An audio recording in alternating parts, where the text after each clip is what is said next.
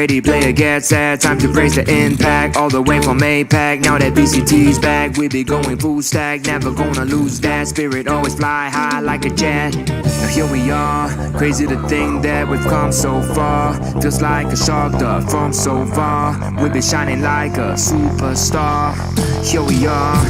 Every time I fall, I thrive in the chaos. When I get in my zone, I'm the invincible. You know where I'm from, let me tell you once more. Let me tell you once more. Let me tell you once more. Let me tell you once more. It's not a minor region. Keep it rising. I'm the APAC, I'm the APAC. Who you calling underdog? I'm the APAC. Watch me ace that, flick it one tap. Everybody going down, I be keep it rising. I'm the APAC, I'm the APAC. Who you calling underdog? I'm the APAC. Watch me ace that, flick it one tap. Everybody going down, I be.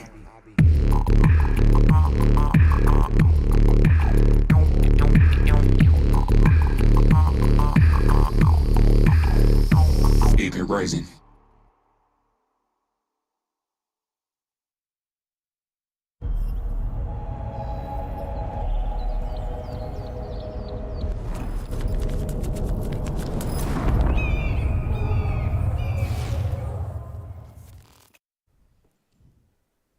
Apat na teams na lang ang natitira dito sa VALORANT Champions. Ang EMEA pa rin ba ang magiging kampiyon?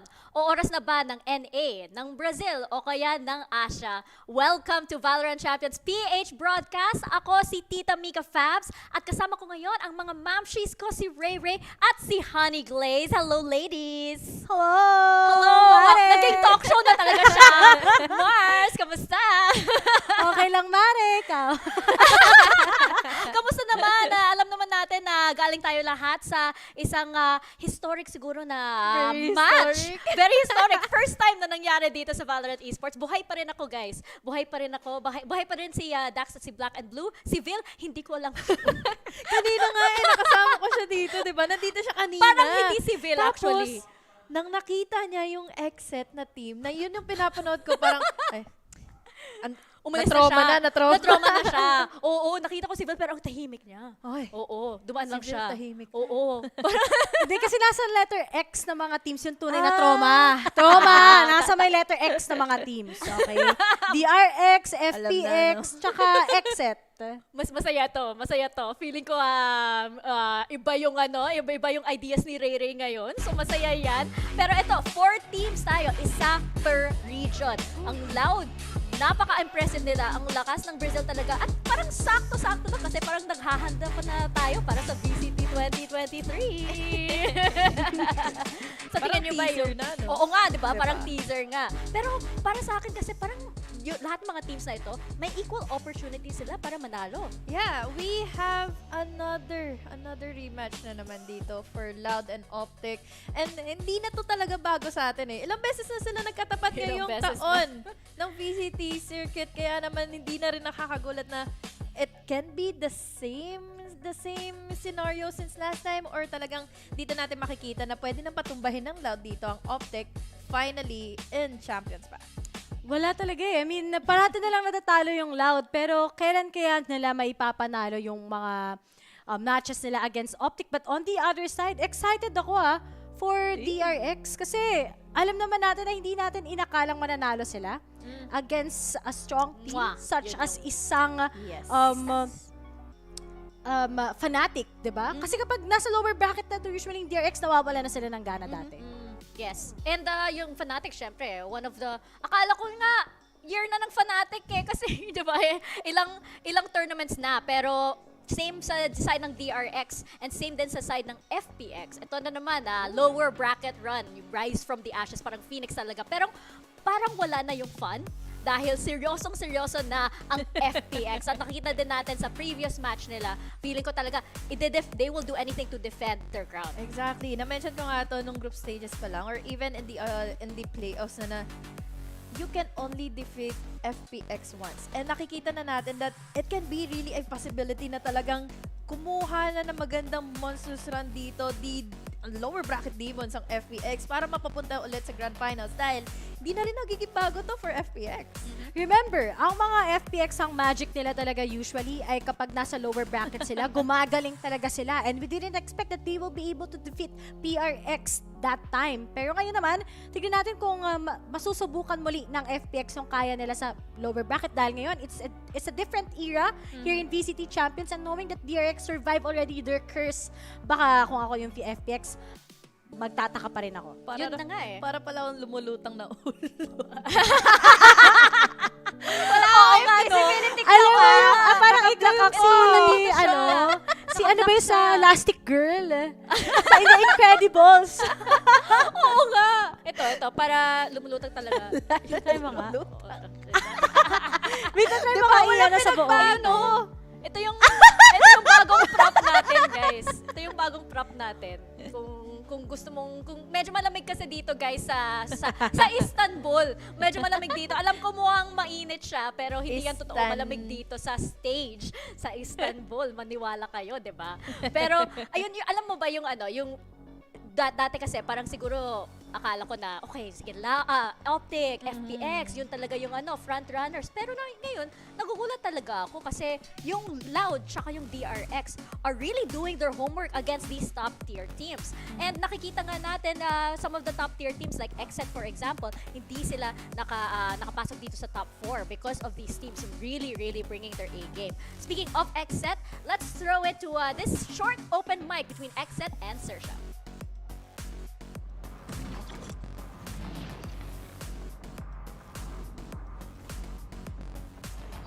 My body is not ready for this. It's just not. Viper B, Viper B. Viper B? Hey, a lot. Close A. Yeah, The yeah. orb mid, orb mid. Make it. แบบกลางใกล้ได้แล้ว ก็ปิดมากก่อนปิดมากก่อนนะก็ปิดมากก่อน Nothing, quiet. Not even open up. Or B, top B? Getting info mid. Gonna no close fight. โดนมีดของแล้ว I hear Astra lower. He's running. ต้องเยลโล่อยู่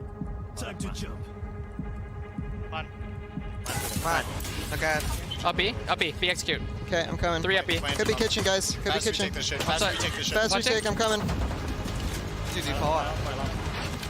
วางแล้ว I suck bomb. He sucked. They planning. I'm flashing high right. I think danger. Flash, flash, flash. Off. Fake. Maybe A.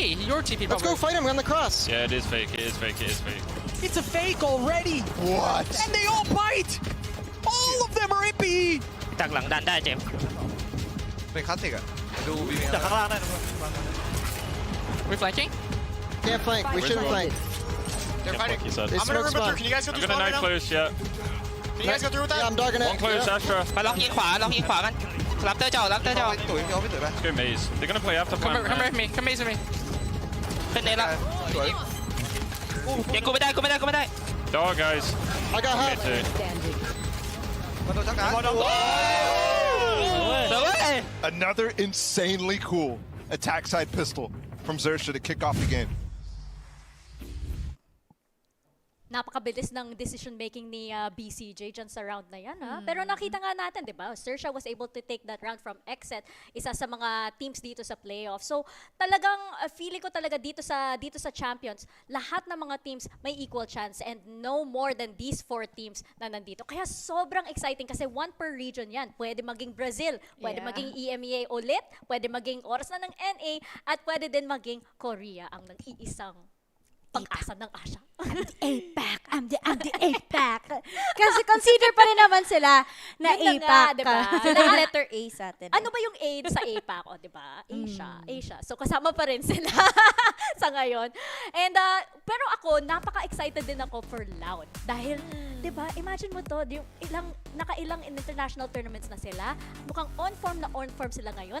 At para sa playstyle din nila, parang, alam mo yun, may pagka-reserve pa rin sila na hindi pa nila nilalabas lahat. So, excited na ako makita yan kasi feeling ko, ito na yun sa match na yun. Yeah, Loud kasi dito, no, they just need to find that Find that para sa kanila na makuha na nila yung tamang timpla against Optic dahil remember, ilang matches na silang nagkakatapat pero isang beses lang nila natalo dito yung Optic, which is yun pa yung kauna-unahan nilang series against each other na international din. But the problem is, nung nagtagal, FPX yung talagang ultimong sila yung nakakakuha ng adjustments, or rather yung Optic pala, na sila yung nakakakuha ng adjustments, so meaning to say, they are merely flexible enough para mapatalo ulit nila yung Loud.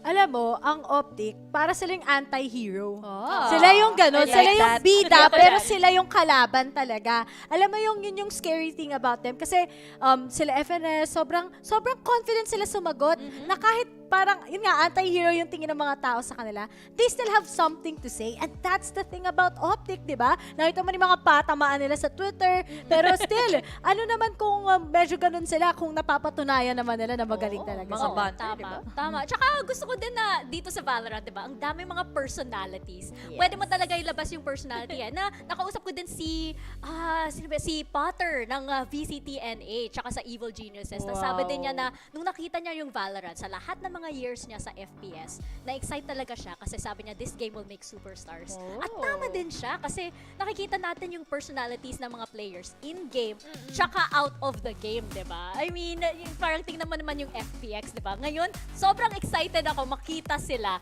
after ng once in a lifetime, sana naman once in a lifetime, yung napaka-historic event na yan na nangyari sa match nila against Exit. I mean, imagine mo yan, really? Oo. naglaro sila until 3 a.m., diba? Gusto ko makita sila ngayon na meron silang, alam mo yan, yung parang feeling ko talaga para sa FPX. Okay, wala nang fun sa Fun Plus Phoenix.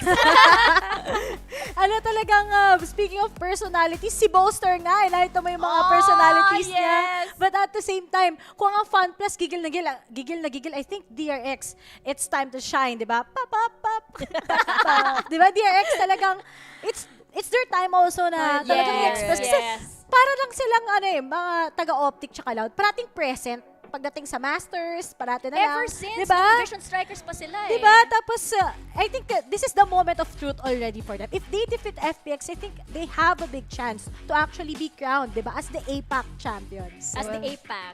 As the APAC. Na-LSS na kami, guys.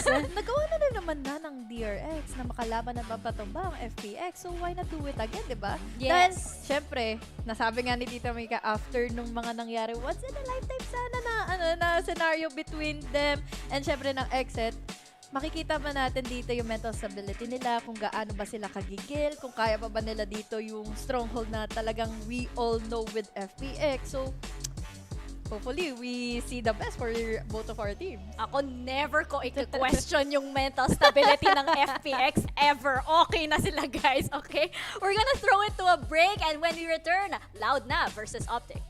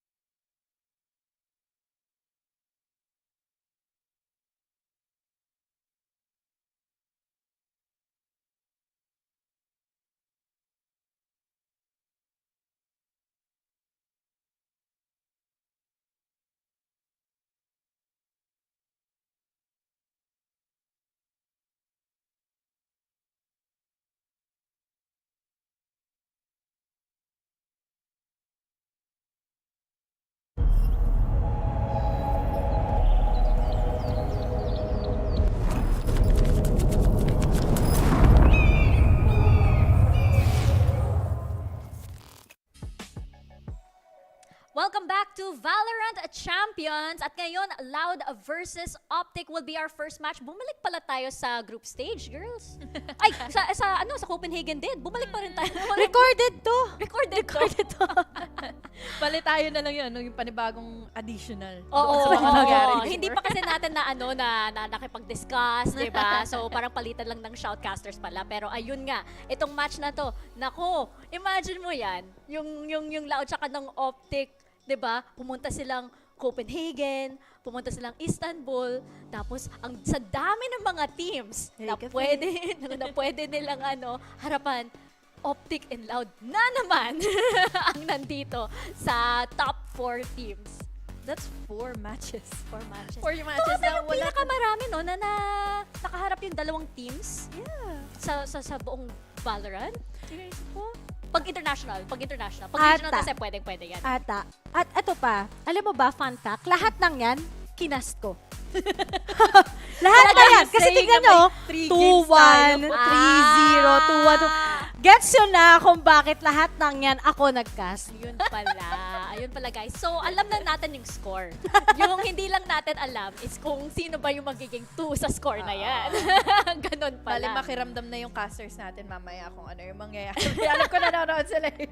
Oo nga. Pero alam nyo ba yung yung si FNS, gusto niya talaga yung consistency. Sabi niya kasi na he loves the consistency between both of these teams. And kahit na magkaribal sila on stage, friends naman talaga sila in person. But they love na itong rivalry na to na de-develop on stage. Kasi, di ba, kailan ko ba magkakaroon ng opportunity na to get second chances? Eh, ito naman yung sa Loud tsaka yung Optic, my third, my fourth, my fifth chance din Ito sila. na yung panglimang chance nila, di ba? I'm really happy to see this kind of friendly competition between them na may rivalry talaga, pero hindi mo nakikita na talagang may beef within each other na alam mo na healthy relationship between Sorry. kasi pareho sila nag-grow. Green flag. Pero ito na yung mga opening duels. May top 5 tayo. Alam mo, ang sad lang. Kasi I'm a big fan of CNED together with Tens. But then, wala sila ngayon. Pero as for Ye, alam naman natin that he's the most consistent player next to Dalawang beses Durka. siya lumabas. Oo. Dalawang beses siya lumabas sa Cute ni Ye. Diba? Tuwang-tuwa kami ni Honey Glaze sa kanya. Nakaka-wholesome din niya. Oo. Smile lang siya lagi. Diba? Sobrang compose siya. Tahimik lang. Talagang nandun yung composure niya na, natatalo na tayo. Siyempre, kakambak tayo. Ganun lang din. Sobrang simple lang ng gustong mindset dito ni Ye. Pero feeling ko kailangan ganito talaga yung mindset mo pag ganito klaseng fragger ka, di ba? Kasi kailangan calm ka palagi eh. Kasi kung hiho-hold mo yung position na yan, tulad ni Ray, isa sa mga break. Kasi tumingin ako sa iyo si Ray, Optic Ray. Pero ayun nga, isa talaga siya sa mga best chamber players. Definitely yung best chamber player in NA. You know, pagdating kay A, dati hindi tayo big fan ng kanyang mga duelist eh. His jets, you know, yung mga ginagawa niya dati for Optic Gaming. But then, when Chamber was released, we already know saan ba magaling si A. Magaling siya as a mechanically good player, di ba? And at the same time, he knows how to deal out of a situation where he is currently stalking. Dinadaan niya talaga sa tutok, and hindi na sa tutok. Siyempre, pagdating sa kanyang mga clutches, di ba? Sobrang killer machine talaga isang katulad ng We Ray. all know kasi kapag chamber player ka, you don't rely much on the utilities. You rely on the duels, sa mga tayo sa maguguluhan mo yung kalaban mo na ito yung magiging pwestuhan mo pala, tapos yung mga nagiging quick reactions niya dito and reflexes para ma-maintain niya yung sarili niya dito on our top 10 rated players left and champions. Nandito man si Pangkada, pero siya talaga yung punad ng iisa dito. All credits to Wildminder na dito niya nakikita na may potential talaga yung mga teams, and then he was able to quickly sort it out. Ang sabi din ni Coach Chet, naalala ko na si Ye, kaya siya magaling na player talaga. Kasi basically yung win percentage niya, yung parang kukuha lang niya yung duels na alam niya mananalo siya. So kung alam niya matatalo siya or kung alam niya na hindi maganda yung pwesto niya, hindi na niya ipipilit. Kaya maganda din yan for the whole team. As a team, it's such a high value kasi alam nyo kung lalabas na si Ye, he will definitely win those battles. And kaya, dadagdagan ko lang yan na Tita Mika. And kaya mataas ang kanyang first kills. Kung napapansin niyo parati, pagdating sa statistics, ang lakas niya parati kumuha ng first kill dahil pinipili nga niya kung saan niya yung kailangan ipaglaban. At tama naman yun, di ba? Pipiliin mo lang yung mga bagay-bagay na kailangan mong ipaglaban. Wow! Sabi ko na nga pa sa psycho ito na eh. Ang ganda naman nun! Kailangan ko ata ng recovery period. So, punta muna tayo sa ating Mac breakdown with Mitchman. Your golden boy, we'll be getting into that in a moment. I mean, Psycho's looking good on the desk. God damn, I feel underdressed. I'll bring my suit next time. For now, let's get on into the game. We're talking about Optic and Xset, so maybe Psycho will have a few notes after this one. I'm happy to hear him. Let's take a look at Optic and how they got into the game. Starting this at 8-8, very important round. And you can see that Optic, if I even bring it back out, their money is in a bit of a shaky spot. This is a very important buy round for them. Now, the one thing I want to point out straight away is the fact that there's 2 seconds left on the clock, and Ye is the player that's often going for B long, despite actually in most series, Marv, for some reason, having these insane opening duel stats, like that game against Loud. I think he was like 6-1 in opening duels, while Ye had 1. It was just kind of crazy. Let's take a look at how this round plays out. We're going to look immediately at A main, and not where the action's coming in, not where all 5 attackers are, but instead, it's this early push that was kind of interesting to me, because Victor is here, he doesn't use his knife, he doesn't flash, his nade doesn't go anywhere. In fact, it's Finesse who pops the snake bite, allowing them to push up and take a duel. They are looking to dry peek A main for that fight early, get themselves into the control, and now set up in this position where they can comfortably make the late round play. I'm going to bring us back to the start, because I want to go back to this Ye point.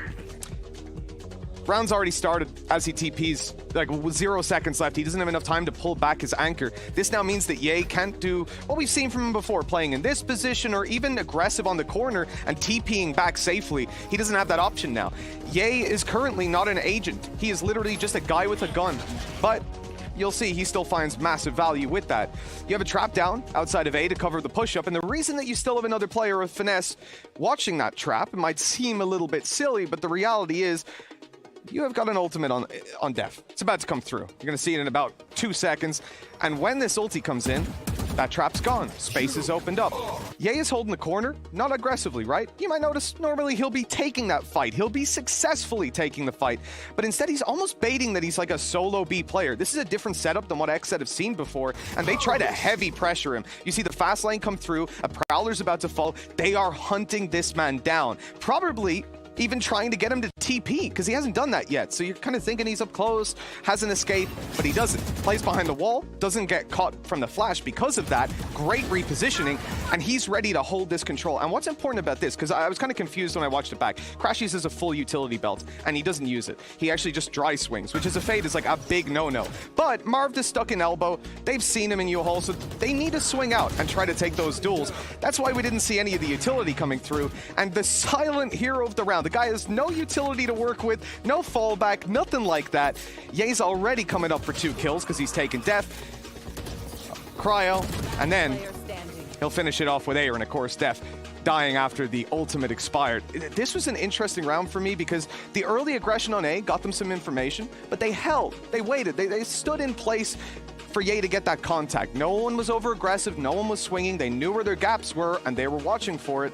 I think Optic played a really well-rounded round, even up against what seemed to be a pretty strong push from Xset. And that's just Ye when he hasn't got any abilities to work with. When he does, he's even scarier. Let's toss it back over to the desk so we can get this game started. Thank you, Mitchman. At ngayon nga, si Coach Psycho pa lang nasa desk ngayon sa ating main broadcast. So, kahit talo yung Xset, may representation pa rin sila. Shoutout ko lang kay Psycho. Thank you sa pag-follow back sa amin ni Laika. Wow! Anon ba? Wow! Sumisikat ang mga VCT girls. Pero ayun nga, nakita nga natin na si Ye, diba, kahit wala siyang utility, kayang-kaya niya i-hold ang side sa map breakdown na yan. Ito ang tanong sa side naman ng Loud. Sapat na ba ang experience ng Loud against Optic after all this time? is it their time? Honey Glaze. Yes, it can be really their time para makapag-shine na rin dito. Finally, laban sa Optic, they have a lot of free matches. So, syempre, kailangan mo na lang din talaga dito is matuto sa pagkakamali mo, go in for the adjustments, and be flexible enough para naman din makuha mo yung tamang tansya na ito ba yung tama mong maging decision. Kasi na pag-usapan natin kanina, yung mga nagiging decision making ni Ye. So, with that comes into mind, ano ba yung dapat mong gawin kaagad kay Ye? I think for Loud naman, kaya naman nila iputo na stop ang mga taga-Optic. Napakadali naman para sa kanila. The fact that they are able to take at least one map out of Optic's hands is still big. And the fact na, kung tinignan nyo mga games sila, 13-11, 13-9, it's still a close one. But then, at the same time, nakita na ba natin yung pagdating kay Les? With that cypher on Breeze, with how he that was tackles clean. with those plays na siya yung sentinel, para lang din siyang kasing galing ng isang Ye. Pero hindi lang siya usually napapansin. Hindi siya flashy. Ganun. Actually, naalala ko, no, si coach, or si Bazooka rather, sabi niya kasi na maganda si Les on the Cypher on Breeze. Even though unusual pick siya kasi mas nakikita nila, mas maraming possibilities para sa team nila. So, curious din ako kung ilalabas nila yan, if ever ma-pick yung Breeze. Pero mamaya pa yan sa ating map select. And ito rin sa side ng Loud, na sabi mo, Honey Glaze, na yung pagdating sa Breeze, pagdating sa DRX, diba, nagawa talaga nila yung homework nila. And interested din ako kasi tinawa naman yung Loud, ang daming-dami ng mga notes against Optic. Kaya feeling ko, kung ito na talaga yung yung time nila, lahat ng mga experience na yan, dapat na talagang they need to take that and they need to twist it para maging match style talaga nila. Tulad ng ginawa nila sa DRX. I really like how you tackled in DRX dito nung nakalaban nila yung Loud. Kasi Loud dito was able to put on a stop on a very explosive and rush playing team dito as DRX. Tapos dagdagan mo pa na Loud can be aggressive din. Makipag-explosive na sila dito laban sa DRX. Pero they decided to be disciplined enough para makuha nila dito na pwede nilang tuldukan yung pagiging agresibo dito ng DRX. Basta't alamin nila dito kung ano ba yung kailangan nila munang gawin. Like, na ito yung dapat na maging bullet points nyo. Or kaya ito dapat yung mga maging strategy play nyo. Or even have the opportunity na mawalan muna ng firepower kaagad yung DRX. And alam mo yun, parang palakayin nyo yung butas na naging mistake na DRX. And of course, isa sa mga big players that we need to watch out for sa side ng Loud ay si Sadak na very much part of the scene since 2021, diba? Kilalanin pa natin siya. DRX are that they are a really coordinated team.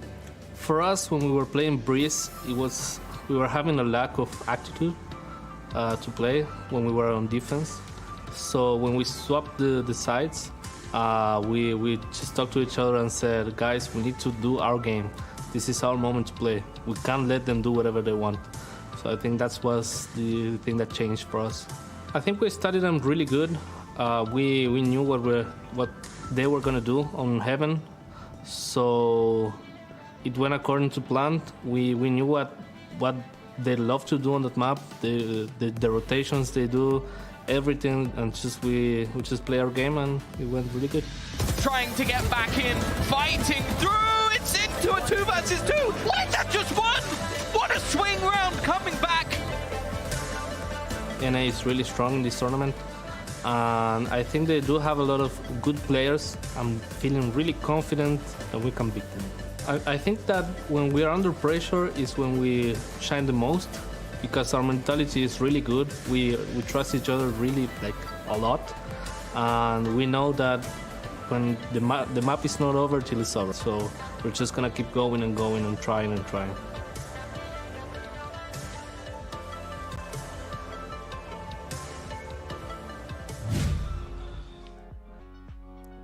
Ito daw, 3. Alam, ibig sabihin na. Hindi ko alam. I love you. Ganun ba? Sige. Nema! Sige, naniniwala ako. Pero ang ganda din na ang ganda din makita na may mga fans din ang Loud sa Turkey no na pumunta diyan kasi nasabi din nila na parang may mga Brazilian fans talaga na bumiyahe pumunta talaga sa Istanbul para sa kanila, 'di ba? Dedication. Alam naman natin na home court ng EMEA yung sa ngayon yung Istanbul, lalong-lalo na sa Fnatic na may nag-iisang Turkish player, 'di ba? Pero napaka-heartwarming din na pati yung mga teams katulad ng DRX tsaka ng Loud, may mga fans din sila, 'di ba? Nakaka-pressure ba naman din kasi na maririnig mo, 'di ba, na may mga Oh my cheers for gosh. the other team and then you go play for na mai-compose mo lang yung sarili mo, 'di ba? Oo nga. At saka yun yung special thing about LAN tournaments. You will always see people cheering for your team. Yes, yes. And we will hear the cheers indeed dahil last 4 matches na lang ng VALORANT Champions. So let's get it started. Loud versus Optic. Let's go over to our stage.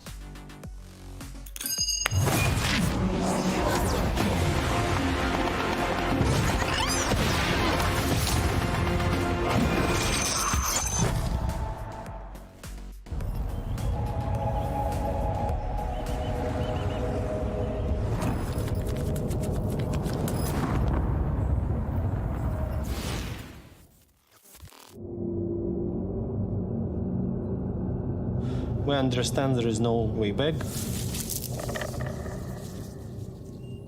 There is no chance for mistakes.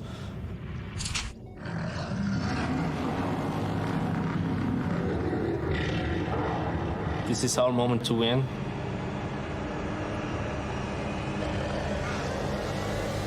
We're coming to take everything.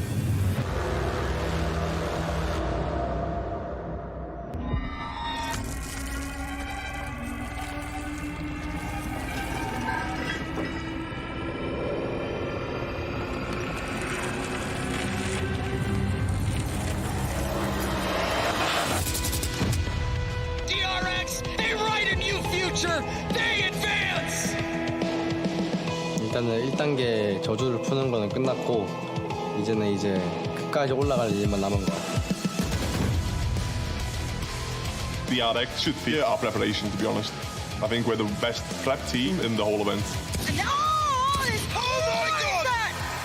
확실히 우승을 한 팀이다 보니까 확실히 강한 면이 있는 것 같고 자신감도 그 플레이에서 나오는 것 같아서 What a clutch from Stacks. To win this game, we need to stay calm and start focusing more and more. 네, 당연히 승자라고 생각을 하고 2대1로 이기고 있는 거는 이제 기록상으로 나온 거기 때문에 저희가 FPX를 이기고 있다라고 생각을 해도 될 것 같죠?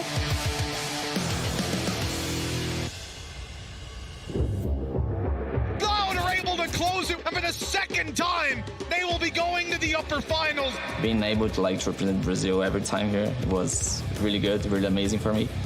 The only thing that is left is win a tournament, you know. Oh, I love beating Saucy. We've beaten him at this tournament, so we're confident we can do it again. We are hyped. We want to face them again, and I'm feeling really confident that we can beat them. I mean, I would say us and Loud are still like a rivalry, even though we do usually beat them, unfortunately for them. And a quick spray down. Crashes reigns supreme. When we are under pressure is when we shine the most. You're gonna have to face us, and it's not gonna be easy. Good luck, Loud. Play better than you did last time, and maybe you'll win.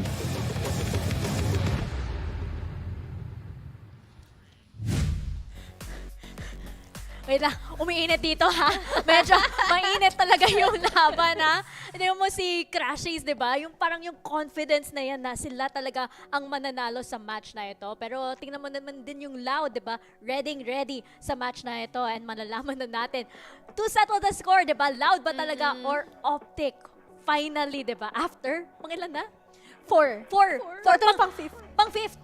Pang-lima na match nila, di ba? Babalik at babalik sa iyo. Let's go over to our main stage to start things off.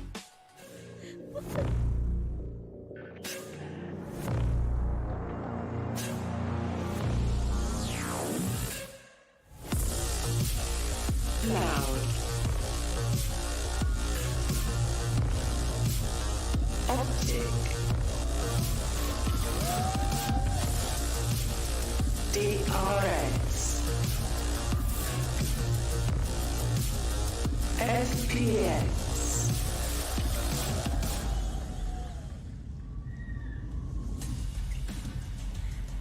Sino ba ang unang team na makakapasok sa Grand Finals? Malalaman na natin dito.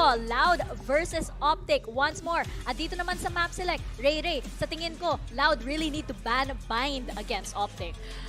Please. Please lang. Please, can I get a Breeze ban? And can I also get a Bind ban? Icebox. Icebox na ban ng Optic against Loud. Okay. Okay, I didn't want yung against yung no duelist ng Loud. It's still scary pagdating sa Icebox. They really know how they manipulate that that part.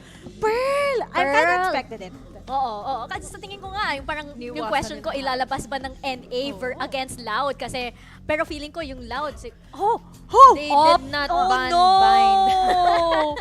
Oh no! But the funny thing about this is, yung Icebox na ito, hindi pa nila nalalaro against Loud. Or nalalaro na nila, pero this is just once in a lifetime and decider pa siya. So, bind, Ray. I think ganito lang yan. The bind map is also good for Loud so far. They've been improving in their bind map, pero hindi lang sila kaganong ka-spectacular, unlike what you can expect coming in from Optic. But this is a different pacing. Mula sa Loud, they're gonna pick Ascent, and that's a big risky na pumili ka ng Ascent because Optic also is good with that. But then, we gotta consider that Ascent has been one of those map percentage na malakas ang isang katulad ng Loud. Oo. And Optic, alam naman din natin talaga yung mechanical skills nila and yung default setups nila dito in Ascent. Pero I wanna talk about yung sinabi nga ni Ray dito na hindi ito yung best chance for Optic to play and bind. Dahil once na nagkaroon sila ng series dito against Optic, it was an overtime. It's a 12-14 scoreline at malalaman mo talaga doon kung kaya ba ng mental stability mo dito na makuha nga yung ganong composure para matuldukan yung series na ito. Pero that decider match though, Yun na is nga going to be Breeze again with them in Breeze. Dahil nandito si Ray, alam na natin na magmamap 3 ito. Tinatanggap ko na din actually agad. Alam na natin na magmamap 3 ito. So, feeling ko actually, Bind will most likely go to Optic. Napakalakas nila dito sa map na ito. Yung question mark para sa akin actually yung Ascent. Kasi feeling ko yung Loud comfortable na sa Breeze. So, yung question mark para sa akin is yung Ascent eh. Ina-expect ko nga rin halos talaga dito is magkaroon ulit ng Fracture. Pero kasi syempre, matatakot na rin naman na Yun na tayo eh. for Loud to play in Fracture dahil Optic was able to dominate them in one game, in one map in Fracture na 2-13 yung scoreline. So, talaga matutraumatize ka dun. Pero good choice naman to sa side ng Loud. Actually, when they get that Pearl map, mauulit lang yung nangyari last time eh. So, they really need to risk yung Ascent map nila kesa sa mapunta tayo sa Pearl, diba? That's better. And as for the Breeze part, I think may upper hand pa rin ng Loud. But let's not forget that Optic talaga, every time na dikit ang laban, they're able to face Loud. But Loud, under pressure, they're also good, diba? Parang na lang yung iron lang yan eh, diba? Mas gumaganda kapag under pressure. Oo nga eh. Under pressure. on me. Mga tito talaga.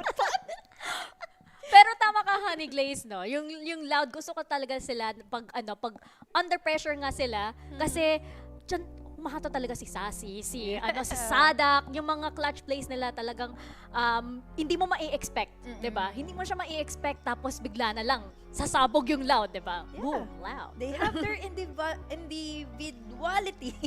HU with the English terms. Nandun kasi yung individual plays nila, yun na lang, para naman makita natin na talagang if they are under pressure, they can really perform well and they know that they are in pressure. Kaya kailangan nilang mag-perform well. Those are two different things. Tapos makikita din naman natin dito na well-structured with Optic, na nandito pa rin naman si Ye with the explosiveness of this guy and with his early picks na lagi mo nasasabi, Riri, na talagang with Ye na talaga siya yung pagpapanimula dito ng magandang scenario for Optic. Dito siguro magkakaroon ng problema ang Loud. Nakakayanin nyo bang makapag-adjust after Ye takes down 1 or 2 on your team? But as for Loud, I think they're really, really prepared this time. Iba na yung pressure going into the Grand Finals, diba? And I'm sure hindi pa kakawalan ng Loud yung opportunity na yan. And mali mo, gulatin nila tayo in this bind map. The more na you know about how a team plays sa map, the more na you get their weaknesses ready, di ba? And yun naman yung specialty usually ng isang Loud, going up against a lot of teams. Kahit natalo sila ng first map, they're able to make situations that are actually favorable for them. And I think this is a good way to impress people that they're actually improving in bind map. I mean, I will bring up again yung example, no, yung DRX. Akalan talaga natin na yung Breeze pupunta sa DRX, di ba? Kasi map nila yan.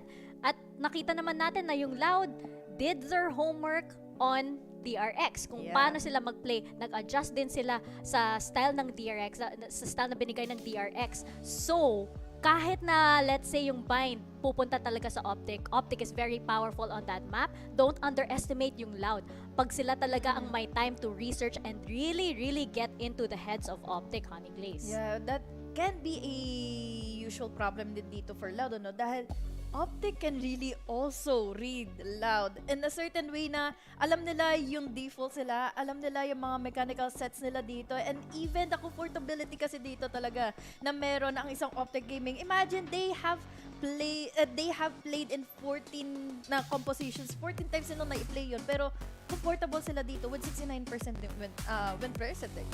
So mukhang ini-expect natin na yung Optic will take this map, but let's find out as we get into the match. Let's throw it over to our main stage.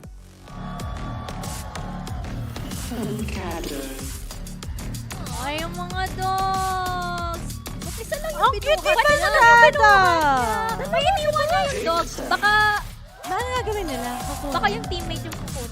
Kuha ng dog. Ay, ayun, si Les. Kukunin ba? Les, Hindi mo dinampot, Les, Les, padampot. Hindi niya niya. Iniwan niya. Uy, wow, vlogger yan. Wow. Hi guys, welcome to my channel. Please like and subscribe. Ayan si Sada. Ay, kamukha niya si Shroud! Loud Shroud? Oo. Loud Shroud. Shroud. Pwede. Shroud. Parang bagay man. Parang pwede siya maging ano, no? Pwede siya maging kamag-anak ni Shroud.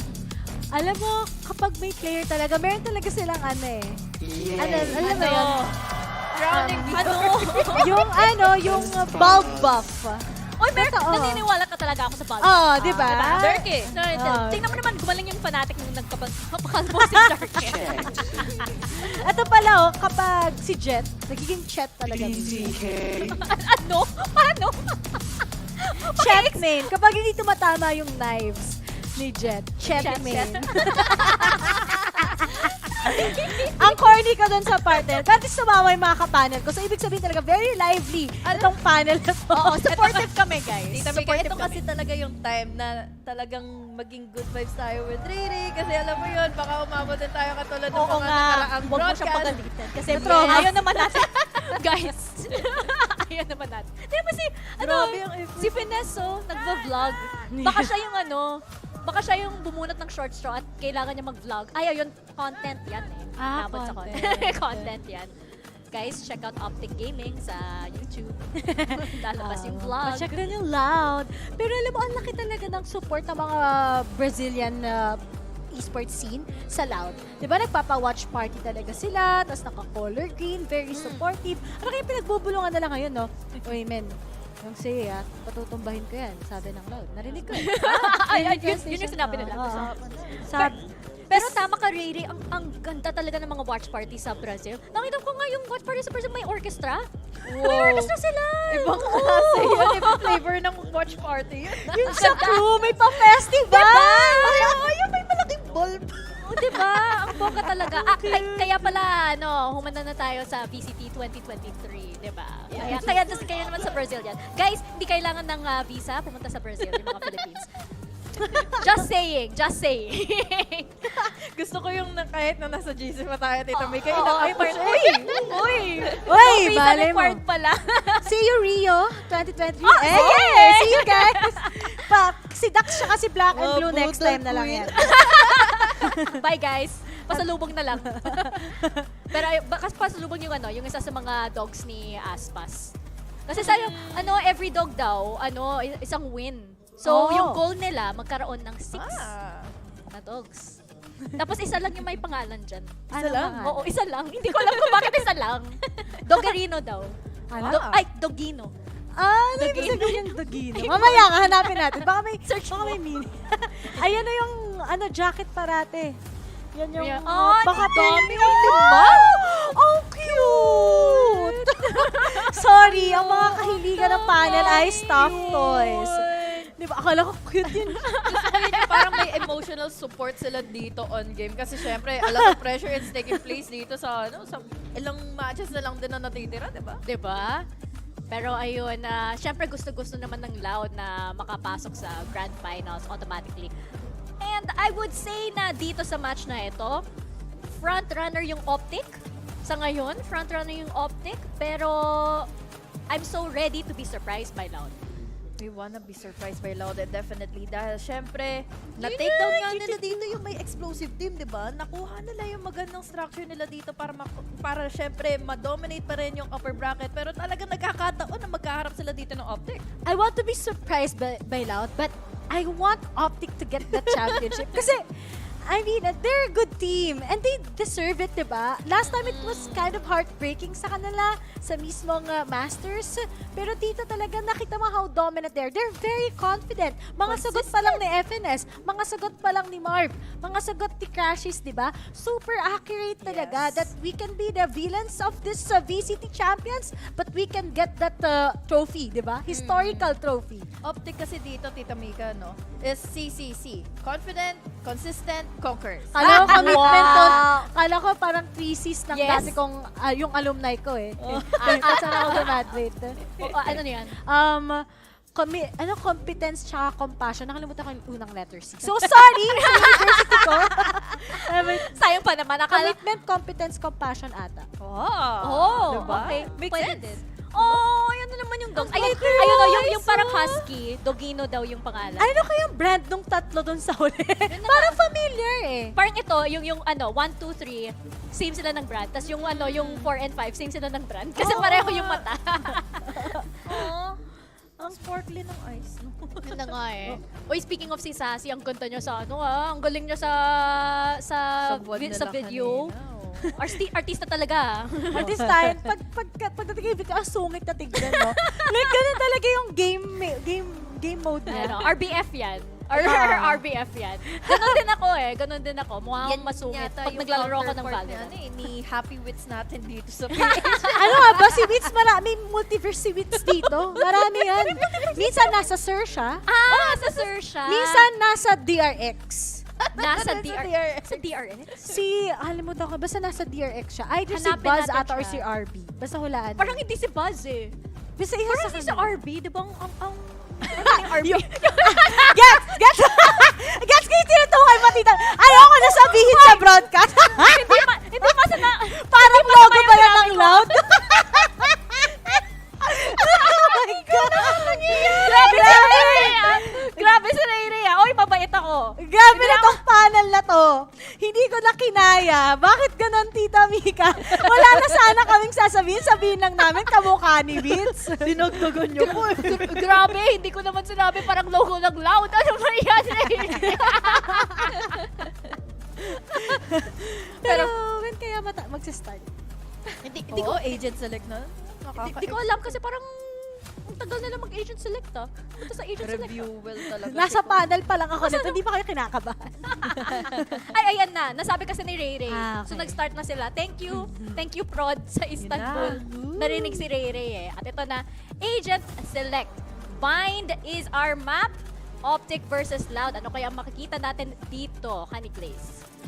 Well, I gotta say na since we have here another Brimstone na mangyayari at makukuha na ngayon ng Optic, it can be the same. It can be their comfort picks. Pero ngayon we see here a very, very spicy lineup and composure dito. Composition rather for the side of Loud kasi they wanna go in with the aggressiveness kasi meron silang Fate and Combine in with that Sky. Ako, iba pa rin kapag may Sentinel ka sa Bind, pero that double controller will make up for it, diba? And that's very important to have yung double initiator. Very straightforward. Commit, but on the other side naman, you have VA with the chamber, and hindi ka na magtataka kung bakit sila nag-settle with that one Sentinel and one initiator, diba? You kind of get it already. Kasi kaya naman ni Ye, even on both sides. But as for Loud, I'm more excited kung anong pwede na lang ipakita. Yun na nga eh. And no surprises din na naka-chamber si Ye dahil chamber lang ata yung agent niya sa buong 100% 100%. Hindi pa siya umaalis. Chamber lang. Chamber lang. Sana all nilalaro niya. favorite. Sana all favorite. Sana all 100%. 101 pagdating kay Ye. Yes!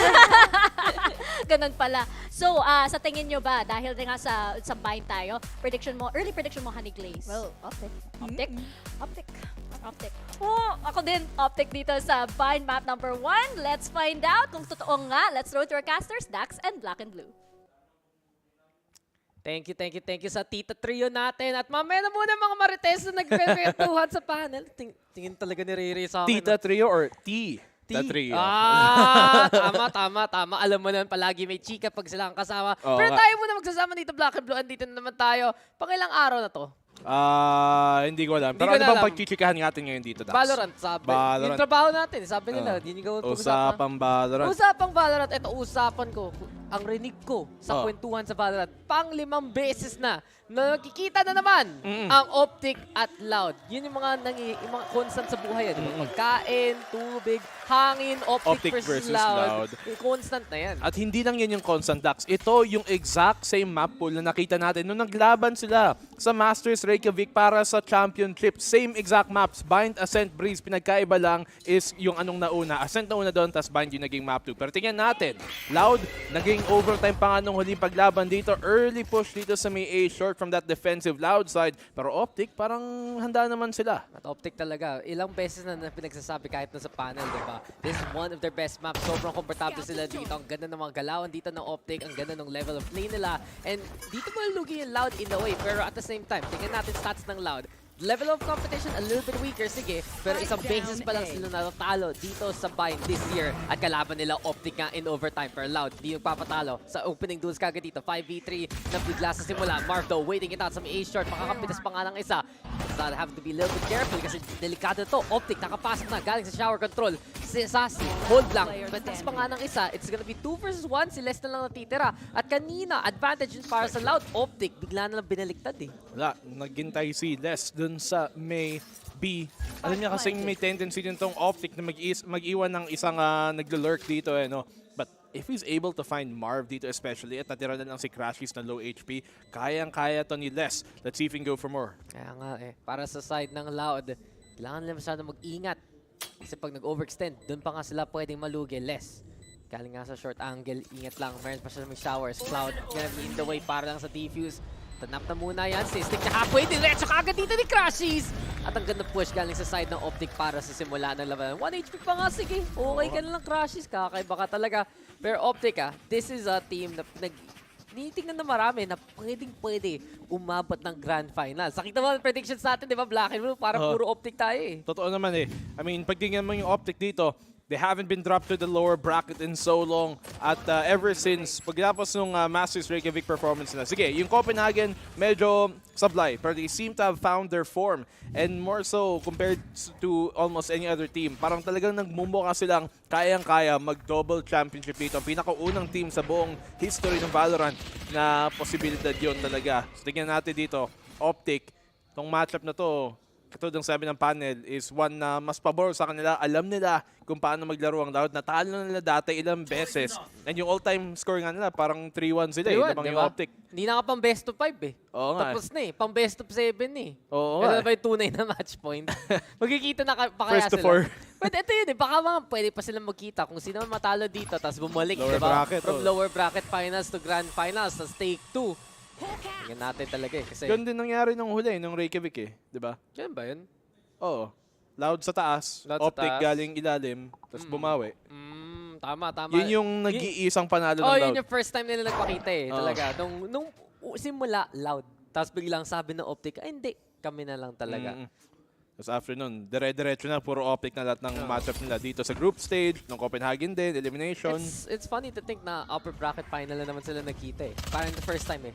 For the first time talaga yung mga nakita natin ditong galawan. Pero sige, panglimang beses na yan, dire-diretso dito ang side ng Optic. Teleport pa nga pupunta sa PP side. Finesse, tagabantay lang kung may hahabol man dyan. But Optic, kitang-kita natin, especially on a map like Pine, sigurado magiging galawan nila. Even a lurk there, manggagaling kay Marv para lang bantayan yung push dito sa may market. Pero Loud, alam na rin nila to at dediretso lang. Oh, yung flash dito, pop! Si Marv na lang pumapatay na lahat, si Aspas. Sige, sa kanya yung last kill. Pero Bulldog lang makukuha mo dyan, boss. At Optic, sige, sa kanila tong round na to. Pinas pa kaya? Hindi na kaya dito ng Aspas. Pinas with that takedown, 2-0 for Optic. Yung mahirap pa naman dyan is the fact na, at least dito for Loud, ang dami na binigay na ultimate orbs dito sa Optic, and knowing na a Brimstone, mabilis lang mag-charge ng ultimate orb yan, and that orbital strike din is a very big high impact ult. That's gonna be big here sa opening half, sa simula pa lang ng Optic. And pinagkaiba lang ng mga comps na to, you look at it, Sacy on that fade. Ito yung exact same comp na talagang dinalabas ng Loud for the past few matches that we've seen them play on Bind. And yay, katulad ng sabi ng panel, hindi talaga nag-switch galing sa Chamber. I mean, it's the right meta for him. And he's been looking like the best, if not talagang #1 player in the world, because alam nila paano i-utilize yung kalakasan nun. So Loud, defensive round that they have to win here. Anti-bonus. May isang Vandal nga lang ang Optic. Wait, one trick? One trick? One trick? One trick na naman. Isang agent lang nilalaro At least loyal sa isa. No, at least loyal nga. Yan pala hinahanap sa mga VALORANT players loyalty. Pero ibang klaseng loyalty na to na pag tipong gising, kain, rendezvous, tas tulog. Yung tipong nag-set up na siya na teleport between doon sa stage mismo at doon sa kwarto niya sa Istanbul At the very least, alam na niya anong parating. Uwi na kagad yun, diretso lang. Sige, out. Magkita mo, snap back. Sige, Optic. Asa na yung push. Short angle, sige, pwede may control pa nga manggagaling dito sa may octagon. Less. Tagabantay, has back on the way. Magbaril na dito ang Loud, Not kalimutan, bonus time lang to sa side ng Optic. And Sadak, may plano na rin siya. 30 seconds left. Saktong flank, saktong timing. At saktong TP, nag-ingay dito si Sassy. So there we go with Bulag the flash. Bulag sarili, hindi makapush. Hindi siya makakapit dyan whatsoever. Loud. Wala pa rin mahanap na kalaban so far. Optic in the meantime, already gonna be losing members less. Nakakuha na rin ng dalawa. There we have the orbital strike as well. Yun yung initay the timing ni Marv. Marv Pancada, huling-huli si Ye. Ito na si Marv, makakasagot kay Sadak. And it's Optic right now trying to use that elbow control para lang bantayan yung cross dito. Per Aspas, ang ganda ng nade. Ang ganda ng frag out. And it's Optic now losing here. Loud will get around. Buti na lang, nasara yun ng Optic, pero I'd wager, it's still not super clean dito galing sa Loud. Optic nga, kung may baril lang sila talagang naka-Vandal at Phantom yan, malay natin na baka naipaikot pa nila yung round na yon. Sadhak, okay na saan yung positioning niya and timing, kaso hindi siya nag-peak before nag-TP yung teammate niya. Dahil doon nakatutok lang sa kanila, hindi na tuloy nakuha yung timing, sana ma-deny yung plant, and nabulag pa nga yung sarili niya. So, unfortunate, pero at the very least, madaming nag-step up naman dito galing sa Loud. Yeah, bagong gising pa nga, pero kailangan gumising na kagad ng Loud dito if they want to make it to the grand finals. Alam ko rin, may advantage ka kung galing ang upper bracket Hindi ko sure kung sa'yo nga yung mga bans mismo or ikaw mauuna. Pero lang natin, yung sure ka na, top 2, yung sure ka na pwede ka mag-champion. Alam naman natin, especially Optic gusto maging champion dito for the second time this year. Yay, simula pa lang, burado na kagad si Pancada. He has had the most amazing run so far. Natatalo pa nga niya yung stats na ginawa ni Tens dun sa Iceland. Kaya kung tuloy-tuloy ito para sa side ng Optic, si Ye talagang kailangan bantayan Ang hirap pa naman siya i-shutdown considering walang agent necessarily na makita mong as capable with an operator as ni Ye na naka-chamber or naka-jet kung man lamang. Wala silang ganun So hindi talaga masyadong i-utilize ang defensive off dito sa side ng Loud, pero kayang-kaya pa naman nila paglabanan. Sacy and Aspas opening up dito at ngayon magandang position na pang retake. Hookah, hawak pa nga din ni Ye, pero malaking pwesto to Nagkawa na rin nila yung contest. Gamit ang scan, pero Ye, ayun walang katakot-takot! Napatay pa niya si Sadak! Wala siyang paki na may bumbot dyan! Lilinisin niya muna yung kalaban bago siya masabog dyan. Optic, what a round and what a performance talaga from the Yester. How did they let him get away with that? Paano nila pinayagan na makatakas ang simple si Ye and to find the second? At partida, hindi pa niya napatay si Aspas ng madalian. Hindi nakuha agad yung trade. For a second there, parang tumingin sa kaliwa ay sa kanan si Aspas. I'm not sure what made him do that. I rather itong si Sacy, Sadhak rather, but At least na-trade na nila, but still, lots of damage done. Big position, malapitan pa nga at nagawan pa ng paraan ni Ye. Kuna talaga ni Grabe. Tinangke lang eh. Oo Sino nga. tumatangke ng boombot? Chamber pala. Okay, sige. Yung full armor, ginawang pang full metal alchemist. Dalawa sila doon, nakatigda-dalawa eh. Yun ang sakit talaga. Loud. Hirap na ngayon. Wala sa kanila ang ekonomiya. Optic. Early lead here, building up that economy. And masalang nagagawa nila ng paraan dito sa attacking side. It's looking great for them. Paglipat na sa defense, dun pa nga ako nag-expect na magiging talagang demonyo tong CA. Naka-tour de force pa nga siya dito eh. Pitas na naman. Sige, magpakita ka pang kada. Kanina ka pa. Namatay ka na nga nung simula. Pero ito, nice shot sana kay Sadak for even better. Yung baril dito ni Victor. Napahila nga siya dito. Galing kay Crashies. Boombot! Tamaan mo naman, Les! Saktan-saktan ka na. At mag-pick ka pa dito ni Victor na naman. So take 2, sabi ng Optic. Action! Pinilit na lang. Ginawa lang yung parehas. Pinatay na lang yung ibang kalaban. At B-site na ngayon sa kanila dito. Easy plant. Bulldog nga dito si Sacy. Tingnan natin kung galing retake. Narinig na nga nandito si Aspas. Yay! Nakaabang dun sa flank. Hindi na abangan. Hindi na expect ni Aspas. Pankada. Coming in din dito galing sa city. Sacy 1. Makadamage lang siya ng konting ekonomiya. Di okay na yun. Magtipo pa ito Pankada. Dire-diretso lang. Maraming nakatingin. Nahiya ka pa, Optic. Kunin mo na yung round. 4-1 na to. At kita natin, ito yung classic Optic performance, no? Sobrang sigurado yung mga calls, sigurado yung mga timings, at pag nag-pop off na si Ye, kitang-kita natin yung pitas value. 7 kills na both si Marv at si Ye. Kanina kay Marv yung sa simula, di ba? Yung mga multi-kills to get that orbital strike. Pero si Ye, bigla na lang binigyan ng operator, nag-start na mag-online at ready to go na naman yung Optic the same way they know how. Tour de force pa naman niya. Uy, may mga celeb, oh. Si Tommy daw. Yun yung mga casters sa sa EMEA. Ah, sila ba yun? Oo, yung isa doon si Pablos, yung nag-APAC rin. Ah, oo nga, si Pablos. Si Pablos. Ano siya? Galing siya Cyprus. Oh, alam mo bang bansa yung Cyprus? Alam mo, it's a small island off diba? the coast somewhere. Sa may tip ng ano. Sa may, one of those tips. Hindi ko alam. Basta sa Mediterranean. Oo. Pang pagkain yun, Mediterranean. Oo nga. Yung parang yung cafe lang. Cafe? Diba? Doon ako mas gusto ko yung chima, pre. Gusto ko yung hummus. Hummus? Oo. Spell hummus. Saka yung falafel. Falafel. Yung gusto ko yung mga pita bread. Oo. Only pita bread. Lunar naman ako sa pita bread. Ako din eh. True. Pita is life. Di ba yun eh? Hindi babayaran mo yung dip eh. Hindi yung bread eh. Oo. Oh, diba? Sa totoo lang. Yung hummus yung binabayaran mo, hindi yung pita dapat bread. libre na yung pita. Libre. Libre refill, only. So, ito na yung maging business natin. Gagawa tayo ng pita bread stand na only pita. Only pita. Grabe ah. Tapos may dipping station. Tayo. Hindi, may dipping station tayo. Doon tayo gagawa ng Pipili business. lang sausawan mo ganun. Oo. Okay. Guys, pag naririnig nyo to, huwag nyo gamitin. Huwag nyo gagaya. Kailangan namin gumawa ng business. Kailangan namin ng fallback. Kailangan namin ng trabaho pagkatapos.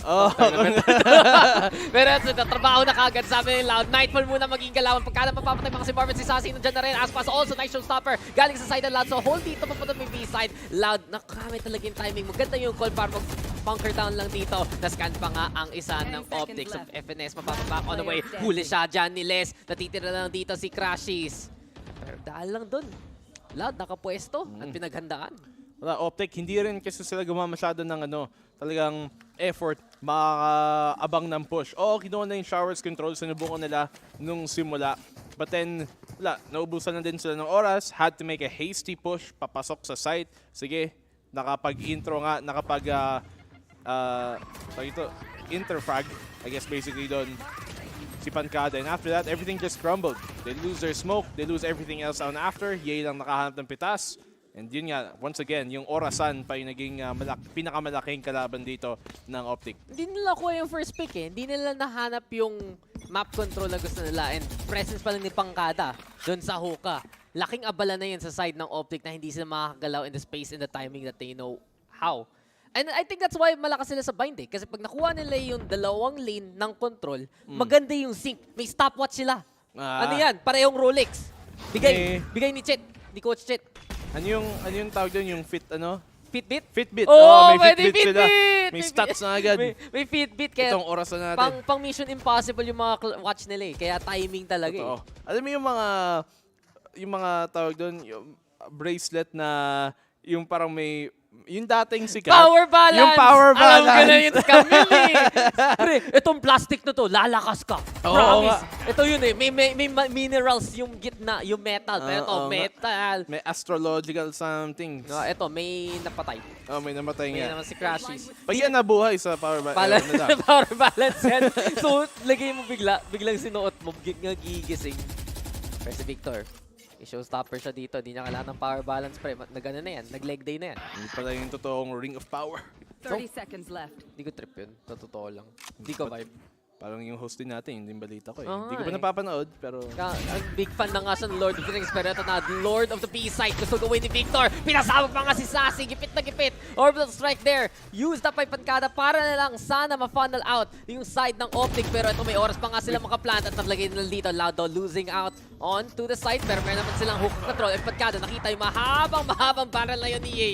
It's Loud right now with the advantage. Snake fight. Maganda rin. Natumaan pa nga si Victor sa loob. Titignan lang ngayon si Finesse. 1v3 situation dito sa may Octagon. Let's get ready to rumble. Sabi dito, Finesse, sino makikipagsapakan sa kanya? Wapak! Wala. Sakto pa nga nakuha ni Pancada at na-secure na nga ang round. Loud. Ganun ang retake na dun sa may huka. Sabay pa double swing, Sadak at Les. Walang namatay. At nandun agad si Les para mag-trade yung sakaling nangyari. Sige, medyo dry peak. Pwede silang magulat sana doon. Pero at the very least, they win the fight. So wala tayong masabi.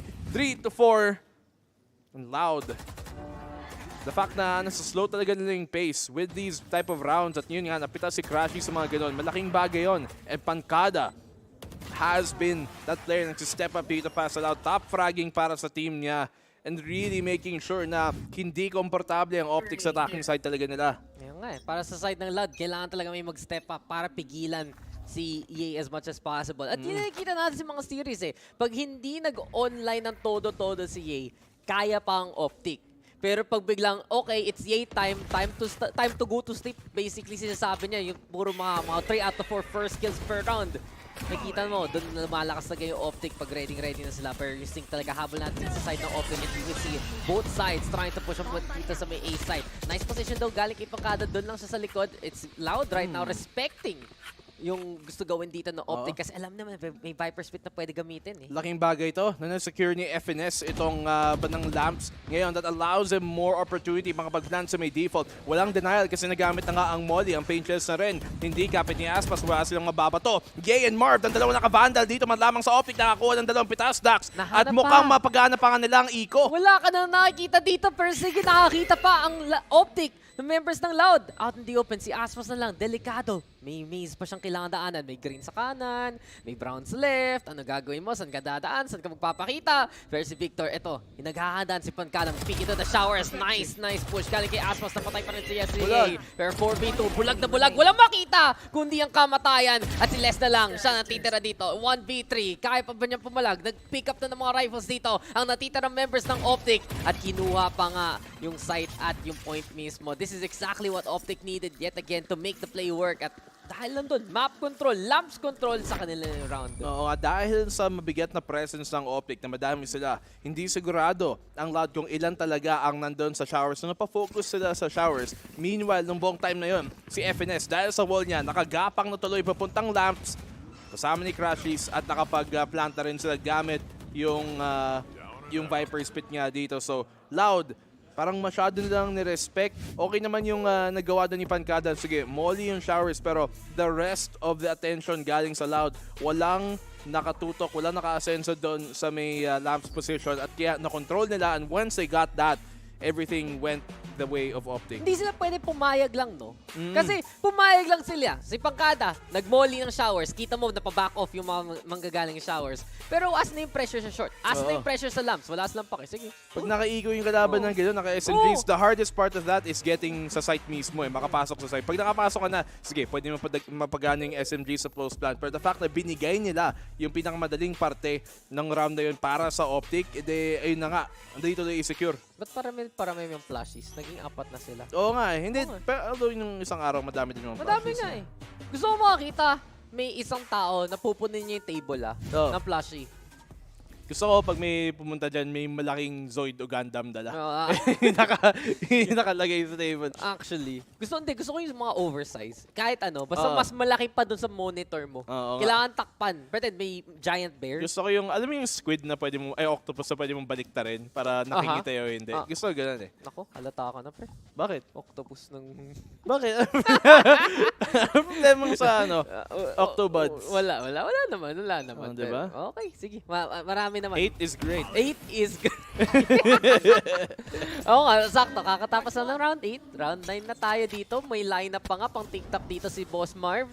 At sige, pang elbow na yan. Sige, okay na yan. Good to know. Saan ka punta, Sassy? Buti lang nawala yung molly. Sakto din ang timing. Aspas, malapitan. Marv mag-isa. Pag nawala si Marv dito, medyo mahirap. Although, nalapag din niya ang smokes niya. So, still, value found. Ito na naman, no? Huli pa nga ng Trailblazer.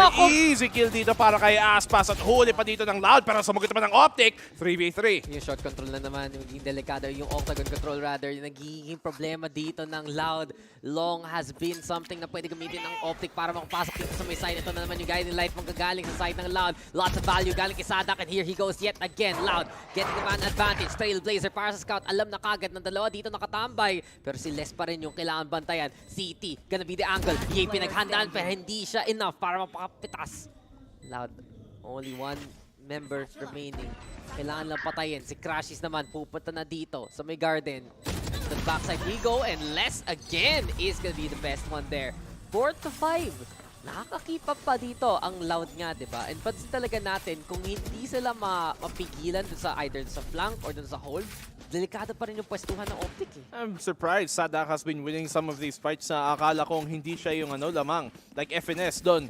Siya pa nga yung may konting off angle pero still expected ni Sadak, and he's able to win that difficult fight. They've been winning difficult fights itong Loud over and over.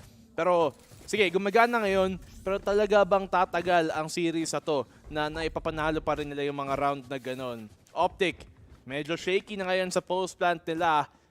That's been, pag tingnan mo nga, Dax, mo, 3 round ang napanalo ng Loud from a defuse. So, they've been really good on these retakes so far. Nagkakaproblema lang pag masyado silang napapaaga at wala si Les para tumulong. Ito maaga. Aspas naman sa simula. Ito yun, si Victor pa nga.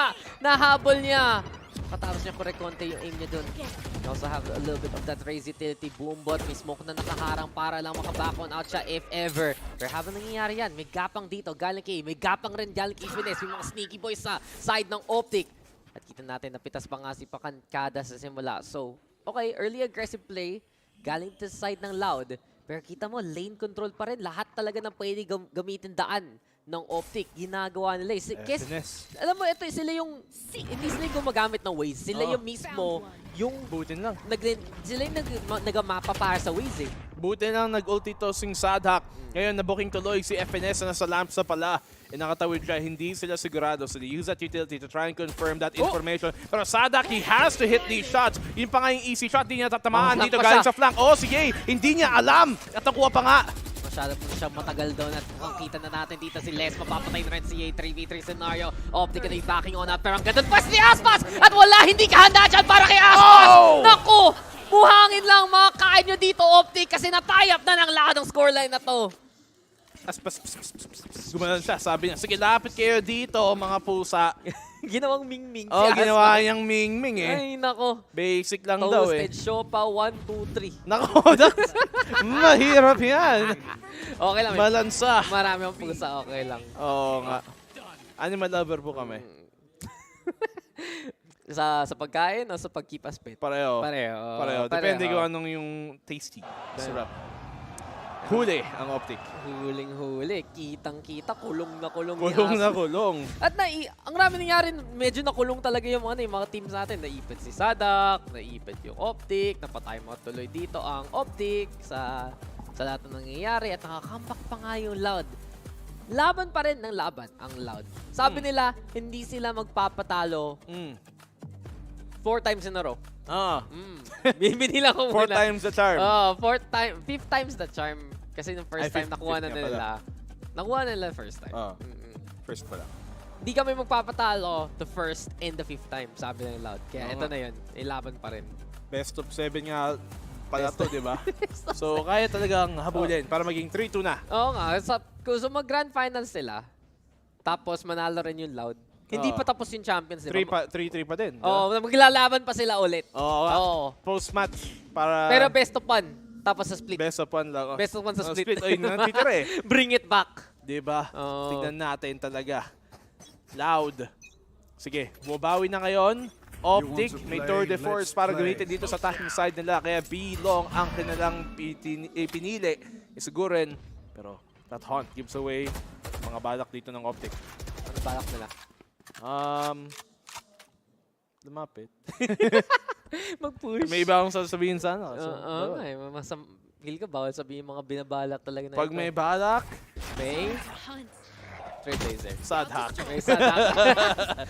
Totoo naman. Oo. Hindi, totoo naman. Kasi kanina pa siya nang bubuking ng mga balak dito ng Optic. How many times have we seen it? Merong Guiding Light play, merong Trailblazer play, merong Trailblazer no Jutsu Teleporter play, meron rin Guiding Light from the Teleporter play. Playboy pala tong si Sad hack. Ewan ko, baka di ako. Dami siyang nilalaro. Hindi ako nag-Portuguese pre, pero pag kinausap ako, baka naman. Baka naman. Malaman na ang galawan dito ng Loud. Pero speaking of galawan, ito na naman yung Optic eh. Alam mo hashtag nila? Green Wall. Lagi nila ginagamit yung green wall para tumuwid eh. Build the wall, sabi dito ng Optic. Ito na naman tayo. A-site magiging plan, little bit off the bounces, pero hindi in-expect ni Victor. Ano yun? Mag-i-peek ka, sayang may timing na sana. But Loud instead with the takedowns, finesse, going them down. Pumila pa sila para sa kanya. And it will be 3v3 after everything is done. Trademark, napasira na nga dyan. Sadak. Trying to make the flank happen, pero alam na ni Ye dapat na nandito ang kalaban. Yung Tour de Force na scout na rin. Ye, quick scope ang importante dito. Yan na yung seize for a bit of that decay damage. Guiding Light, isa dalawa, pantay, sarado to. Ni Farm, mapapabak on away siya. Si Sada pa nga mamamatay dito. Finesse already with the 3K so far. 30 HP, baka patayan! Sige na nga, Finesse! Asa na yung ACA yung tagatapos? At Optic pa nga ang mag-lead pakatapos ng round na yun. Nako, small mistakes, medyo awkward timing dito. Pero napagana pa rin ng Optic. Nung una, nakapitas sila nung mga planter. At kala ko, ay na nga, makakabawi pa nga ang Loud at makakalamang na. But then FNS, big time lurking, paulit-ulit niyang ginagawa. Kinokondisyon na niya sila na alam nilang gagawin niya yun, na pinupush niya talaga yung lamps at gumagapang siya doon using that wall. At dahil doon, parang nakalimutan na tuloy ng Loud since they see it every single round na same wall, same thing ginagawa, and hindi tuloy na yung expected. Dapat na-expect mo na Pang ilang beses na, parang 11th round na yun, 12th round na nga sana. Orbital Strike though, sana patayin si Les, but he's able to get on away. At naka-Viper Split pa nga dito ang Loud. There's a little bit of desperation though galing sa Loud. Kala nila, baka mahabol pa nga si Les dyan. And at the same time, Optic, sabi nila, sige, A-site na lang tayo ngayon. Oo nga, ngayon, parang hindi tuloy handa ang Loud. I-push back to. Walang Orbital Strike si Pancada, isang ultimate orb pa kailangan niya. Yay! Na naman, nag-aabang dito ng late lurk papuntang Showers. Alam nila ang mahilig mag-control itong Loud ng Showers. Same on Hookah dun sa B-side. Pancada, great shutdown. That gives him the orbital strike na kailangan niya. At ngayon nag-TP out sila. Pinake man lang dito ang defense para umikot, para mag-rotate. Pero mukhang A pa din ang gusto nilang subukan. Magpapalito to dito ng Loud. Ini-expect na nila na may mga galing sa may Showers sana. Pancada, si Minook mo pa yan. May timing dito si Crashes if ever. Guiding Light para sa flash. Hindi muna siya mag-push kaya ito mo Molly para sa stall if ever. Pero si Sassy talaga kailangan bantayan. Makikita pa siya agad ng kalaban. Patay pa nga si Martin along the way. There we have a showstopper. Pinalabas! Victor! Goodbye kay Pancada after those takedowns. It's all left to Crashies now in a 1v3 situation. Di pa nga na-plant yung spike mismo. 20 seconds left. May timing pa ba si Crashies? Ang numero niya dito, demonyo ngayon. Pwede siya tumakbo. Pwede siya tumakas. At ayun na nga, the great escape, sabi ni Crashies. 10 seconds left. Kailan lumapit pa si Les. Hindi niya alam yon pero napagana pa nga ang timing dito. Napanganda para sa kanya. Still, walang utility si Crashies dito. Ang flash niya kakahin pa lang. Kaka-cooldown. Pero yun na nga, pinalamig dito ni Les. At na-secure ng Loud ang 6-6. Na-tie pa nila yung score time dito sa halfway. At si Sadak na naman, sige, hindi siya gaano nakakapatay.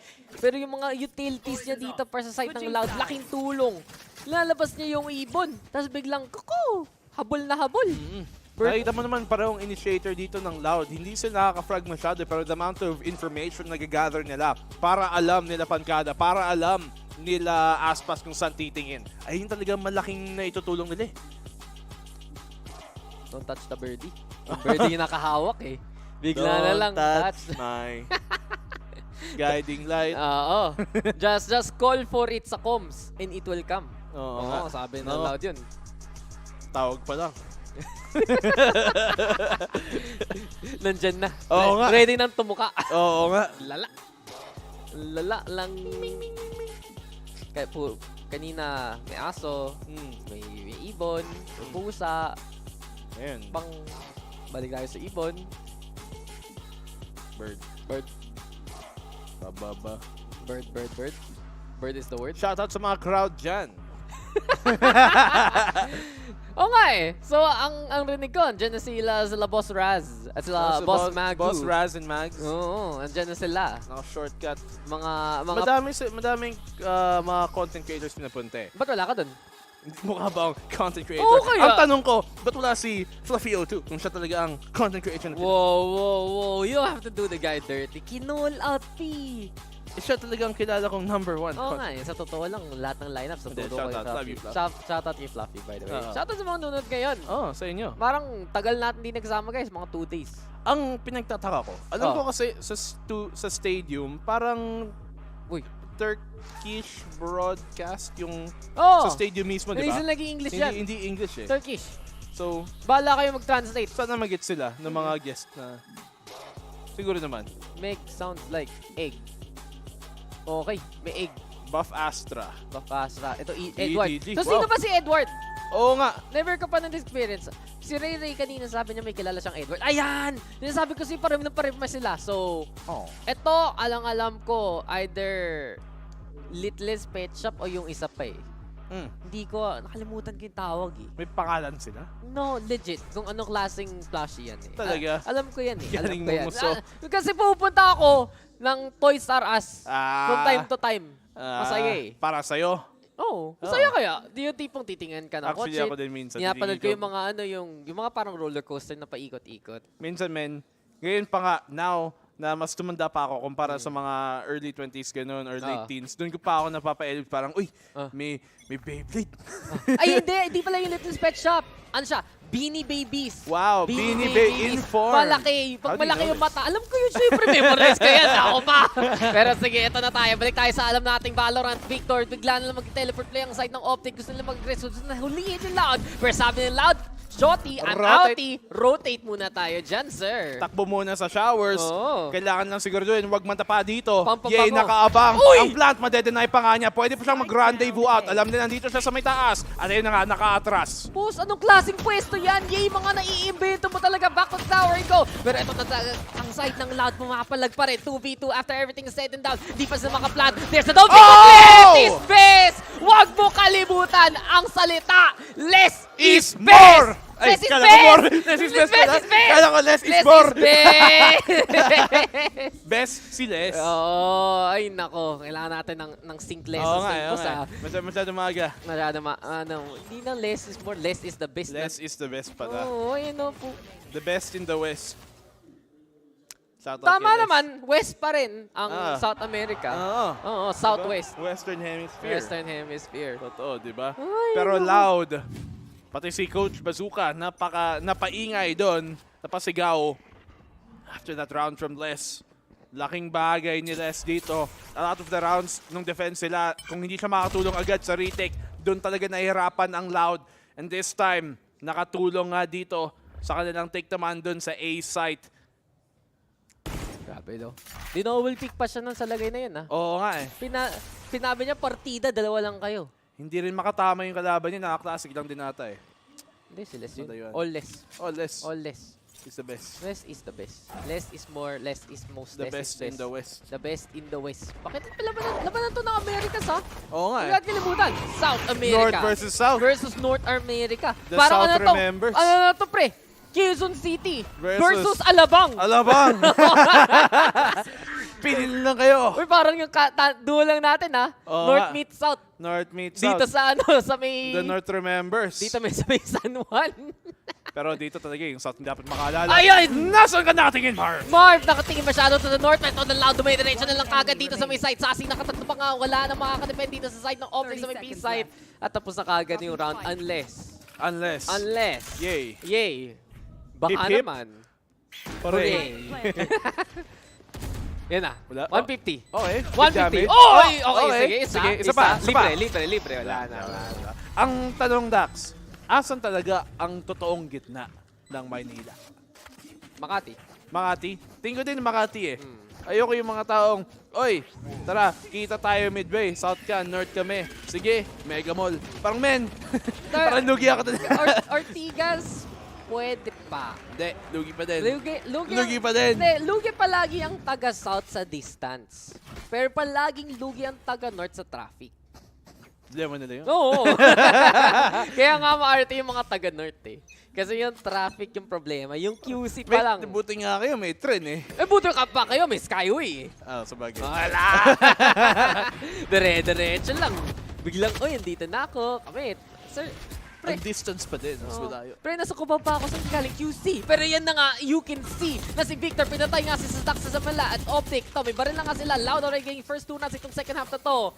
At para sa Optic, gusto nila reinforce as much as possible tong B-side na to. Malaking bagay, yung hookah control. Isang avenue lang pwede dito daanan Loud. Baka makapa-teleport pa nga sila. Pero Outie, binantayan sana ni Pangada. Pero Victor, nahabol pa rin niya si Aspas. Crashes. Malapitan na tong contest na to. Yung contact na to, hinahabol niya. Optic, binabantayan talaga tong pagpasok. At Victor! Pumila sila para mamatay sa pangalan ni Victor. 4 na yan. Wala, ang hirap ng sitwasyon nila eh. The fact na si Sadhak pa ang unang tumba. Wala nang silang flash pang initiate. At kailangan ng tuloy mag-dry pick dito. Gamit mga SMG, ang hirap talaga ipagana. Pankada. Bite talaga ni A. Oo. Nagpa-info si... Pinabigay. Binigay para may ace si Victor. Pero Uy, Victor, tamaan mo pa. naman! Pankada. Siya lang nakapatay doon sa buong round na yun galing sa Loud. Oo nga eh. Sinira pa ni Pankada yung highlight. Yun yung pinakamalapit eh. Nakita niya, uy, may race. Hindi tayo magpapais. Talo ka na yun eh, 1v2. Alam mo na dapat eh. Victor.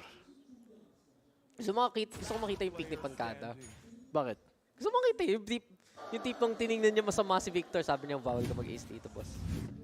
Hindi talaga ibibigay. Nothing is free. No charity. No. Sa atin lang yun, ha? Oo nga. No charity. Pero, tignan natin. Kung ang economy dito ng Loud ay mapapabigay lang din sa Optic.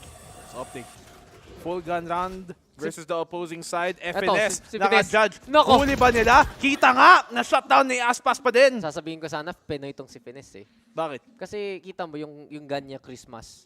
Saan ba Christmas kundi sa Pilipinas? September pa lang, di ba? Alam mo, pagtugtugan na kagad yan eh. Pero yan, tugtug ni Aspas, rinig na rinig ni Crashes, goodbye sa kanya, nag-spray pa nga. Yun lang. Huling-huli si Crashes. Kala niya makaka-timing siya. Shot tuloy pa ang nahanapan ng timing dito na Loud. With that advantage, alam nila, lamang na lamang sila. All they have to do is regroup and pick a site. Little do they know, libreng-libre ang B-site sa kanila. Walang tao, walang nakadepensa dito for Optic. They can just run into B-site. Walang magagawa dito ng Optic. Pero syempre, hindi nila alam yon. So, tamang clear muna ng kanto. Clear muna. Magdadala ka ng walis. Ba't ka nakabang dyan? Kasi harang yung basura, paano ko tatawid, diba? Oo nga. Gawa pa ng sidewalk, gagamitin lang pala ng motor. Pero sige na nga, diretso na tayo dito sa may B-side, Aspas. Backside to naman yung hanap ditong control ng side ng Loud. And you can see it, laking bagay yung pag-clear ng site mismo. Ayaw nila yung tipong biglang may nakatambay pa, bigla na lang may mag-iintay. Optic, gonna be opting for the save. Feeling ko talaga, save to. Kahit 3v5, wala sa kanilang posisyon. They were gambling on the fact na ina-expect nila pupunta dito ng A-site yung Loud at yung basa dito ng Optic hindi tama. So Loud, kaya naman nila mag-hunt. Masana dito si Pankada na siya yung nakabuild ng economy. Yay, manalo ba dito? Yes, he does. At now, nabooking na kung nasa nakaabang, nasa nag-iintay ang Optic. Worth it pa na ba? Hindi, feel ko hindi worth Di para na. sa Loud. Di na pag ito, save na rin pareho. Wala sila masyadong pera eh. Oo, si Pancada lang talaga yung pwede mag-hunt nun. Taas na kasi ng peso dollar. Inflation eh. Oo nga eh. Pero yun nga, kung real talk real quick, para sa side ng Loud, maganda yung mga clean runs Kala sa ko, to. usapang ekonomiya. Hindi po ako responsible enough to talk about that. Hindi lahat ng sinabi pag nagsalita ako tungkol doon, feel ko mali-mali, boss. Okay. Ang alam ko lang, mahirap ang mundo ngayon. Oo. Yun lang. Lahat. Doon na lang tayo. Mahirap titigil. ang buhay Pinoy. Pero kung may dollar ka dati, okay rin, pang-convert pag mas malaki na. Pero at the same time, mas mahal na yung bilihin, so wala rin. Oo nga Pero sige, ayoko na. Feel ko may masasabi na ako. Uy, nako! Sige, sabihin ko na lang ginawa ng Loud dito. Binantayan yung guiding lifeline na naman. But Marv can be able to get to at the very least. In the end, yung trade mapupunta sa side ng Loud. Napatay na nila yung push. Pupunta sa may B side. Pwede nga sila dumiretso dito sa may A. Pakataas nila kunin tong spike. Pero bantayan pa rin. Ang pangalan niya ay iikot siya. Galing dito sa may shower. Si Sadak pa ang makakabantay sa kanya. Makakapansin. Hindi. Yung flank dito na naman ng Optic. Ang daan nila, ilang beses na lang sila nag-route sa better destination. Walang trap eh. Walang trap, walang paningin, walang sentinel. Yung palaging gusto sabi dito ni Black and Blue. Pero to sa Pancada, meron mata sa likod niya. Napansin na rin, may tao manggagaling. 40 HP, 8 HP para kay Ye. 3v2, pupush ba niya to? Pinush niya nga masyado at si Sada pa ang huli sa kanya. Ayun na nga, huli na nga. At kinulong sa pagtulak masyado ng malalim dito. Optic. Ang daming value na kukuha ni Marv sa mga round na to na talagang double pick shot na ipapanalo pa rin niya. But still, Loud! 3 rounds now over Optic. Huwag natin kalimutan na the first time, well not the first time, pero nagkita sila sa Grand Final. Tapos ito yung map pool. Dalawang mapa doon naging overtime pa nga. Freeze at saka Bind. Isa doon sa nag-overtime, ito. 12-14 in favor of Optic. At timeout nga muna tayo dito kasi nakikita na no Optic. Slowly but surely, yung lead lumalayo na. Hindi na ganun ka-close yung scoreline na naisip natin. Kasi close yung mga round, maganda yung mga ikot, maganda ng Optic, maganda yung nakikita natin pag-take nila ng map control. Pero at the same time, nananalo yung Loud eh. Na-beat back nila yung Optic sa mga plays nila. Nakakuha nila yung side control na sobrang importante. At sa totoo lang, yung mga kills ngayon dito sa second half ni Ye. Sige, nakakakuha siya ng kills sa stats. Pero kailan nangyayari yung mga kills na yun? Pag hindi na importante. Oo, pag wala nang kakwenta-kwenta. Diba? Pang stat pad na lang yun. Ang tipong consolation na lang. Parang kakampi mong sinasabi, guys, ano ba yan? Ako pa nga top frag. Lahat ng patay mo. Tapos na yung round. Puro exit. Puro exit frag lang.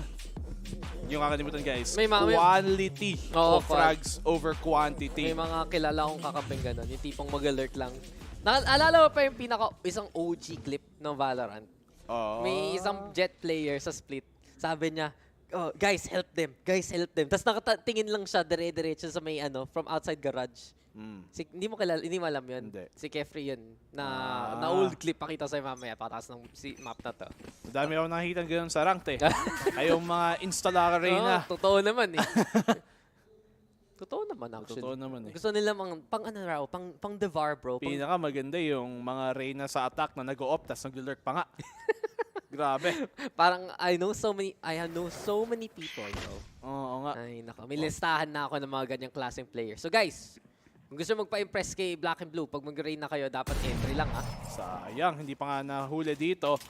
Yay. Talagang pinush niya no? Gusto Walang pa niya. takot, ang lalim Hindi niya. kasi sabi natin wala raw yung impact yung kills niya. Kaya ngayon gusto na niya simulan bago pa sa simula. Pero ito nakagad ang push ng Loud. Ang ganda na naman yung Prowler. But Marv in the way! Stinger pa nga ang maghahawak-hawak niya. Eventually though, Pancada will find the takedown. Si Pines na lang magagaling din sa may lamps. At doon sa likod, si Ye, ang layo-layo ng ikot. Nakuha na nga ng Loud ang site na to. Palaging may late lurk dito sa Optic pero hindi nang nahanapan ng timing.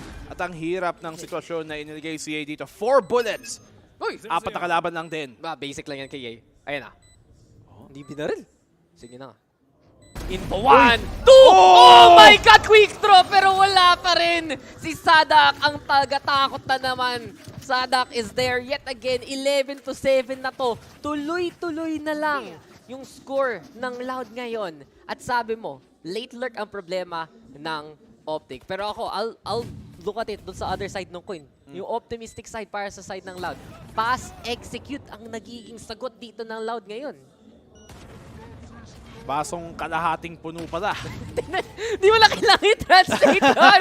Di mo na kailangan i-translate yun. Alam ko, Tagalog cast tayo, pre. Tagalog broadcast tayo. Totoo man, half glass empty, half glass full. Para makakonect tayo sa ating Filipino viewers. Ay, naku.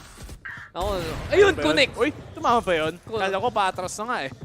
Pero less. Kala ko nga sa paa lang yun eh. Pero, lakas. Pero hindi. Ang bilis. They lose their Viper. At yun, hindi nila magagawa ng parang mind games dito ang pag-shuffle para still somehow Sadak, CC dito galing sa may hookah.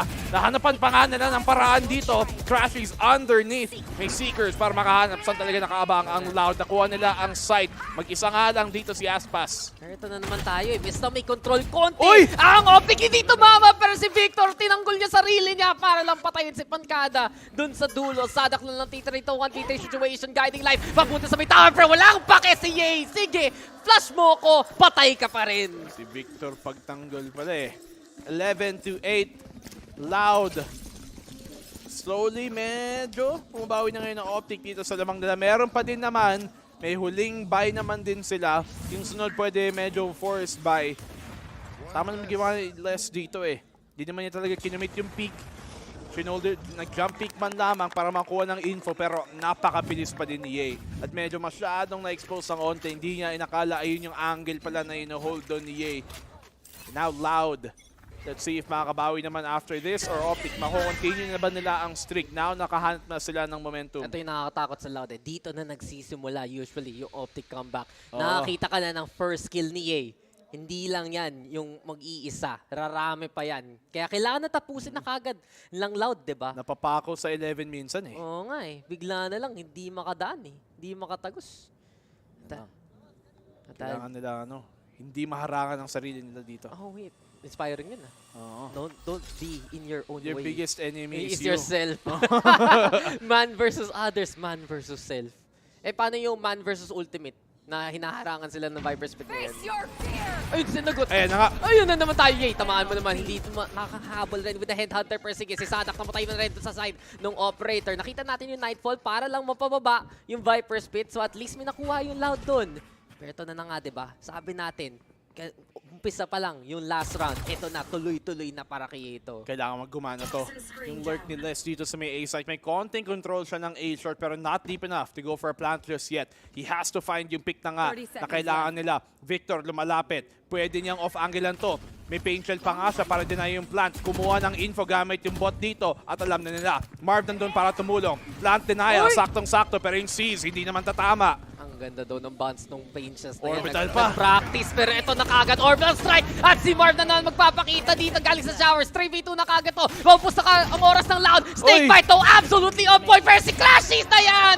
Sinagasaan na lang yung dalawa pa natitira. And goodbye and good night to Loud in that push. It's 11-9 now. Grabe. Optic and Crashies. Talagang walang nagawa ang pagharang dito ng Loud. At sila lang din tumumba. Yay! Opening picks na naman. 2 rounds in a row na yan na siya ang nakakuha ng first pick ng buong round na yon. At dahil doon, great denial dito galing sa Optic. By the book, gamitin yung utility para i-delay. At pagdating sa plant attempt, ang dami pang nilang utility para nga i-deny yung plant na yon. Paint chest inilabas, molly din at saka mas lalo na yung orbital strike at doon na masyadong napagulo ang Loud. Victor, medyo committed pero makakatras pa naman. Nasa back on the way dahil doon sa Prowler. Buti lang may blast pakpakan pero timing yun! Marv, ba't ka tumingin? Ba't ka lumingon bigla? Binulungan ka ni Sadak sa ibang corner tas yung tuloy na stinger ka pa nga dyan. Loud already, fast execute dito sa may A side. Importante, nakuha nila dalawang waves dito sa may A. Nakuha nila yung shower para na makatulong. At ito na nga, nasa kanila yung back dito with the Viper Spit. So, control. Okay.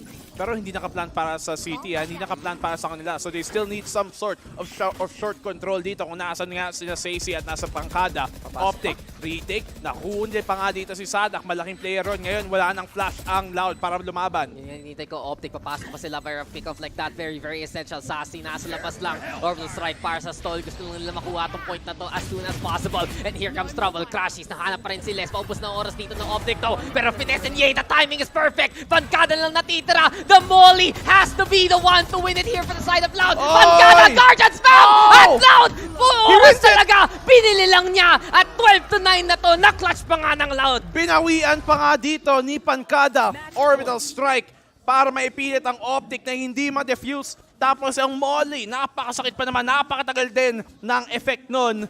At Loud nakuha dito. Nakita mo si Pancada, pinaprayo niya talaga. I-wall bang yun gamit yung Guardian. Alam niya ayun yung importante. Wala nang oras kahit mamatay siya. Basta ma-deny lang yung plant dito. At saktong-sakto pa nga, Pancada, ginawa silang ensaymada at kinain lang.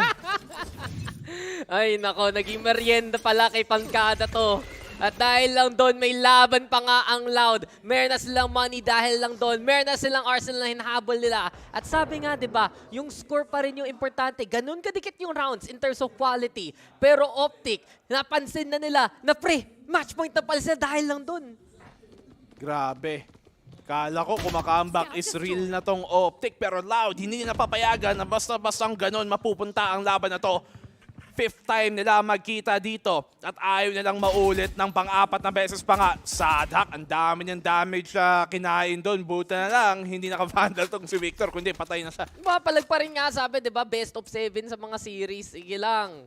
Pero Loud, huwag natin i-underestimate talaga yung performance nila sa may bind. Level competition na nakita na nila sa bind mismo this year. Sige, not the best, mostly on the local regional side. Pero isang beses pa lang sila natalo. At sa Optic yun, gustong-gusto nila bawian ang Optic Gaming right here, right now. Malamang konting presence dahil kay Les, pero big side talaga magiging tunay na palag. Kita natin though yet again. Octagon control na sa side ng Optic. Victor will be able to get the first takedown. Second takedown para sa kanya na rin. At wala, superhero performance muna kay side ni Victor dito for the round. Yay also, handa na dyan. Dito mamadang. Uy, tumama pala. Pero hindi sure kill. 3 HP. Pancada, buti ka pa, may buhay ka pa. Gapang ka na lang para sa save. Yung spike, wala sa kanila. Masyado nilang economit ng maaga na wala silang ginawang utility burn, wala silang ginawang information gather masyado. Nakatakas ba? Yun yung tipong dugu-duguan, tapos pero naka-out ka pa. Dala pa nga yung spike.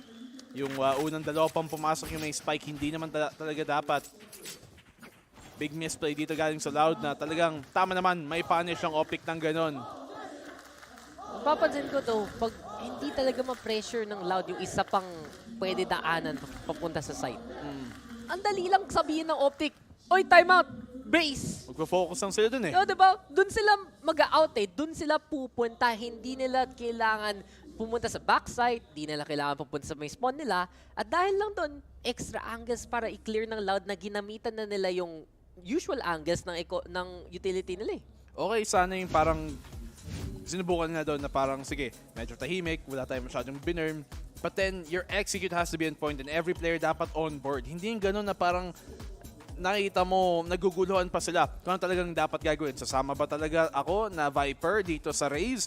Yung dalawa talaga ba? May iwan lang din sa hookah at yung spike papasok na agad sa site habang hindi pa natin clear, habang hindi pa tayo sigurado, at habang nagmumukhang magana din naman ang lurk ng Viper natin papunta dun sa A site. Ayun ang naging problema dito ng Loud. Hindi sila nang mukhang talagang coordinated or at the same page. Para naghuhulaan pa nga. At I would have liked sana, katulad ng sabi natin, di ba, kung maka-burn pa sana ng utility ang Loud, kung mas madami silang pressure, mas madami silang presence para hindi lang makafocus ang Optic dito sa push denial. Pero hindi napunta doon. They still have 2 rounds, pero mabilis lang yan mabura kung pinayagan nila. Mali yung laro kasi dito ng Loud eh. Naglalaro sila patintero, gusto nila dumetso sa site. Pero kailangan talaga agawan base. Kailangan mawala yung mga pockets na pwede bantayan at puntahan ng Optic if ever gusto nila manalo dito sa mapang to. At kita natin na naman, desperado na si Aspas, naka-stinger lang. Everyone else naka-rifle na dito sa side ng Loud. Optic yet again, waiting for Ye to say go. Waiting for Ye na makuha niya yung unang pitas dito sa may short. At talaga, basta may magpakita sa kanya, dead balls na sila. Surprised he goes for a stinger in this situation. Minsan mas prefer ko pa yung half armor plus Spectre or kahit Sheriff. Masal na't alam niya madami namang rifle ang kakampi niya. Very worth it naman. And you can expect him to be full armor din naman ang kalaban dito in this case. So, That Stinger is gonna be very difficult para mapagana At dito ng instant Aspas. pansin nila daw na mas phantom na yung optic kaya importante yung full armor compared to the light armor right now. At ilang beses na lang, ewan ko yung Stinger talaga. Binalik na naman ng mga pros yung Stinger. Wala naman pinagkaiba. Oo nga, wala lang iba. Sabi nila, uy, champions ha guys, nag-Stinger tayo. Naging komportable lang sila sa Stinger. Ito na naman tayo, Stinger meta. Yun tuloy, nerf na naman tong Stinger pagkatapos ng taon na to. Pero sige na nga, Guiding Light, ang galawan, nice flash, hindi maka-aim na maayos doon. Si Ye, mapapa-out lang gamit ang rendezvous. Matay konti ng sumishowers, pero ito na si Victor, sumisidal corner, ito lang talaga. Kailangan niya pumatay, pero yung Loud na lang ang nakakapitas. Sadak at Pagkada, when they are needed the most. Ayan na sila nagpapakita, 4v2. Ito na naman tayo, crashes and finesse, sabay pang mamamatay. At Loud, in a blink of an eye, mukhang kinaya na rin nila yung optic dito sa Bind. Kakaiba yun, delikado, biglang panalo. Grabe Kala ko na nga, maganda pa ang positioning doon ng optic. Nasa kanto doon sa may pocket. At nung nakakuha siya ng unang pitas, kala ko pwede pa nilang matulungan. But the fact na tumumba si Ye without being able to get that pick, Loud na makapag-suck up doon sa may short. At kung sino mang mag-pick sa kanila, edi ang dami masyadong kailangan sigurin. Staying together, playing as a team. At dahil doon, ay panalo pa nga ng Loud. Laking panalo to para sa Loud. Next map natin, pupunta tayo ng Ascent. At ilang beses na sila nagkita doon ng Optic. Ang alala ko, 3 beses na naglabang ang Loud at Optic sa Ascent. At 2 beses, yung Loud pa yung nanalo. But here on Bind, ito yung talaga hinahabol nila. Sige, ma-shutdown lang natin si Ye sa maaga. Hindi siya maka-first kiss, hindi tayo magpakita sa kanya. Tapos we are good to go. Ilang beses na lang, sige, alanganin. Dahil may angle o may spot pa na pwede gamitin ng optic. Pero yung fast execute, yung biglang confident sila mag-push. Players like sila Les, sila Sadak, sila Sassy, dediretso lang para sa team nila. And from that point on, dun na lang nakakuha talaga yung Loud na control na hinahabol nila. Grabe. Loud dito. Taking that map away galing sa optic and Ascent. Kung ang sinabi mo, yun yung isa sa mga pinaka-successful na mapa na meron sila. Sadhak.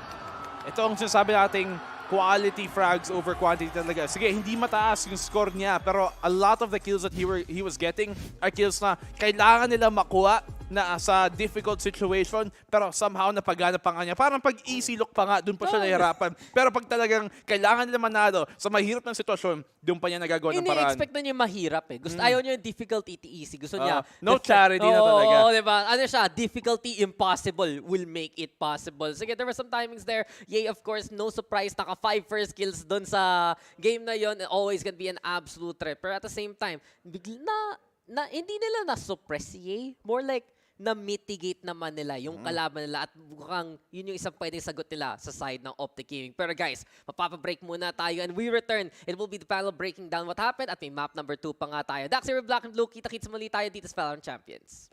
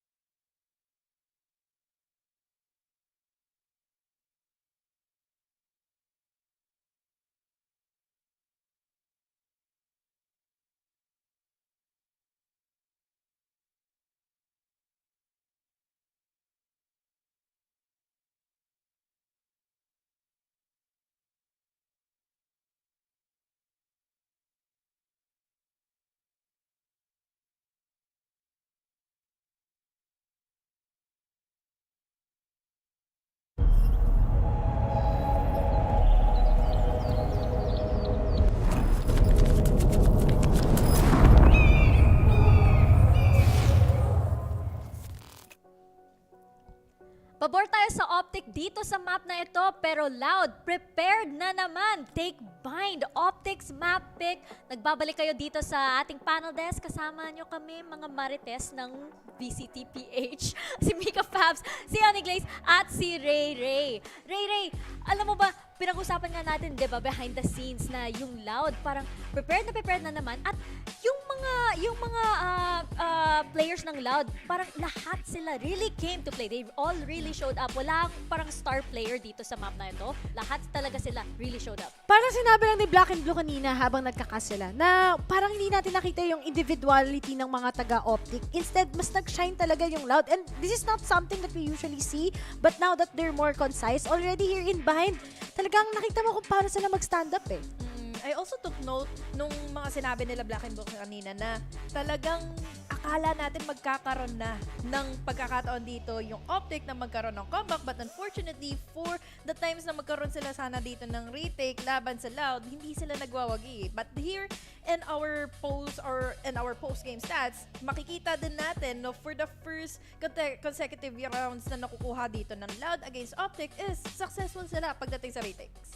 Pero I do have to give it to Ye, El Diablo himself. Kasi nakita naman natin yung opening picks niya, consistent na naman. May isa na nga, yun, fully blind na nga siya, pero nakuha pa niya yung shot, di ba? So, isa siya talaga na nag-stand out, as usual, sa side ng Optic. Pero, nasabi nga natin, di ba, si Marv, si Crashies, mukhang kailangan pa ng warm-up ng onte, Malamig ang isang katulad ni FNS. Si diba? FNS din. Although he saved some rounds, but I really do think iba din talaga ang mga taga-Loud. And Aspas has been popping off. Dati sabi ko hindi ako fan talaga ng raise ni Aspas. Pero as the time goes by, here mismo sa Champions, sobrang laking step up. And as for Victor, malamig talaga eh. Diba? Parang si Ye lang yung nakita mo nagsashine kasi nakakuha siya ng kills. But then when it comes to retakes and everything, nawawalan talaga ng ganang isang Optic Gaming.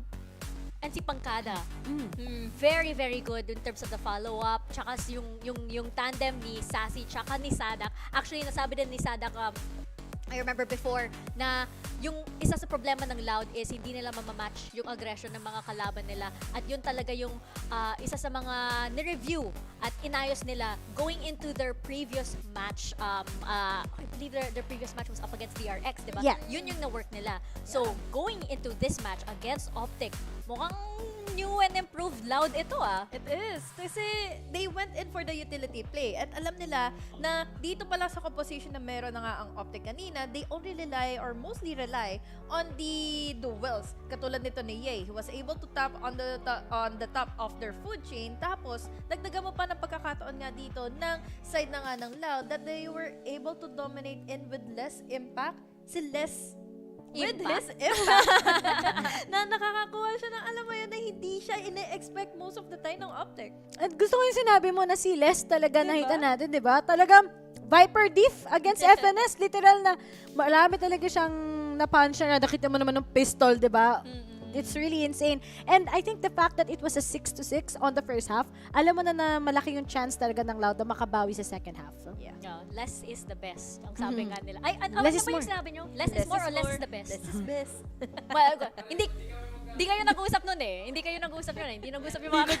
Wala sa script. Di nyo binasa yung script. Yun. Pero less is indeed... Di ba may parang radio, ayun. Less is more. Less the best. Less the best. Ang babaw lang kaligayahan ng panel na to. As in, mag-joke lang kayo ng very corny. Siguro matatawa na kami lahat. Hindi kasi lagi ko rin naririnig. O, diba? Panel Chris. Diba? At ito nga, wait, na-booking kami. Bakit? Grabe naman, fraud. Grabe naman, fraud, na-booking ulit. Nakakahiya yung PH, guys. Nakakahiya talaga. Kasi lahat kami, kapag every time na ganito, kahit nung sa APAC pa lang, alam mo na mananalo yung kabilang team. Diba, may ganito din eh. Sino team ba yan? Loud din ata. Ha? DRX! DRX versus Loud. Yes. Ito na naman. Loud. Tell us all the stuff. May PH Talents curse nga. Or Rakers. May Ray. Ito na yung bago. Pwede rin yan. Ito na rin bang Grey Rakers? Maybe. Kasi every time na yung yung overtime and Oo, so akin yung prediction curse. Kasi parang so far yung predictions ko biglang nagpa-fluctuate na siya. Nag-iiba, nag-evolve din ang Grey Rakers, di ba? Kumbaga, papunta na din tayo sa 2023. Bago na din ang Grey Rakers. At ngayon, papunta na tayo sa map number 2, which will be Ascent. Nagulat na nga ako kasi maganda yung performance ng Loud sa Ascent. Actually, sa mga nanalo sila twice against Optic sa Ascent. Yeah, that's one of the points nila na mention nga nila Dax kanina na kailangan na may pagbabago na dito ng Optic. Kasi kanina, hindi sila nanalo sa map ang pinili nila. And what more dito sa Loud na comfortable sila in Ascent. They have their comfortability. Bukod sa comfortability, they also have their momentum na after winning in such an overwhelming match dito sa game number 1 na akala natin na Optic ang mananalo. Excited ako sa kung anong mangyayari man here in Ascent. I'm expecting maybe this might be a 2-0 in favor of Loud. Dahil tatandaan nyo sa mga viewers dyan, konting throwback Thursday lang din ulit tayo, na every time na Ascent, nananalo ang Loud against Optic Gaming. Optic Gaming may be the best team out there when it comes to Ascent sa kanilang region, pero pag nilagay natin sila sa global stage, mukhang may mas malakas na team sa kanila. At yan ay ang Loud. Pero para sa lineup ngayon, it's still the same, di ba? Triple initiator, no duelist comp sa side ng Optic Gaming, pero sa Loud, sa tingin ko, Aspas with that Jet is gonna make a good impact. At ngayon, wait lang, na-trauma na ako sa Killjoy. Na-trauma na ako, guys. Ayoko na nasa Killjoy ang totoong trauma sa Ascent. Ayaw na namin makita si Killjoy sa Ascent, please. Tas si Les pa! I mean, it's ang laking bagay naman talaga ni Killjoy and Ascent. Imagine the Oo, lockdown. sobrang laki. Sobrang laki Killjoy. Oo, sobrang laki talaga, honey, guys. Hanggang 8 a.m. Pero tama ka nga, no? Yung lineup nito, walang surprises. Pero tingnan nga natin kasi yung surprise na mangyayari, feeling ko yung gameplay ng Loud. Ngayon na nainayos na nila yung mentality nila, yung approach nila dito sa against yung Optic. We're gonna see if makaka 2-0 sila against yung biggest rivals nila. Yes, and well, nakita ko na naman dito sa composition pa lang dito ng Optic, talagang agresibo pa lang pagdating sa lineup. Good luck na lang sa Optic. Yun na lang. Good luck. Baka ma-2-0 at pupunta tayo sa next match. Baka nga, oras ng Brazil. Napaka-exciting nito given na yung mga plans natin para sa VCT 2023. Pero before ng 2023, punta muna tayo sa Ascent. Let's toss it over to our casters, Dax and Black and Blue. Ba't mo binati? Una, binati niya yung 2-0. Tapos, binati niya yung turret. Alam mo na ang mangyayari dito. Yung turret, titingin sa kaliwa habang may tao sa kanan. At tayo ay mag-overtime 5 beses para lang manalo ang Optic. Kasi, binati ni Ray Ray. Pag iyo'y binati, dun pa darating ang bigati. Awit pain talaga. Pag si Ray Ray nagsalita tungkol dyan. Pero okay, sige. Tingnan natin kung mangyayari nga ang tunay na Ray Ray curse or ang PH prediction curse. Loud. Wala sa atin talaga nag-predict talaga sa Loud eh. Oo nga. Nadala mo, Dax, ng VCT PH, kada may time na yung buong panel predict isang ay, alam mo na. Yung pa yung natatalo. Ganun talaga yun. Pareho lang. Ganun kalakas ang PH broadcast. Pero pankada kanina, malakas pa nga sa first map. Ito na nga, second map. Simula pa lang. Nakapinas na siya dito ng isa. It's Loud. Dire-diretso lang. Aspas! Bigla na lang ginangsta siya si Pines. Hold up kagad dun sa tulok. Sanak pankada on the board. Ano yung flash? Wala lang yun sa Loud. Crashy. Sige nga. 1v4. Ano magagawa mo? Run and gun. Tinalikuran pa nga. 63 HP. Paranoia dito, mama. 3v1 na to. Naghahanap kung saan pwede mong galing pa kang Loud. Pero wala. Tingin sa likod. Tingin sa harap kasi patay ka na kay pankada na naman. Naipit si Crashes and Loud. Opening pistol round. Napaka-importante nun on this Ascent map na mas nagiging defender-sided kadalasan. Pero tignan mo dito ang comp ng Loud, Dax. Ito yung same comp na ginagamit nila nung buong taon na to. Tama. Ito yung same comp na gamit nila nung kanalaban ng Optic sa Ascent ng Grand Finals ng Iceland Reykjavik. At hindi lang yon ng Iceland Reykjavik, ito din yung composition na gamit ng Optic. Same exact. Omen, Jet, Kayo, Sova, Killjoy. So alam talaga nila paano gamitin to, and they should also know how to take it down. Pero syempre, as of recent past few months, nakita na natin, especially sa tournament na to, ng Optic, nag-reflex na sila dito sa com na si Marv dito naka-ass na talaga, and they play this triple initiator, no duelist com, at they've been one of the best teams in making that comp work out. Pero tingnan natin kung talagang gagana ba dito sa Loud. Marami creativity yung Optic nila sa Ascent, pero Loud, nakasakal ang defense nila especially. Pero attacking side pa lang, eto na kagad, sila Aspas na naman. Goodbye na lang sa'yo, Optic. Nagpakita pa kayo dito sa B-side kasi Loud na naman. Quick 2-0 para sa second map natin. Matic, alam din niya Aspas pa na abangan yun nung nangyari yun. Talaga nakamark siya dun sa door. Alam niya Matic na gagawin, may chaos sa kabila. Pop flash out, ikot din naman at susugod yan. Tapos yun nga, basang-basa, handang-handa at Loud. 2 quick opening rounds dito at nakakabuild talaga yun ng momentum. Diba? Dire-diretso lang yan, sabi ng Loud. At yun nga, sabi ko kanina, first map pa lang eh. Basta, hindi nila payagan mag-pop off yung chamber na yan sa kalaban. Basta hindi mangyari yung unang pitas na mahal gamitin ng Optic, okay sila. Kung walang yay, sila ay nagiging nay. Oo, diba? At hindi na sila mapapahip-hip hooray dahil lang doon. Pero yun, pinati rin natin eh. Hinabi natin. Yan tuloy exactly as written by the script. Si Ye, nakapitas pa nga sa simula pa lang, 5v4 Loud. Mukhang mahihirapan sila galawan dito. Kaya nga, El Diablo ang pangalan niya. Pag sinabi mo yung pangalan, dun pa siya lalabas. Kailangan ba sa mirror, tapos 3 times ka umiikot? Oo, patay mo din yung ilaw. Oo, alam mo na yun. Spooky stuff pang Philippine Ghost Stories. Pero ito na tayo si Marv. Hintay na naman. Dire-diretso na naman dito ang Loud. Pero handa na ang Optic this time around. Sige, sulak ka pa pankada. Huli ka rin ni Ye. Tatlo na para kay Ye. Nascan pa nga. Finesse will be able to get that takedown. At Optic, sa pagbili nila ng baril, pwede silang nakuha ng round. 1-2. Sige, sagot naman ng Optic dito. I'm surprised. Hindi naman tayo agad dun si Ye. Nung sinugod siya ni Aspas, ang Spectre malapitan sa loob ng Cloudburst niya. Sige, Loud. Gun round for them this time. And Ye, siya talaga ang isa sa pinakamalaking rason kung bakit gaytong kagaling ang Optic, kung bakit sila naging champion, at kung bakit nagmumukhang pwede pa sila mag-grand finals ulit. Of course, team game to. Pero minsan, malaking bagay din talaga magkaroon ng superstar katulad niya. And he has been talagang ang tunay na one-trick chamber dito. And he's been the best rated player sa buong taon na to, sa buong tournament na to, because of that. Hindi siya one-trick chamber. Siya si Chamber. Siya si Chamber mismo. Naging French yan si Ye. Sabi niya, we want to play. Let's play. Let's play. Let's play. Ay, naging Japanese bigla si Chamber. May soup. Arigato. Sige. Ano ba? Meron ka ba mag-French? Hindi. Baguette. Passez-vous français, Fonso? Paris.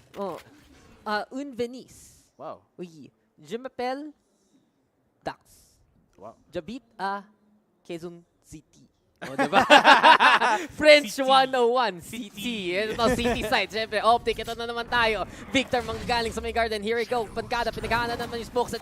Bilis talaga ng execute ng Loud. Patungo dito sa may A side. Nice spam daw. Galing kay Sadak to trace rin. Saan nang galing mga bala doon ni Marv. And it's gonna be 4v4 for now. Victor, flash muna dito sa may copy. Pero walang katao-tao. Loud nag-commit dito sa may side. Nalkaman pa nga ang galabas dito ni Sadak ngayon. Makakasayang pa to ng napakaraming oras dito para sa retake ng Optic. Wala silang utility. Para nga doon sa retake nila mismo. So aabangan na talaga nila at maghihintay ng tamang oportunidad.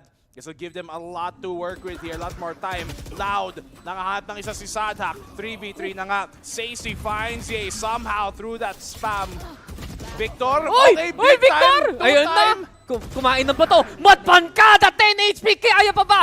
From the shadows, pinaghahandaan, pinag-iisipan paano siya makaka-out. Anong klaseng mind games itong manggagaling i-crash? Hinihintay niya bumalik dito sa Pankada, pero nasa likod na lang, nagde-defuse. Halfway done, halfway left, paubos na oras at Pankada! Nako!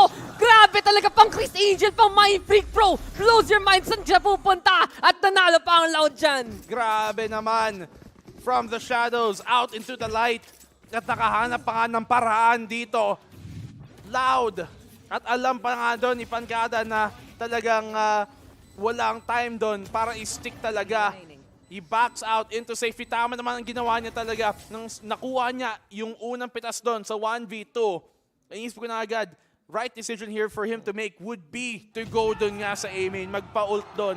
At ginawa nga niya. So talagang heads-up play dito ng Loud. At partida, naka-off the spike ng si Crashy soon ha. Nakatutok na lang, napanalo pa rin niya. Nakanaulo na Pankada doon ha. Big Oo brain. nga, big Ako, brains. nung nakita ko yun, may isang nag-play lang sa utak ko eh. In or out. Aray. In or out. Are you in or out? Sakit ng shock dart. Nasakit na shock dart. Mas masakit na hindi normal lang kumakanta ako. Ayoko eh. Nag-in and out siya eh. Sabi niya, ayoko na dito eh. Yung in and out lang sa puso ko is yung burger. Paano yung Subway na ano, yung putlong? Ay, nako, sige. Ito na. We're here for a good time, not a long time. Sabi dito ni Sadak. Crashes, Pines, patay na naman. Loud already, going for the exit dito ng B-side. Pero yay, sige, Headhunter, Pinas pa nga na isa. Marv also gonna get on the board, pero wala 4-3v2 na to. At lang Loud, naipwesto pa silang makapunta dito sa may B-side. Hindi gaano nang ka-secure. Si Victor magiging threat pa rin galing sa may city. At lumalapit na nga si Marv. At syempre, kailangan sure tayo dito. Kailangan secure. Pero si Marv, ang secure dito ng site. Hindi lang niya makikita na dalawa na pala ang nasa harapan niya. At ang Loud na naman mananalo dito. The wide swingers. Tingnan natin, Optic. Kung magta-time out ba sila, eh na nga, huling-huli ko, di ba? Ang galing talaga. Predictor. Timing naman. I mean, this is a round they have to win. No? Patalo sila dito. This will go 5-1. And then could even go 6 kasi eco pagkatapos. That's not gonna be a good score dito para sa Optic. So talagang tama naman mag-timeout dito. A round they have to win. May tour de force pa nga si Ye para gamitin niya dito. Pero ang iniisip ko lang din, hindi ba siya nauumay kaka-chamber? Hindi. Sabi ni Coach, ako mag-chamber. Kaya mag-chamber ako. Or baka ito na yung series. Na biglang maumay na si Ye. Sabi niya, tama na. At least talagang yung instincts niya sa lahat ng pipindutin niya. Isa lang yung kailangan niya talagang alahanin. So, hindi siya maguguluhan. Pre, isang pindot, ibang baril. Diba? Oo nga. Alala niya yun. At ayun, diba? Para sa Optic has been one of their biggest strengths. Hindi na masyadong nalalabas ngayon. And I feel like ito na naman tayo. Parang sa bind eh. Bigla na lang Loud is just creeping away with the sleep. Maaga pa, 4-1 pa lang. Pero at the same time, close yung mga rounds. Pero pansin natin na nakakalampas na dito yung Loud. At he is my chamber, she is my stage. Yan yung mga nagpapalit ng name. Yan yung naka-Valorant Premium eh. Valorant Premium subscribers. Yung tipong 2-stack tapos hindi magsasalita sa all chat. 100 pesos lang yun per month. Walang call out kasi sa Discord lang nagsasalita. Oo, diba? Bagong bundle lang. Sapat na ang 1 month mo. Shout out sa mga manonood sa atin. Siyempre si Meralco, andyan na naman. Like always. Call out niya, ako ay tunay na Sandara Park stan. Guys, isipin nyo si Sandara Park kasi. Pinoy yun. Import natin yun sa Korea. Minsan lang yun. Mangyari. Big time pa. Sila yung humihiram kay Sandara, hindi tayo. Ako, alala ko pa. Nung Rejoice pa siya, walang sabit. Palagi nag-play yun eh. OG yun. To anyone who walang sabit Sandara Park, yes. Pinoy pride. Legit. Pinoy pride. Pag nakita yung pag nakita sa Sandara Park, nagpe-perform. Totoo naman. Pinoy pride. Lalabas mo yung Philippine flag. Oy, magaling siya mag-Tagalog. Oo. Nag-aaral. No, bakit walang Filipino song yun to anyone nun? Sa bagay. Dapat pala gumawa sila. Ayun. Yay, gawa ka naman. Di tamama na ang kayong to the force. Sa simula at pinila na lang. Pinaman pa nga ni Les dyan. So, Loud, may idea na sila kung saan dito nakapwesto si A. Mid-control, habol na naman ang chamber natin. And Optic, wisely, gonna be looking to prepare para sa may site mismo. Pero nawala na yung smoke, may chance na dito. Si A, if ever, para pumitas. There you have the information galing sa side ng Loud. Laking suppress yan ha! 4 yun, nahuli ka agad dito. And already, alam na Optic na papunta dito ng Loud. Kaso, isang missing nga. Asa ng Killjoy? Ayan, nasa harap mo, nasa mukha mo. Huling-huli si Ye. At napakaling bagay pa naman yung namahanap nila Marv. Able to find one. Pero ang site dito, natutumba lamang sa bigat ng atake ng Loud. Walang paki. Kung alam nyo, nandito kayo. Asa na yung missing piece? Ayun, bugalaga. Andyan si Les. And there you go again. Optic. Ano ang sagot? Save. Wala. Tipid na lang din talaga. And they used their timeout. At natalo pa rin sila on the round right after. Les. Great timing dito. At dahil nakapatay siya dun sa mid, mahirapan talaga mag-rotate ang Optic ng basta-basta na wala silang trap. At kailangan nilang abangan na baka may nanggagaling sa likod. Then even that thing na nasa likod ng isip na teka, baka may nag-flank sa akin. That is enough to give an advantage dito sa Loud na mas maguguluhan. Saka syempre, hindi mas makaka-focus ang Optic kasi nga alam nila pwede may nanggagaling pa sa likod. Crashes na hanap at mukhang gusto talaga huntingin dito ng Loud. Buti naman at least nakakuha pa nga dito ng pitas si Crashies. But at the same time, ilagan mo yan. Aspas rin. Double pick kahit sa exit eh. Wala na talagang takas sa Loud ngayon. At 5-1 nakikita natin, Loud is just absolutely on it. Yung sinabi natin kanina ng first map. Walang tatalo raw sa Loud. 4 times in a row. Isipin mo yun, kahit hunting double pick. Ipong, uy, may baboy damo. Double pick natin. At nakuha pa nga nila. 1-5. Optic here, really struggling. Sige, makakabili naman si A dahil nga nag-tour de force siya ng huling round. So may konting utility na economy na magagastos pa din. Pero this has to come in big. Surprisingly enough, Loud, I rather Optic. They're playing back. Hindi sila naghahanap ng early pick dito or early advantage sana makuha gamit yung operator ni A. Kung napuntang retake situation to, mahirapan sila. Adjustment lang talaga to para sa pinaggagawa ng Loud eh. Ilang beses na natin nakikita, dire-diretso lang sa site. Optic right now. Kailangan nila paghandaan yung first contact na yun if ever. And that's exactly why. Meron natin nga silang star nakahanda dito para lang maka-gravity well if ever. Pangharang. Not only that though. Ito na yung split push na pinaghahandaan ng Loud. Optic. Alam ba nila papunta na to? And already we hear it. Sadak. Kailangan ng Nagnal Commando. Door, mamamatay na rin dyan. Aspas also getting on the board. Pero Ye, syempre magiging threat. Nice paranoia. Bigla na blinded ng chamber natin. Ye, walang katakas-takas at all. Crash is trying to make the sheriff work. Pero wala talagang laban dito ang Optic sa Loud ngayon. 6-1. Na-res pa nga yung KO at goodbye operator. Hello, another round for Loud. Sayang yun kay Crashies kung nahanapan lang niya yung timing. Pwede pa sana maging 2v2 doon. Sige, 1-6 Loud. Already, they get yung equalized half dito. 7 rounds in pa lang. At nakita mo talagang nahihirapan ng Optic. Mukha bang nagmumukha na pala kamong magiging replay nung nakita natin ng Masters Reykjavik where Loud, they sent Optic down sa lower bracket. Ang tanong, will Optic be able to bounce back galing doon? Hindi nila makuha yung mga win condition nila eh. Hindi sila makahanap ng mga moments to find the clutch. Hindi sila makahanap ng mga yay first kill situations. At iniilagan lang talaga eh. Ibang klaseng laro na to nakikita natin sa Loud eh. Tignan natin. Ito yung round talaga na kailangan panalo ng Optic eh. Absolutely. Kung matalo sila dito, talo na sila sa half basically. 6-1. Nice shock dart na naman. Galing kay Crashies. Optic right now. Trying to get a bit of that into the wall bang. Pangato naman si Sadak! Basang-basa doon sa jump pick eh. Sinilipan talagang lala eh. I'm surprised talagang ginastong tapatan ni Sadak doon nung kinakain niya yung mga shock dart at dinaspaman na siya. He still wanted to try and fight back instead of going to cover. Natakot kasi siya sa kanto. Alam niya na sa shock dart siya. Pero dabato niya yung dalawa eh. So wala nang may babato pa rin. Laban ba yun o mamamatay ka lang? Parang pumayag lang siya mamatay eh. Oo nga eh. Bigla na lang spam at sige, I guess kainin ko na lang. Feel ko talaga as Victor finds assassin response. Natamaan siya maaga eh. Tapos wala na. From that point on, bagal na siya. Hindi makatakas. At para sa side ng Loud, mas madelikado pa nga ang kanilang life ngayon. We see these rounds from Optic though na convincing bigla. Nakakita natin may laban sila and especially with the intel that they can get with yung Sova at yung KO. But at the same time, it just takes a single round para sa Loud. Na dumiretso lang sa side. Na dire-diretso lang, sige, execute as Optic. Slowly but surely, pinipinas nila yung kalaban. Pagkada will go down, natitira na lang dito ang ating jet na si Aspas. And a flawless defense, yan ang hinahabol ng Optic para bumalik sa game na to. Ayan na nga ang kailangan nilang response dito para sa Loud and Optic. Great recovery naman. Nakabawi na rin. And they finally get the stop. And momentum is a big thing talaga dito that Optic would really want to turn doon sa pabor naman nila.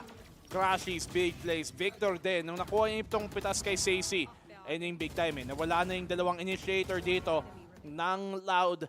At ngayon, mas mahirapan na talaga doon sa pagpasok ang Loud. So Optic, they're finally starting to come alive dito. If they can secure a third round, ayun na nga ang pwedeng maging simula. Yeah, simula pa lang to. Pero, pansin mo, wala akong nakikita masyadong animated sa game na to.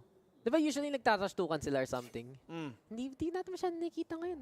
Calm nerves. Calm lang eh. Ito na naman, another day in the office, Loud versus Optic. Talaga the true constant, the true El Clasico of the Americas dito sa Valorant. Pero Aspas, through the smoke, even nahanap pa nga niya si Victor. Anyway, nice kill already, pero yun pa rin. Sassy, Hunter's Fury, track down si Mark. Walang katakas-takas. Yedo, ready to one, looking for a second. Nightfall magiging galawan na dyan. And he snaps on away just to get the better vantage point. At ayun na nga, high ground, best ground. Sabi sinabi dito ni Ye. Pankada, mamamatay na rin. Ayun yung flash, magagaling kay Sadak pero hindi niya matuloy yan. And it's 3v3 after everything is said and done. Loud, pwede pa nga mag-plant dito sa may A side. May pressure, magagaling rin sa bintana. Kali kay Les, and there you go. Crashes will go down. 3v2. Finesse, gusto niya maka-refrag dito. Dire-diretso na lang through the Nano Swarm and more. Magpasira pa nga yung Dork sana. Pero si Les nandun lang din. 7 bullets, kaya pa to? It's gonna be all left to Ye now in the 1v3 situation. Phantom pa nga ang mahawak niya dito. Operator, pinulot na rin at mapapaback off yung Optic.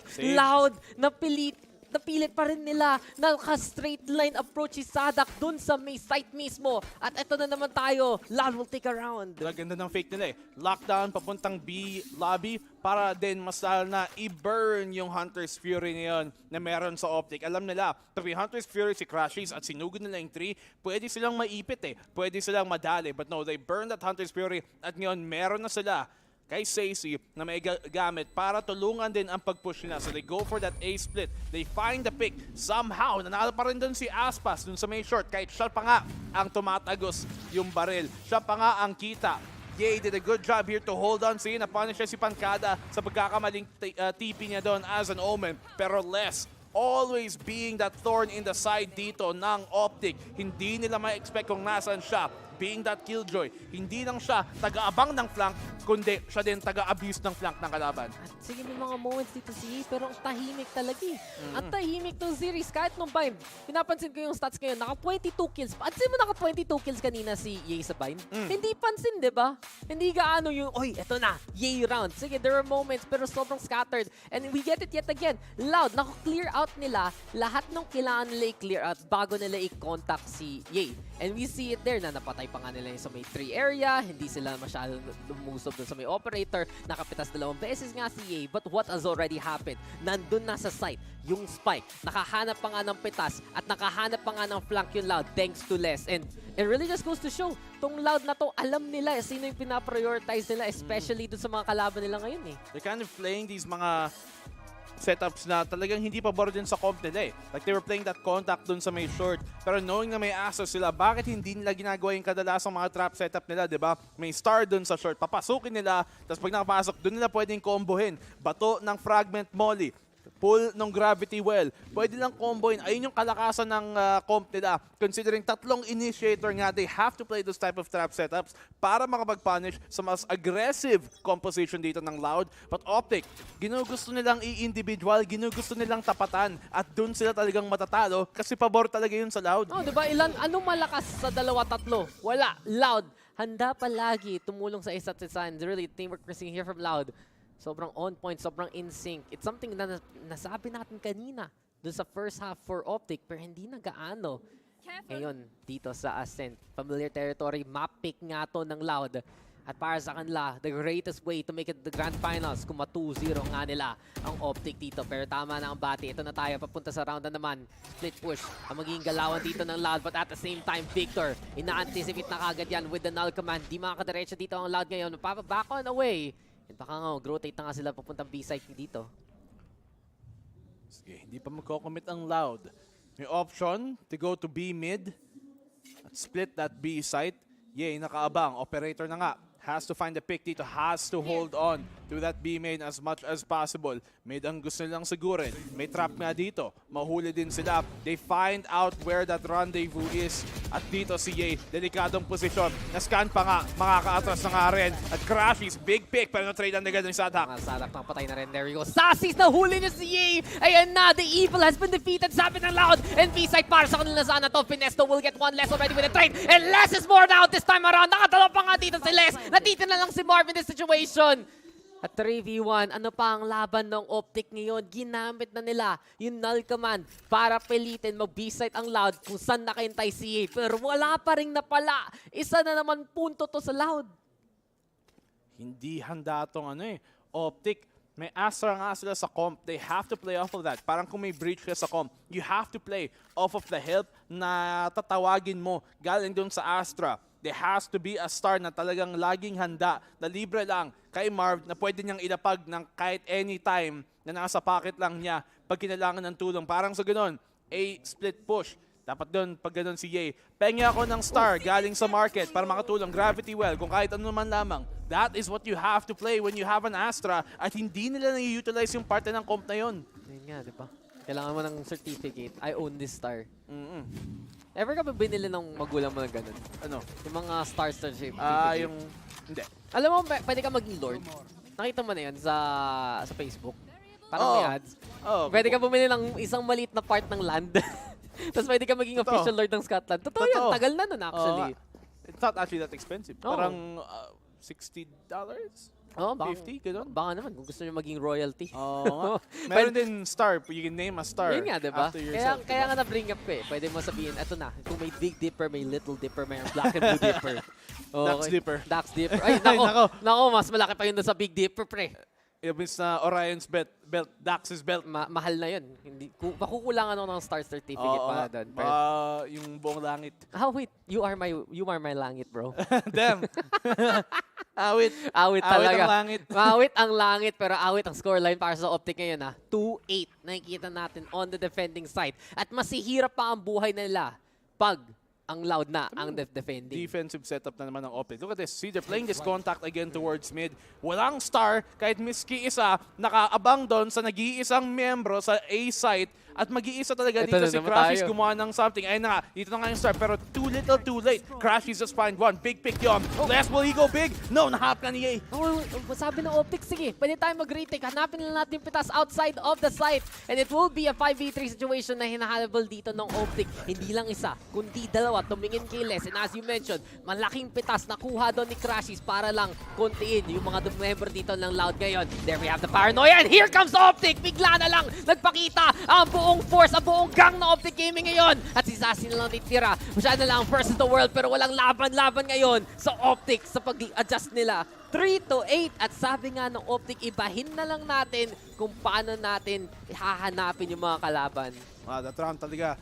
It came down to sino ang mananalo sa gunfight. Buti na lang si Crashies nakahanap ng isa at pitas pa nga niya si Aspas sa pag-entry. At buti din nanalo dito sa double mid-peak ang Optic versus sa lurk ni Les na kanina pa nagiging problema. Sakto yung recon dart, binigay niya yung sight at alam niya nga play retake tayo dito which is one of yung mga strengths nga ng comp niya. Sige, Optic, go unpunished sa round na yon. But how long will continue? Huling round naman din naman ng defensive side nila. Diba? At least may nakuha na dito ang Optic after everything is said and done. 4-8. Kung makuha pa nila to, mas manageable than everything that's been happening so far. Pero sabi ng Loud, laban pa tayo dito. Nice shock start na naman magagaling kay Crashies. Kanina pa yung mga bounces dito ng Optic. Sobrang on point para lang habang umulin ang mga kalaban. Pero syempre maghahabol tayo dito sa A-side. Execute, Malcolman para makapush. Zadak looking to lead the charge. Aspas already tumugtong dito sa generator na to. Tumatawag na Meralco. Gusto na sabihin na kinuha na ng Loud ang substation nila. At yun nga, makakaplan pa nga dito si Zadak. Pero timing is everything. Victor ayaw pa sirain yung wall, yung door rather. Si Les, nag-alert na naman. Inihintay si Ye at yun, ano ang sagot? Wala kang magagawa Ye this round. 5v4 na kagad to. Aspas forced to go back to the gun. Big suppress magagaling dun kay Victor. At Rico signified threat pero Sassy's pinagadaran niya. Optic now able to equalize. 3v3. High ground pa rin. Magiging importante pero Clash is big. Crashies a be out in the open. Drop down! Nako, Sassy! Handang-handa na dyan. Magic sarap para sa kanya because that's just tasty stuff from Sassy. Grabe naman yon. What a shake-up dito galing sa Loud. At napakasarap pa naman tignan, di ba? No? Diba? In that case, alam talaga nila na madami silang pabor dito. In that post-plant, they held on to hell. At pinakitaan nga nila noon to lose Ye early on the fight. Talagang mahihirapan dito makabawi ang Optic sa round na yon. And even though magandang effort pinakita nila Marv ng the rest of Optic Crashies, hindi pa rin enough, hindi pa rin sapat para makabawi. 9-3. Napakasarap naman para tignan dito para sa Loud. Ito yun, you can spell saucy without sassy. He just got the sauce. Siya yung the sauce, pre. Grabe. Diba? Ano favorite flavor ng Magic Sarap, pre? Yung sinigang? Sinigang, Ay, nako, alam mo na. Alam na natin. Perfect talaga yung... Ano ba yun? Ano ang Tagalog ng SAR? Asim. Asim, di ba? So, perfect yung asim. Minsan may mga ganun akong words na alam ko dapat pero nakakalimutan ko. Hindi siya gan katamis. Hindi Minsan siya may ano pa, may miso. May miso pa, di ba? Di ba? Alim namnam. Oo. Grabe. Ano bang trip mong sinigang, Dax? Yung Pork. mabuto or yung parang mas laman na? Malaman sa totoo lang. Same. Pero ayoko ng sinigang sa pinakaunang meal sa araw ko. I do not like something that... Oh, kasi malakas siya eh. Ano ba? Pang dinner na. Pang dinner, pang ganun. Pagkatapos mo na kumain ng full pallet. Pero sige, okay. Ang dami-raming papel ni Coach Chet Pero asa na yung sagot? Hindi pa niya mahanap. Ang Optic ay nangungulit ngayon versus Loud 3-9. Pwede pa yung sumpa. Kasi pinag-uusapan natin ilang beses na. Pero grabe yung Loud Hinaghandaan specifically yung Optic ngayon. Alam mong talagang ready Grudge sila, no? match, Handa, oo. I mean, they've lost to this team over and over. At sino ba naman hindi gagawin ang talagang pinaka-kayang-kaya nilang magawa pag sa pagbawi doon sa team na palaging nag-eliminate sa kanila. Ano? Is that global? Uy! Global Esports! Global Esports! Global Esports! Wow! Number 1! Ay, nako. The pride of Naka-jersey pa. The pride of India, pre. Oo nga. Xiao Dong Still might tweet. Ay, Anong kaya yun? Sino kaya? Twitter Si parang Gestolet. Sino mga to? Feel ko dapat kilala natin yung iba I feel like yung mga iba dyan, mga content creators Asan na si Maggie at si Razzie? Oo nga. Gusto ko si Maggie at si Razzie magpakita. Pinoy Pride. Asan na ang Pinoy Pride? Dapat mayroon silang dalang Ajinomoto at Magic Sarap. Oo nga. Tapos yun, di ba? Yun eh. Tara, Turkey. Madali lang siya pumunta ng Turkey. Oo nga eh. Pwede. Naka-try ka ba ng Turkey? Oo, sa Disneyland, yung malaki. Pamalo yun. Pang Thanksgiving. Oo, pamalo yun eh. Pero sige na nga. Sa malaking hitang turkey. Malaki siyang hita actually. Sobrang laki. Oo. It's like a big drumstick na... Totoo. Na parang buong time. Papunta ka pa lang sa ride, kinakain mo pa yun. Oo. Yung tingin mo talaga sa akin eh. Ay nako, black and blue. Ito na naman tayo. Pero Optic, ano na? Oras na. Ayun na yung turret. Nako. It's time. Nako, ayoko na. A-site na naman tayo. Nakikita ko na. Pag yan bumaril sa heaven, ewan na lang. Flashbacks ng exit versus huli ng FPX. outzone. Okay, sige. Tama yung turret. Oh, Turret! Tingin maayos. Chinek ni Victor 2 beses. Namatay tuloy siya dahil doon. Look at me. Pre, ba't niya pinicheck yung turret? Di ko gets. Ba't niya pinig 2 beses yung turret? Hindi niya nasira agad. Dapat may ibang taga-sira nun. Ba't mo nasisira dito ang balak ng Optic? They bomb rush anyway, para low HP na nga si Aspas at Sadak. Kaya pang balik na rin to ng Optic. Pero wala, hindi bibigyan ng oportunidad dito ni Aspas. Hindi ko gets ginawa ni Victor doon, boss. Grabe. Nakita niyo yung kapwa niyang brobot eh. Sabi ko, brother? Brother? Na-slow sila dun eh. Nung turret mismo. Oo. Di ba dapat cloud burst, pasok, dash in, tas teammate mo kung sinong pangatlo, taga-sira nung bot or pangalawa, taga-sira nung bot agad. Eh wala eh. Yung entry pa nga yung yung nag-handle nung responsibilidad na yon. So nawalan tuloy sila ng spadang makahiwa papasok sa loob ng site. Tama naman. At eto na. Loud. Kitang-kita natin. They're just in that dominant position. Sige, suppress mong gagaling sa side ng Loud. Optic rin. Napa na rin for that intel. At si Sadak, may kasama pa nga dito. Si Boss Pancada, ready na naman sila pumatay ng mga kalaban. Here we go though, A-split ang sagot ng Optic. 3 members ng Loud, wala pa offside, so kailangan talagang mag-hold dito sila Sadak. Pancada na itong tagal niya masyado, and Ye will be able to get that takedown. Pancada na lang titira at kaya pa nga ni Pancada. Les is gonna be there yet again. Paranoia Prime, tinapot pa nga papunta sa kalaban. And here we go with Pancada. 3 kills for him bago siya mamatay sa kamay ni Finesse. Already a good eco though galing sa side of Optic. 2v1, kaya pa ba? Hindi na. Andun si Sassy, aapak sa'yo. 11-3 na to. Grabe naman. Sassy with a quick move, the side swipe. At Loud. Mukhang magkakatotoo nga ang 2-0 na sinasabi natin. Ray-Ray. Ray-Ray, Hindi pala si Sumpang Ray-Ray today. Si Ray-Ray Baldwin na nandito. Dala-dala yung crystal ball. Ibang buhay na talaga. Bagong buhay talaga pag may jowa na. Pagupit na rin eh. Oo nga eh. So, ibig sabihin talaga, new hair, new me. New hair, new boy, new me. Ay, grabe. Grabe talaga. Hindi na red flag Ray-Ray. Green flag Ray-Ray na tayo. Hindi pa ako sure. Ay, hindi ba? Hindi Hindi pa. ba? Is that too much? That's a little too much. That's a little too far-fetched, my friend. Pero sige, eto na, Yay. Importante makapitas siya dito. Gusto niya mag-agresibo, pero dalawa yan, Yay. Mag-ingat ka. Hindi pa rin niya siya makatuloy dito. And Optic, ito na ang gunfight nila. At ina-aggress na sila ng Loud. 3 stinger pa ang hawak-hawak dito ng defending side natin. Yay versus Aspas. Pagalingan na lang at Aspas pa nga nanalo doon. Wala ka magagawa, Mr. Yay. Anong chamber?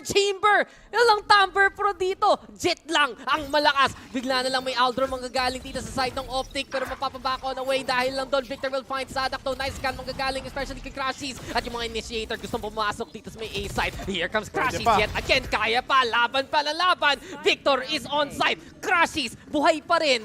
Barely. 1 HP. Siya nga mag-plant dito sa may generator. Aspas and Less ang taga-retake. Pero ito na talaga. Make or break moment para sa Optic. Hindi nila makuha to. Nako, baka GG na nga kundi sila mga thrifty if ever. Walang util pa nga dito ang Optic para makahanap ng impormasyon talaga. Alam nila na meron dito sa may 3 pero nasan pa nga ang isa. May dashing pa din si Aspas ng Cloudburst para makapag-clear ng Cantol. Alam na nga niya. Dalawa sila dito sa Hell. Crash is very low HP. Oo, kahit isang bala lang pwede siyang mamatay agad. Ito na, nag-pick na nga una dito si Leslie. Crash is mamamatay. Victor already gonna get that intel. Kailangan niya mahanap yung mga Pinas dito. And there you go. Finds the isolation. 1v1 na to. Let's go. Try to go halfway. Nahuha na nga. Steel stick pa nga niya. Pero ano yun? Bigla na lang tiningnan si Victor ng masama. At Loud, eto na. 12-3. Match point para sa Loud. Pinapakitaan ng Optic. Hindi sila magpapatalo. Hindi niya kailangan pa naman doon yung turret. Yung turret, yung taga-abang niya, yung taga-tulong niya na para alam niya na safe pa siya. I-stick yung defuse. Pero hindi.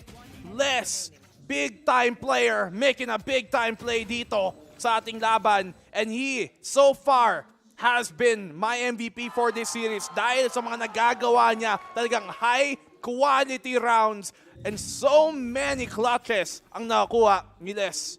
Pre, close game ah. Oo nga. Close na close.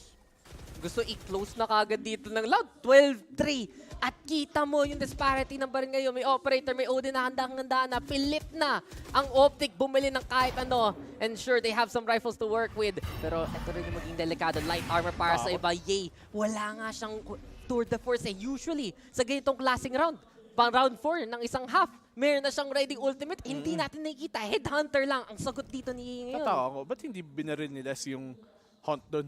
Pinabayaan niya, maskan lang si Aspas. Gusto niya sabihin na. Katabi lang naman niya. Sinasabi ito Loud, di kami takot. Tara, laban dito. Baka sabi ni... diba? Kumana! Wala silang paki-operator yan. Magpakita ka kay Aspas. Wala na. Mapapa-fast-pass ka na pabalik sa NA. Ipipick niya pa din. Alam niya talaga na may advantage siya. At lalot na umiinit dito si Aspas. Oh my God! Diyos ko! Aspas! Tuhog na tuhog! At ito na ba ang katapusan ng Optic sa upper bracket? Pankada! Paniska! Uwi na! Uwi na dito, NA! May lower bracket pa, sige! Pero Loud, ito na nga ang panalong hinahanap nila. 2-0 in the most dominant fashion. Sabi nga, di ba, hindi sila magpapatalo pang 4 na beses in a row. At nakuha na rin ng Loud ang hinahanap nilang panalo sa Optic. Grabe! Loud, mag-ingay! At sila na naman ang pinakaunang Grand Final qualifying team dito. Twice in this year na qualify ng Grand Final. Masesecure na ba nila? Ang iniisip ko na lang, Dax, bakit hindi ko predict kung anong gusto ng puso ko? Kasi nakikisama ka sa amin. Oo. Yan tuloy. Sinasabi ko, Optic dapat manalo dito pero gusto ko Loud. Minsan sabi ni Mama, kung tatalon sila, tatalon ka din ba? Tatalon ka ba? Yun, tumalon ka rin. Yun tuloy, lahat tayo pupuntang impyerno. Minsan, Optic. mga kaibigan, matuto kayo sa akin, follow your heart, not your mind. Wait. So, be true to your heart, sabi ni Black and Blue. And be true. Natapos na tayo dito sa series na to.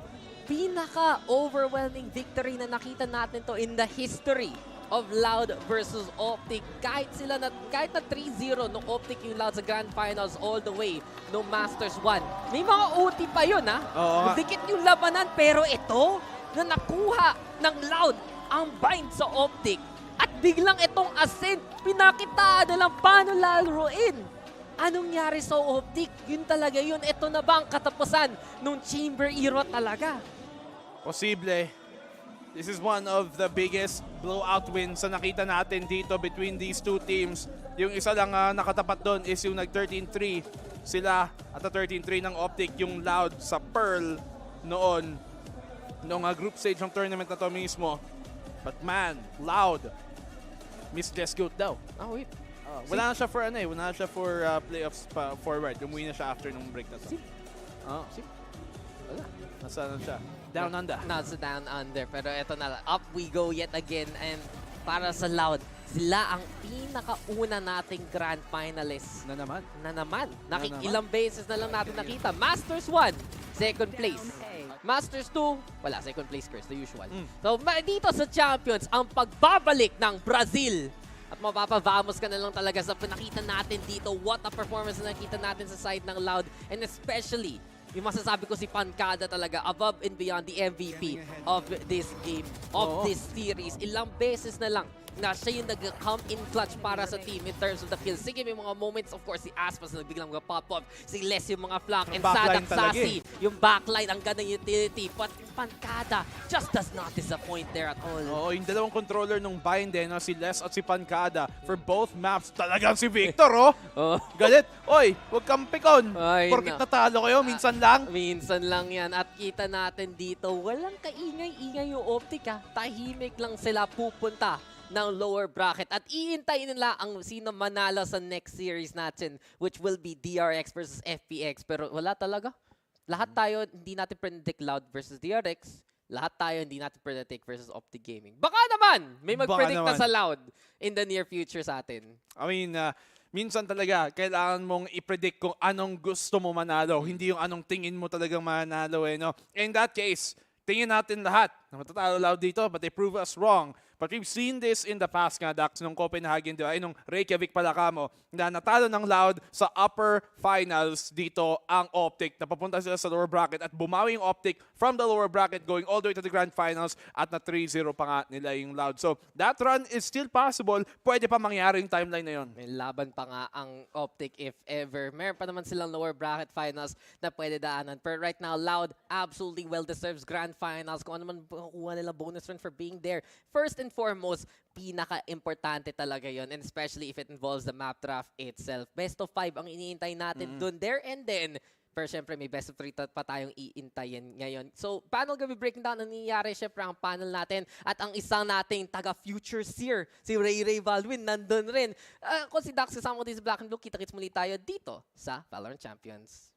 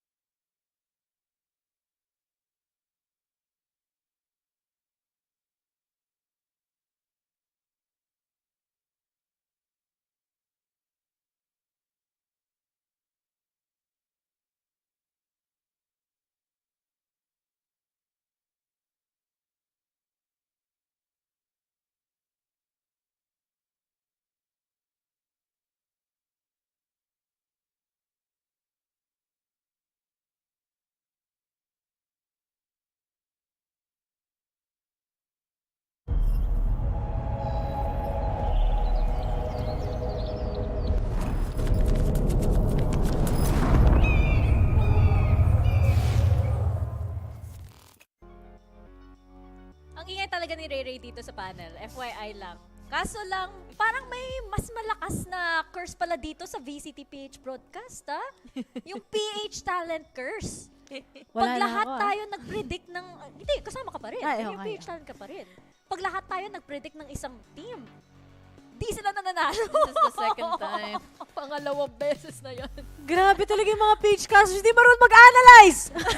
Lalo na yung ducks. Lalo na yung black and blue.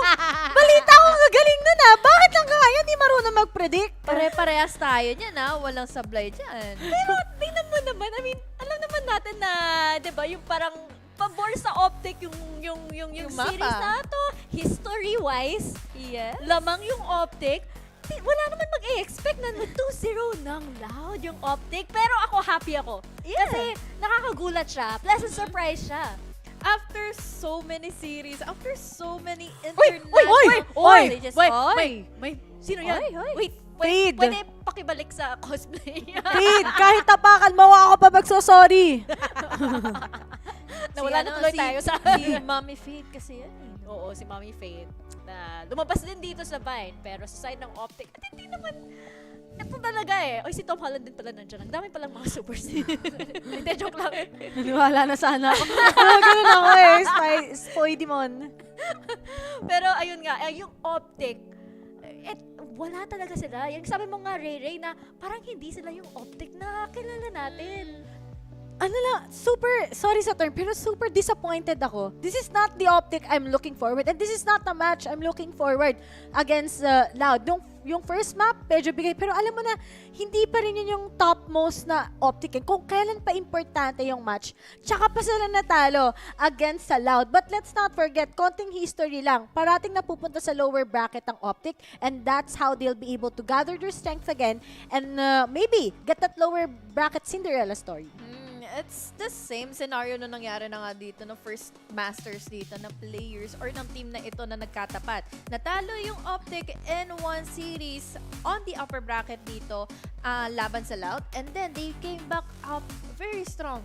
Umaambot na nga sila dito at wala talagang, parang dito natin masasabi na hindi imposible na magkatapat muli dito ang Optic at Loud pag dumating ng Grand Finals. Pero syempre, ang puso natin nasa DRX on the lower bracket. Oo nga. Kaso lang, ayun, mahirap din yung mga teams na lalabas sa lower bracket. Pero ngayon, ang lakas ng teamwork ng Loud ngayon, mukhang talagang yung homework na ginawa nila, lahat ng mga kailangan nila i-realign. Kasi hindi naman tayo naka-open mic feature, pero ramdam ko yung comms nila, Honey Glaze. It was so intense, diba? Nakita at napansin natin kanina yung pagko-crossfire nila. This happened nung nandun sila sa Hell. And then on the way for retake na sana dito yung Optic. But what has happened here is composed talaga dito yung Loud. They did their research, yes, you mentioned it. And then, in-anticipate na lang nila yung mangyayari. At yun talaga ang nangyari. They won every duel laban dito sa Optic. And ang naging resulta, 9-3.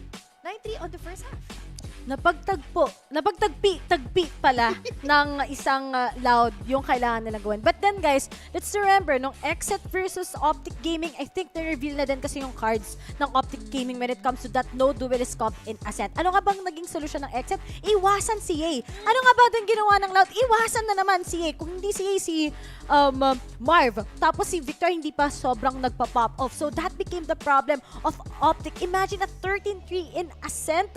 Nakita mo yung mga mukha ng mga taga-Optic, frustrated na sila, and it's so heavy for them. Omsim! Frustrated! Hindi yung less is more. More and more. Less is less.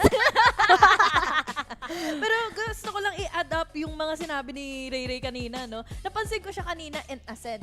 We saw so much utility and so much anticipation for Loud na hinahanap talaga nila kung saan magpipick. Hinahanap nila dito kung saan gagamitin ni Ye dito yung kanyang tour de force, yung mga opportunity na katulad nitong shot na to. Oh my gosh. Grabe. Hindi natin inakalang dalawa kaagad yung magla-line up dito for Aspas. So, get in those quick offs and to get in those skills. At yun na yung naging resulta kung bakit one-sided na kaagad yung last remaining round na iyon for Loud. Alam ko na si Aspas yung hinighlight na player dito. Kaso lang, lahat ng mga players sa Loud, may moments talaga. Lahat sila nag-pop off. Si Pancada, yung TP play niya, 'di ba? Napakagaling. Tsaka si Sassy, tsaka si Sadak, everybody. At talagang yung Loud, alam naman natin na given na siguro let's say underdog naman talaga. I mean, hindi naman tayo mag-expect against Optic Gaming na NA, napakalakas na region. Pero for Brazil to get that ticket, that instant ticket sa finals, grabe talaga. This means so much for the region. I'm super happy for them. They were just so good. Yun na lang talaga yung sa Loud. No words. It's a different Loud. They were so confident that they know that they can actually take down ang isang monster ng Optic Gaming na never silang nanalo. At nung Masters 1, na 3-0 sila. Although we can recognize here that both of these teams na mga controllers nila ay magagaling, I still do believe that Pancada has a better aspect in this series against Marv. Napaka-cold ni Marv. This is not the Marv I'm expecting. Maybe because of that Astra. Pero kasi si Pancada, every time na nagva-Viper siya, every time na he's on that Omen in this particular maps, he's just really working it out eh. Si Marfa naman dito, inaasahan ko pa naman yung mga times na magagamit niya yung utility niya dito, magagamit niya yung mga stars as the Astra na alam mong makakatulong yung mga pop smoke niya to gain control dito sa mga following members niya na kaya niya ditong i-outduel yung kalaban niya dito. But unfortunately, it did not connect eh. At tingnan mo yan, yun ang gusto makita ng lahat ng mga Brazilian fans. Sa Grand Finals natin, Loud automatically will be there. Yung tanong na lang, Optic ba ulit ang magiging kalaban nila? Yung FPX ba ang lalabas sa lower bracket or yung DRX? DRX, DRX. Kasi every time na nagpe-predict tayo, bumabaliktad din. Hindi, maniniwala na ako sa DRX dahil pinatunayan na lang natalo na lang yung Fnatic. Yes, that's a good start. Pero I think hindi naman tayo hindi naman lahat nag-predict ng DRX. So mukhang hindi naman siya curse. Yeah. So yung isang curse na lang ang babantay natin. yung Ray curse dito. Sorry akin. Oy guys, 2-0 ngayon. 2-0 yung first series. Very early. 12 pa lang. Hindi ka naman nagka-cast eh. Feel ko ever since nagpagupit ako, parang luminaw lahat ng luminaw ngayon lahat nung nagpagupit ako. Di nyo ba na walang tech pause? Sobrang magaan lahat. Ayun na. Nasa buhok ba? Oo, nasa buhok ata yung bigat ng kalooban talaga. Bigat ng sama ng loob. New year, new me. True. Pero mukhang yun din ng sagot ng Loud eh. New year, new me. New tournament, new me, new Loud. So let's throw it to an interview with Twitter friend ko, si Miss Crizia Costanza with Sassy. Thank you so much, Ian Su. Yes, I am standing by with Sassy right now. Congratulations, by the way. Massive win. Not just a win, but a massive win, especially on map 2, right? Yeah. Does it feel good? I mean, it's our map, right? I didn't think that they would leave it as an open.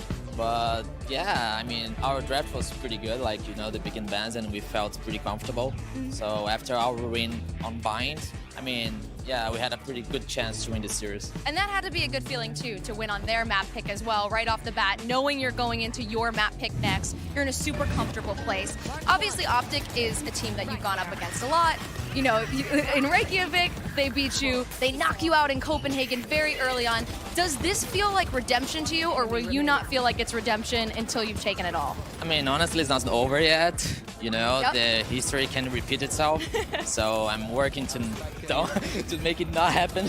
So yeah, I mean, you want to bring home that trophy first before you say I want anything. the trophy this time, you know. So. But it's got to be a weight off your shoulders to know you've secured your spot in the grand finals. You're going there, have a day off, kick your feet up, relax, get ready for that next. Yeah. It's a big advantage, right? We can still watch the game from Optic.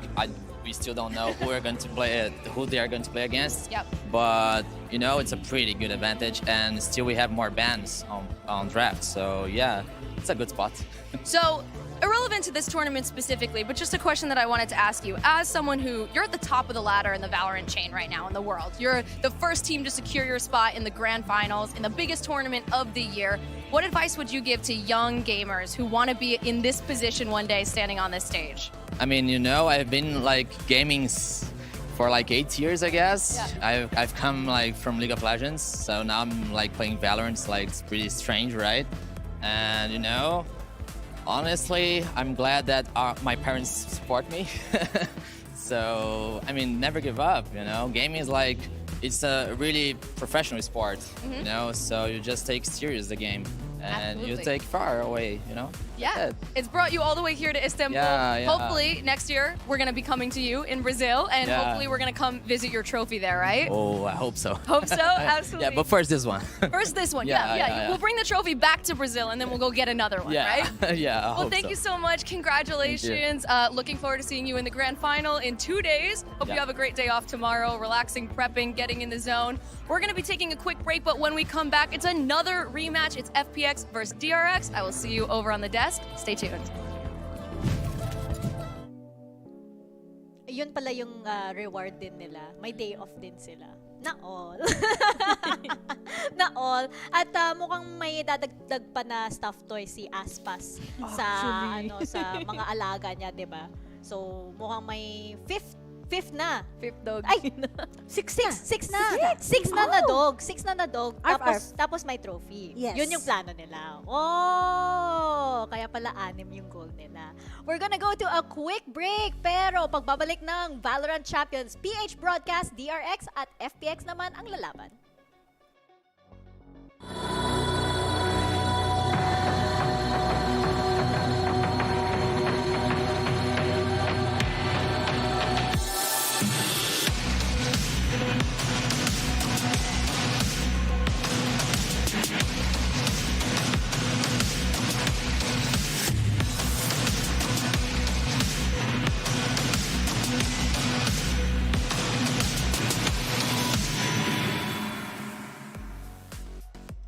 We have to tell everyone that we just switched to Verizon's new Welcome Unlimited.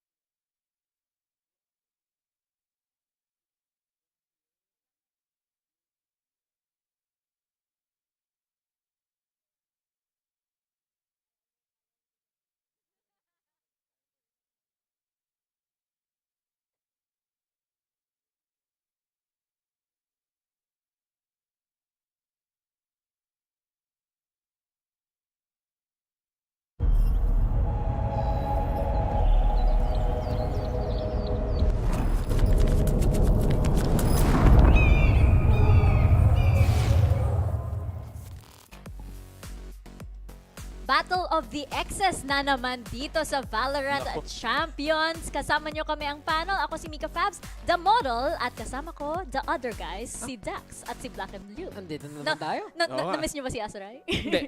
Never. Sabi ko nga. Mukha bang ever Sabi ko namin nga. na-miss si Asuray? Every day na Gusto ko wala. lang marinig yung sagot mo. Hindi talaga. Ito yun eh. Sakto lang. Battle of the X's. Sino kaya magkakas yung wala dito sa panel? No! Bagay na bagay! Nako. Diba? At hindi syempre si Andy Glaze maayos. Parang Scott Pilgrim lang, di ba? Pipili ka Oo na nga lang. eh. Versus the world! Pero eto nga ang XS. Hindi yun. Ay. Itong XS, DRX and FPX. Rematch na naman. Pero yung mag-iiba dito, elimination match na. So sinasabi mo, kahit magkita pa sila, okay pa ulit. Oo. Okay pa. Kailangan mature tayo, Bati pa. Mature tayo. Oo, diba? Bati naman tayo. Professional. At last time na nakita sa itong dalawang teams na to, DRX ang nagwagi. At yung FPX ang napapunta ng lower bracket. Pero masasabi ko na lang, pareho lang eh. So nangyari last time around sa Copenhagen, pinababa ng DRX ang FPX, tapos binawian ng FPX at na-eliminate yung DRX. Pero may masasabi tayong naiba ngayon, Black and Blue, diba? Ano? Nanalo yung DRX sa lower bracket. Nangyari na rin. Oo, yun yung pinaka-maraming difference. I mean, totoo din naman, di ba? In this case, lower bracket naman, FPX have a chance to eliminate DRX na naman once in again, twice in a row in the same year on the next exact event. But mangyayari ba talaga? If you look at the pattern here, it's been DRX, FPX, DRX. If the pendulum swings back, if you believe in the law of physics, it should go in FPX's way again. Oh, wait, gravity. law of physics. Gravity pa lang ang pagpanalo ng FPX dito eh. Ganun ba? Don't blame gravity. Pero, blame you. Pero yung FPX, well, alam naman natin, gustong-gusto talaga ng FPX patunayan na sila talaga ang kampiyon. Kahit i-replay pa nila yan ng 2 beses, hindi susuko ang FPX. At alam natin yan. Mika, nung time na yun. Iba na meaning ng F sa FPX. Ano? Pero bawal sabihin sa broadcast. Oh, no! Alam mo na. yung nasasabi ko lang, wala na yung fun sa fun plus Phoenix. Hindi na sila seryoso happy. na sila. Si Angel, hindi na mukhang Angel. Naging demonyo na eh. Pero si Angel, oo nga eh, yung sa mga interviews, wala na eh. Yung parang si Coach Dumbros actually yung sumasagot na. Si Emil yun eh. Si Coach Emil si pala. Emil, Si Coach Emil pala. Nalito Si pala. Emil. Pero ayun, si Angel naman, isa siya sa mga, if not the oldest player dito sa VALORANT Champions. Eldest. You're calling him old? Eldest. You're calling him old? Ano bang age niya? Hala. 1989. Good night, guys. 33. Alis na ako. He's 33. 30. Quick math. 3. 30. Ay mo niwala 33 sa siya. Talaga? 33 siya. Mathematician ka pala. Marami siyang experience. Mathematician. Wow. Shout out.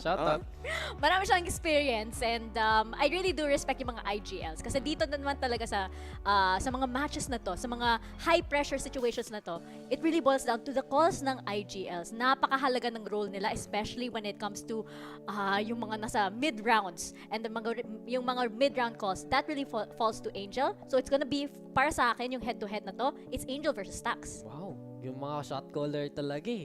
Pero sa totoo lang, masasabi natin, whether you're still in the field or not, malaki pa rin yung nabibigay dito ng mga IGL. And for one thing, si Angel, masasabi ko, minsan yung mga 1v1 niya, a little bit iffy, pero nakakatulong pa rin siya beyond the grave. Stax though, in the meantime, Clutch King himself, tagatapos para sa side ng DRX. At kita talaga natin na, basta their mere presence in the team, laking tulong talaga sa nakikita natin sa gameplay nila eh.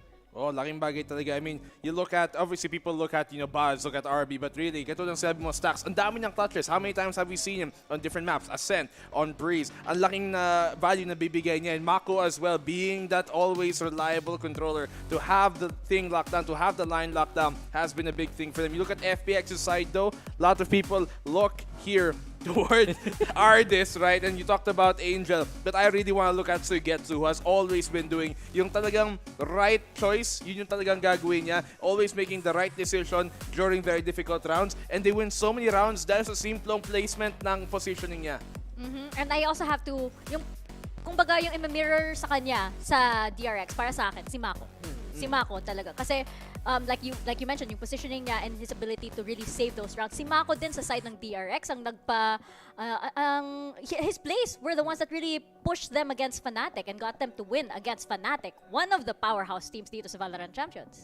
Pag nung nag-step up talaga yung DRX, we saw moments especially from someone like Zest, nag-step up talaga sila RB, when Buzz wasn't able to perform to sa level na hinahanap nila. Pero feel ko dito natin makikita talaga yung parang difference in terms of philosophy sa DRX at FPX. DRX, we're gonna expect them na mag-hunker down sa playbook nila. Yung mga tried and tested, yun yung gagawin nila. Pero at the same time, nakita natin kanina sa screen sa likod FPX, iba yung mga composition na dinadala nila, especially pagdating ng lower bracket Ayun nga yung parang isa sa mga strengths nila. Ang dami lang pwedeng ilabas. Almost like Paper Rex will give you 3 different compositions on the same exact map. It really does give them a very big shake-up na talagang hindi mo may expect anong kailangan na laruin dito. And for a team like DRX that really wants to have all the knowledge that they want pagpasok sa match mismo, because they're a team that really tries to anti-strat as much as possible, that's can be a very big thing, and matchup-wise, mahirapan sila dito, I think. Pero third rematch na ng FPX dito sa tournament na ito, at sa lahat ng mga rematch nila, panalo sila. Foreshadowing. Siyempre, boy pa sila Kasi Phoenix nga. Oo nga, tama. Rising from the ashes. And to get to know a little bit more about yung playstyle ng FPX, let's toss it to feature on Coach Emil. Ay, si Coach Doombros pala. It felt amazing to get the revenge on next set, but obviously a bit tiring. But we got to win 2 times in the same day, so I'm happy. I think the map Vita was a bit different. We banned Breeze, we brought in some new comps on Pearl, we had a little bit more preparation, so that always helps us. They only want more, and now it's a 2v2 with Angel and Deadpan! Send him home!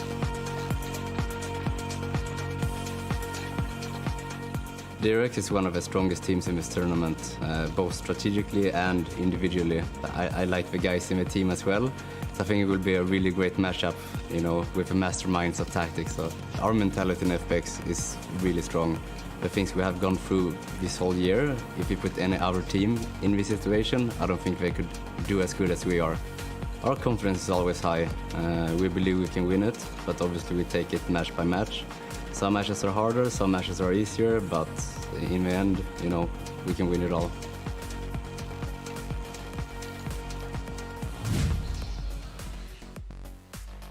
Ayun nga, FPX, the team that has won thrice in one day. Galing. In one day. Thrice ba? Thrice. Twice. Twice. Run it back. Twice. You said thrice. I said thrice. 3 beses. Akala ko sabi ni Coach Emil thrice. Inuunahan Hindi, mo na hindi. si Coach Emil Ay, spoiler ba? Spoiler ba? Hindi yan spoiler. At nandito na tayo sa Hindi, map. tama ka naman Thrice. Map 2, map 3, map 3 ulit. Di ba? Yun nga. Okay. Sige, depende yung isa't isa. Ito na may map selection na nga tayo And ayun, FPX will ban out Breeze while DRX will ban out Bind. At tama nga, ini-expect ko nga na ibaban ng FPX yung Breeze against DRX. Alam naman natin na napakalakas ng DRX sa map na yan. The only team na feel ko makakatalo ngayon sa DRX sa Breeze, yung Loud. Yung nangyari. So Exactly nakabakan what pa nga sila. So Icebox ang magsisimula dito. Ito yung leftover na hindi natin nakita last time around between DRX and FPX. And we've seen sa side ng FPX and improvements na nakita natin sa Icebox last time around. I feel like something to really warrant the attention. Yung matchup nila against Leviathan, bigla na lang nasasagot nila yung pwede ilabas dito nung mga teams na nakikita natin. And I like the adjustment na pag dinadala nila yung race, may extra bit of aggression sila para sa side ng FPX Ascent FPX, sinanggan nila yun. Even though they were able to win versus Exit, DRX has always been one of those teams na talagang reliable na may talo ang FPX dito pagdating sa Ascent. Pearl, banned out ng DRX. I was expecting for them to maybe throw that in there considering how yung history ng EMA has been on it. Pero sila din naman nagsistruggle lang. So Fracture, this is also a map we've seen them play in the past nung Copenhagen mismo. That's one of the maps na natalo din naman ang DRX actually. Very interesting yung Fracture para sa akin. Kasi para sa akin kasi wala pang team na talagang consistent sa map na ito It really depends per match, per day actually. Kung sino talaga ang parang feel na talagang magano sa map na yan. So, for me, napakahirap i-predict yung match na to. Pero I do have to say, alam ko EMEA fan ako. Pero, look at our predictions. Nagsung na ako sa Hindi Oy, na wait, tayo hindi na. lahat kasi. Hindi na. Uy, teka lang. Nag-predict ako ng DRX Nag-predict ako ng DRX. Dahil may Mika na sila sa team. Nirecruit na nila ako, Hindi, DRX kasi Mika. palipat-lipat kayo. Una nag-FPX ka, tapos nag-DRX ka. Pero nasa team na talaga ako, DRX Mika. So papapalit natin yung FPX ni Mika. Did I say FPX? I thought I wanted DRX. Baka puso ko lang. Guys, hindi kayo nag-decide. Mag-decide kayo. Halos pareho lang yung sound. FPX, DRX. And, well, last chance ng EMEA. Last chance ng Asia. Talaga may mapapauwing region ngayon. LCQ pa na to. LCQ para sa Ayo, kung siya yung the model. Tayong tatlo pa na. The leftovers! The other squad. The iwan. The others na iniwan. Mga iniwan. Mga iniwan. Iniwan trio. Sa Philippines. Pero feeling ko talaga yung DRX. Alam naman natin pag ready na sila, and I think na parang yung FPX, dahil nga marami silang compositions, marami silang pinakita na sa tournament na ito, yung DRX feeling ko, mas marami pa silang strategies up their sleeves. I think DRX na reset nila yung mental nila. Eto na yun. We're back to upper bracket DRX. Naniniwala na ako ulit kasi nakakit over sila yung hump nila sa lower bracket. It looked very close against Fnatic Yung first map versus Fnatic, it looked very shaky na parang ayaw na nila. Gusto na nila umuwi. Pero nung bumalik sila map 2, map 3, it really just goes to show tong DRX na to, meron para silang laban. And I wanna talk about yung nakita natin na map pool, diba? The fact that Haven ang pinili dito ng DRX is a bit of a gamble kasi nahirapan sila last time around against Loud, I believe. Pero yung nakita nila sa side ng FPX, kaya natin to. Kaya natin palagan yung mga sagot dito na ginagawa ng FPX. And I think one thing na napansin ng DRX is last time natalo ang FPX sa Haven, it was against PaperX. So, yung mga kasanayan nila, nakita nila na okay, pwede tayo mag-overrun, pwede tayo magdala ng Asian sensation flavor dito sa ganitong klaseng map. And alam mo na. May transportive property. Diba? Pero kung itutuloy naman natin, diba, ang transportive property, Icebox, map number 1, diba, starting map, you talked about it. It's a map that we've seen FPX win streak sila. Currently ngayon sa Champions, they won 3 maps on Icebox, and DRX have been on a losing streak on that map. So I think this map, Vito, really does favor ang side ng FPX dito. Haven, sinabi mo din, big gamble dito para kunin ng DRX yun. We saw them struggle very heavily, but map number 3, Fracture, ayun yung mapa na pinauwi ang FPX nung DRX nung Copenhagen to sa lower bracket. That's the map that they sent DRX home. And that could happen here again today kung umabot tayo sa map 3 at kung may panalo to ng FPX. Oh, a lot of history going on, but let's throw it to our main stage. Wait lang. Nagawa na niya. Hindi na. Nagawa na niya. Hindi mo narinig. Sayang. Getsu. Getsu. Favorite ko talaga yan. Uy, balita ko si Boaster nasa panel ngayon. May nakahanap siya ng bagong trabaho. Ba't di sila nag-holding hands ni Inzo? Holding hands while sa ilalim ng table. Sa ilalim ng table. Para sneaky, diba? Nagtitippy toes. Aww, sweet naman. Sino naman dyan sa panel? Sana naman dito din mag-panel si Boaster. Papuntahin mo? Ha? Papuntahin mo? Kasi nasa Tropa Istanbul mo yun, din. diba? Nasa Istanbul din tayo eh. Diba? Uy, Boaster! Lika rito! Tawagan lang natin siya, diba? Boaster! Nasa likod na kwarto lang. Oo. Marunong siya kumanta ng Indonesian songs nung nag-karaoke sa Nipasake. Oo, impact din Baka siya. marunong pala siya Tagalog. Impact na din siya. Oo, diba? We have to introduce to Tagalog songs. Surprisingly, madami ding teacher sa DRX. Parang mga Asian teams, kahit saan umabot, madami. Hindi, kasi pinadala na yung mga Asian content creators. Ayan na! Nandiyan na! May representation The cavalry is here. Dumating na. Pati yung mga ibang taga-NA, may dugong Asian pa din. Oo. Kaya, napaka-stylish talaga ng mga DRX coaches. Hindi, Korean coach talaga palagi nakasuit eh. Oo. Ang ganda nga eh. That's their thing. Formal. Oh, see? Uniqlo. Okay. Uniqlo. Japan yun. Maling bansa po yun, sir. Ano bang, Ma'am, sir.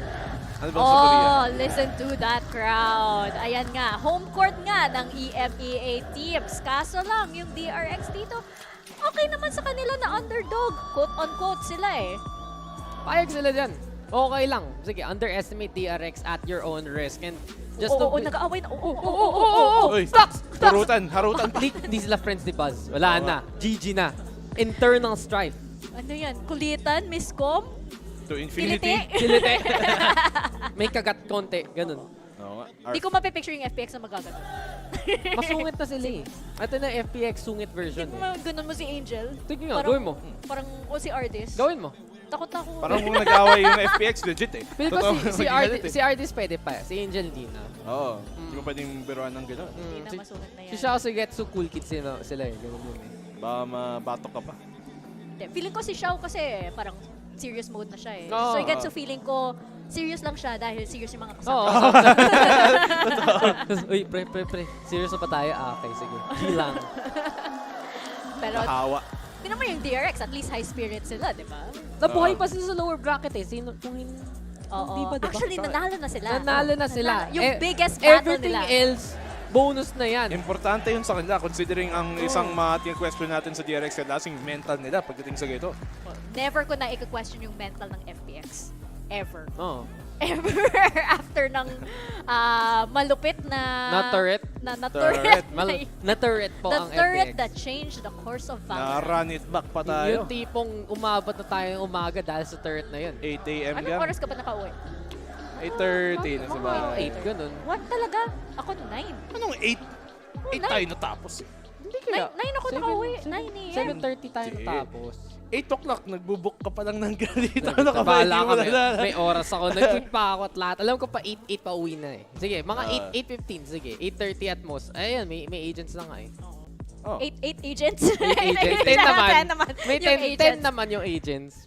And here on Icebox, nakikita na natin yung agent lineup ng DRX dito. Black and Blue, what are you expecting? Any surprises ba? I mean, nothing really super different dito na nakita natin. They do switch out the Sova na nakita natin usually from DRX for that fade at nagbibigay ng konting mas variation. They also switch out that Killjoy. Wala na tayong Killjoy dito on Icebox. They pull out RB on that KO, which I really do like. Ang daming mga plays na nakita natin na pwedeng i-support talaga because of that KO. I think it fixed their composition perfectly dito. Hindi na mapagana yung Killjoy last time around against Fnatic and really goes to show tong map pool na to, pinaghandaan talaga ng FPX. You get the raise yet again as nag-uusapan ko kanina. Zypan on that raise, extra bit of angles, extra bit of aggression at bigla na lang ibang dimensyon na pwede laruin dito ng FPX na magugulat na lang ang DRX kung saan sila nakapwesto. Bantayan rin natin syempre maging pwestuhan dito ni Artist at ni Xiao. Ilang beses na lang, pwede maging aggressive yung Chamber at yung Sage, which is a little bit of that mobility, especially sa Chamber.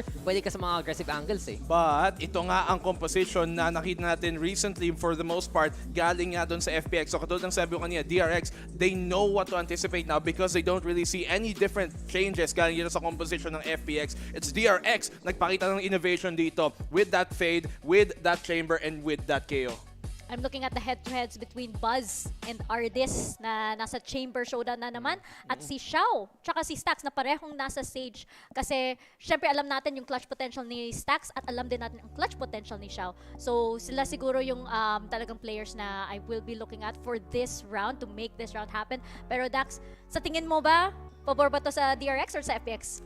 In terms of map pool talaga, FPX in general eh. You can see na ito talaga yung mga strengths na pwede nila labas. What DRX has is that curveball na ibang mga composition and it has to be consistency all throughout the board. Ito yung dalawang pinaka-well-balanced teams na nakikita natin dito sa top 4 natin ngayon. So, it has to be them all of them popping off, all of them being sa A-game nila para lang mabuhay dito sa lower bracket. Black and Blue, DRX, FPX. Hirap sabihin, puso ko, DRX, ulo ko, FPX, even though yung map veto na sa kanila, pero I'm gonna say this time, babalik na rin ko, even though nakalagay doon, I want DRX to win. Ako rin, I want DRX to win, pero tingnan nga natin dahil sabi ng analyst natin na mukhang kay FPX ito. Let's toss it to our casters, Ray and Honey Glaze. Magandang madaling araw sa inyong lahat. At nandito na tayo sa second series between DRX and FPX, mga labanan ng X. Ako nga pala si Riri at syempre kasama ko si Honey Glaze. At kami ang ngayong shoutcasters para sa Icebox. Sa wakas, Honey Glaze! Nakapag-Icebox na tayo! At tagal-tagal, puro na lang tayo, Pearl. Tapos ngayon na tayo finally nag-Icebox. Ang saya ko! Mapa ng Pinoy. Alam mo bakit? Bakit? Malalamig ang mga Pinoy magmahal. Lalo na't X ang pinag-uusapan. Tama tayo mo. Kaya DRX, FPX. Nasa X talaga ang tunay na trauma. Pero ito makikita ba natin ngayon finally ang trauma na may tatamo na ngayon ng FPX mula sa DRX dahil they are starting in strong dito sa attacking phase. They might finally have their composure para makalusog na kaagad inside of the side.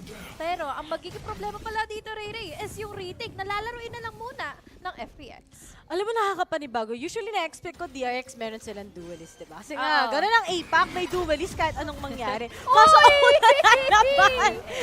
Magpaplant naman. Big hat eh. Sadness, ipaplant ko lang. Ayaw nyo pa. Pero si Stax with that sage, very interesting. It is. Oo, diba? Stax, mahal kita. Sobrang big fan ako ni Stax. Alam ko, big fan ka rin ni Stax. Of course, kasi nakita mo naman yung mga times na makakakuha siya ng magandang individual plays. Pero ngayon, walang magiging individual plays muna ang DRX dahil isa-isa sila tumutumba sa patient game na ginagawa sa kanila ng FPX. At tingnan mo naman ngayon, they are just being sprayed and prayed. Tingnan mo din ang pagkakataon ni Mako na maka-dominate ng 3K. But unfortunately, it did not go well for the side of DRX dahil doon pa lang sa puntong naulanan ng mga utility dito, si Stax, doon na talaga mahihirapan kaagad ang DRX. Alam mo, nasayangan lang ako sa DRX. Pinilit nila. Pinipilit nyo kahit masakit. Hindi tama yun, di ba? At so, okay guys, 1-0. We're gonna go to map 3. Alam mo na. Alam ko na kung anong pwedeng mangyari ngayon eh. Pero yun know, dapat hindi na nila pinilit yung plant. Kasi alam na eh, once na nag-commit na nga si Stax with that plant, nakuha nga siya kagad, di ba, ni mga pabalik zipan. So, I think it was just really FPX side. Pero sa DRX, you know, it's just a pistol. Pero magandang panimula yan sa FPX. It is. Lalo na pwede na nila kaagad ma-dominate dito. Yung pagiging agresibo at decisive dito ng DRX. Starting off with this round, Sugetsu gets in the kill. Tapos yung wall dito, immediate cancel na kaagad ng FPX sa DRX. So, they don't have any answer right now. Pwede sila umabot kaagad at pumunta dito all the way from the other side of the maze. Pero, parang ito na rin yung posibleng maging patibong na nga ng FPX gamit sa kanila. Prowler will be getting an info. Pero nandito pa rin naman ang desisyon. Buong-buo for DRX. Ipaglalaban pa rin nila yung ace. Para sila si Jericho Rosales. Mali Doon sa panday nung pinagbaban na si Heart Evangelista. Hindi ko yan alam. Ipaglalaban ko ang ating pag-ibig. Yun ang sinabi niya. Pero para sa DRX, ipaglalaban nila itong side na to mismo. Pero I think it's just really huge for the side of DRX. They already expecting na magko-commit ang rather, ina-expect na FPX and DRX into committing, pero dahan-dahan lang daw sa side ng DRX. Malay mo, ma-counter eco nila. It's not impossible. Buzz gets the first frag ulit on the other side, 4v4. Tapos yung post position ngayon ng DRX may be gonna be favoring them, pero nga lang si Stax, na-follow through na nga kagad siya. Pinakitaan ni Angel, darling Angel, si Buzz, and we only have Mako. Ang layo mo, men. Okay. That's actually working! That's Mako for you! Hello! 8 HP! May kasama pang lineup. Pero nga lang, knowing na low pa siya, pinipilit ni Ardis. Kaya pa ba? Pero na-half na niya. Kaso nga lang, si Mako, hahayaan niyang habulin siya ngayon. Honey Glaze, ang init ni Mako. Wait lang. And now, sayang. That was a good eco round, Ray para sa DRX. Imagine, bumili na sila ng Valal, bumili na sila dito ng mga Spectres. Ubos yung eco nila ngayon. This is a good round for the side of DRX. Pero gusto ko lang din masabi na it was really just a close of a match between 2-3 players. Hindi mo naman, Ghost lang Ghost lang, ROI agad. Sumayaw, sumunod lang si Mako. Di ba? Sumunod. Ay, gusto ko lang i-shoutout yung binalan ako ng kape. Wow! Si KD. Ayan, maraming salamat, KD, sa pag-send ng pang-kape. Pero ngayon naman, pagdating sa DRX, sabi mo nga, good round for them. So, walang choice ang FPX ngayon kundi to actually force this round para lang hindi sila malamangan ng DRX. But the fact that Mako is already popping off. I think this might be dangerous sa side ng FPX. Ghost pa lang yun, Paano pa kaya kung bumili na siya ng rifle? Paano pa pag hindi ka niya ginost? Ayun. Tama. Magandang pasok yun. Pero instant labas naman para sa side na nga dito ni Artist dahil nag-aalangan na rin naman na siya. They are already blinded by the lights. Artist dito, tutumba. RB will be able to get in that kill. Tapos, may opportunity na kaagad dito. DRX planted the spike and that is really such a good wall para sa side na nga ng DRX. Planted the spike. Tingnan mo, yung mga kill na yung Mako kanina, it gave him the opportunity to use the Viper Spit kaagad. Round 3 pa lang. DRX. Mainit. Ang mga anyong haseyo. Ay, Talaga. tama na. Ayan, tama na, hindi na watashiwa. Uy, pero si Zipan ha, pwede pa niyang ma-force kagad itong mga miyembro ng FPX and now they're actually getting that good retake and it's up to Stacks. It's gonna be a 1v1, rather 1v2 pala. And so he gets tamaan, no? Still, there's the clutch coming in from Stacks. Alam mo, pagdating talaga kay Stacks, Sunny Glaze, he will never disappoint. Aalagaan ka niya, aalagaan niyang, ano? Clutcheries. Tama. Kasi tingnan mo, clutch Stacks. Medyo nag-ride. Pinilit. Pinipilit ko. Mahilig ako mamilit ng mga Maganda panimula ng mga series natin. Yan, ngayong araw natin, nagsimula at 2-0. Pag eto 2-0 ng DRX, magpapakasal na ako bukas. Basic na basic. Basic. Stacks with his clutch, with his 1v1 or 1v2 scenarios, talagang magkakaroon siya ng magandang opportunity dito. Kaso yung hyperspeed! Hindi namin nakita yung Suigetsu. Sayang na sayang tuloy yung Viper Spin niya dito. And this is a lot of opportunity and a lot of info for the side of DRX na may Viper Spin na naman dito in A. So might as well have the time to get in so much control dito sa mid or either in garage. But at the very moment, dalawa na kaagad. Ang natumpa, tig-isa sila. Ang talino ng ano doon, ng slow orb.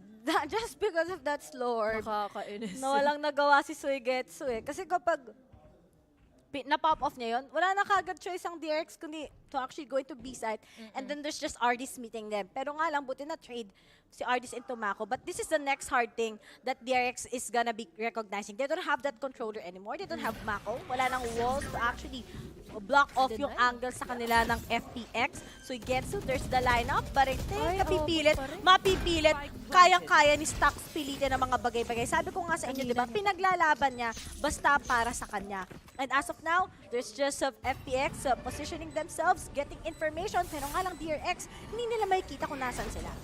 DRX, they immediately backed off. Pero nandito pa rin naman sina Stacks. We still have here the running utilities with that line. That is a good opportunity for Stacks to dominate in 2. Close enough for the 3K. But nandito na rin naman na si Arbit to go and compose themselves to secure in that equalizer round. Tingnan mo naman, sobrang equalize at sobrang dikit ng laban. Pag natalo yung FPX dito, kawawa naman yung crowd nila. Dami nila eh. Pero I think, narinig ko, there are still a lot of DRX fans. Kasi ako mismo, kahit sino manalo dito, okay lang sa akin. Pero basta 2-0, just DRX. Thank you na lang kay Lord pag nag-DRX. Bakit? Kasi, ano talaga ako eh. Naniniwala ko na, ano yung kantang yun? APAC. Ano yun? APAC Rising. APAC Rising. I'm the APAC! Ano ba yan? Kanina pa ako nakakalimot. Yung watashiwa. Tapos eto, oh my. Hindi ko alam kung ano nangyayari sa akin ngayong araw na to. Okay lang. Ilang oras lang meron tulog ka? 4? Ako wala. Buhay pa tayo so far. Mga 24 hours na po tayo mahigit na gising. Yung tipong yung plano natin makapagpahinga, hindi na ano eh. Ang plano? Ano pahinga? Wala pala plano. Trabaho lang.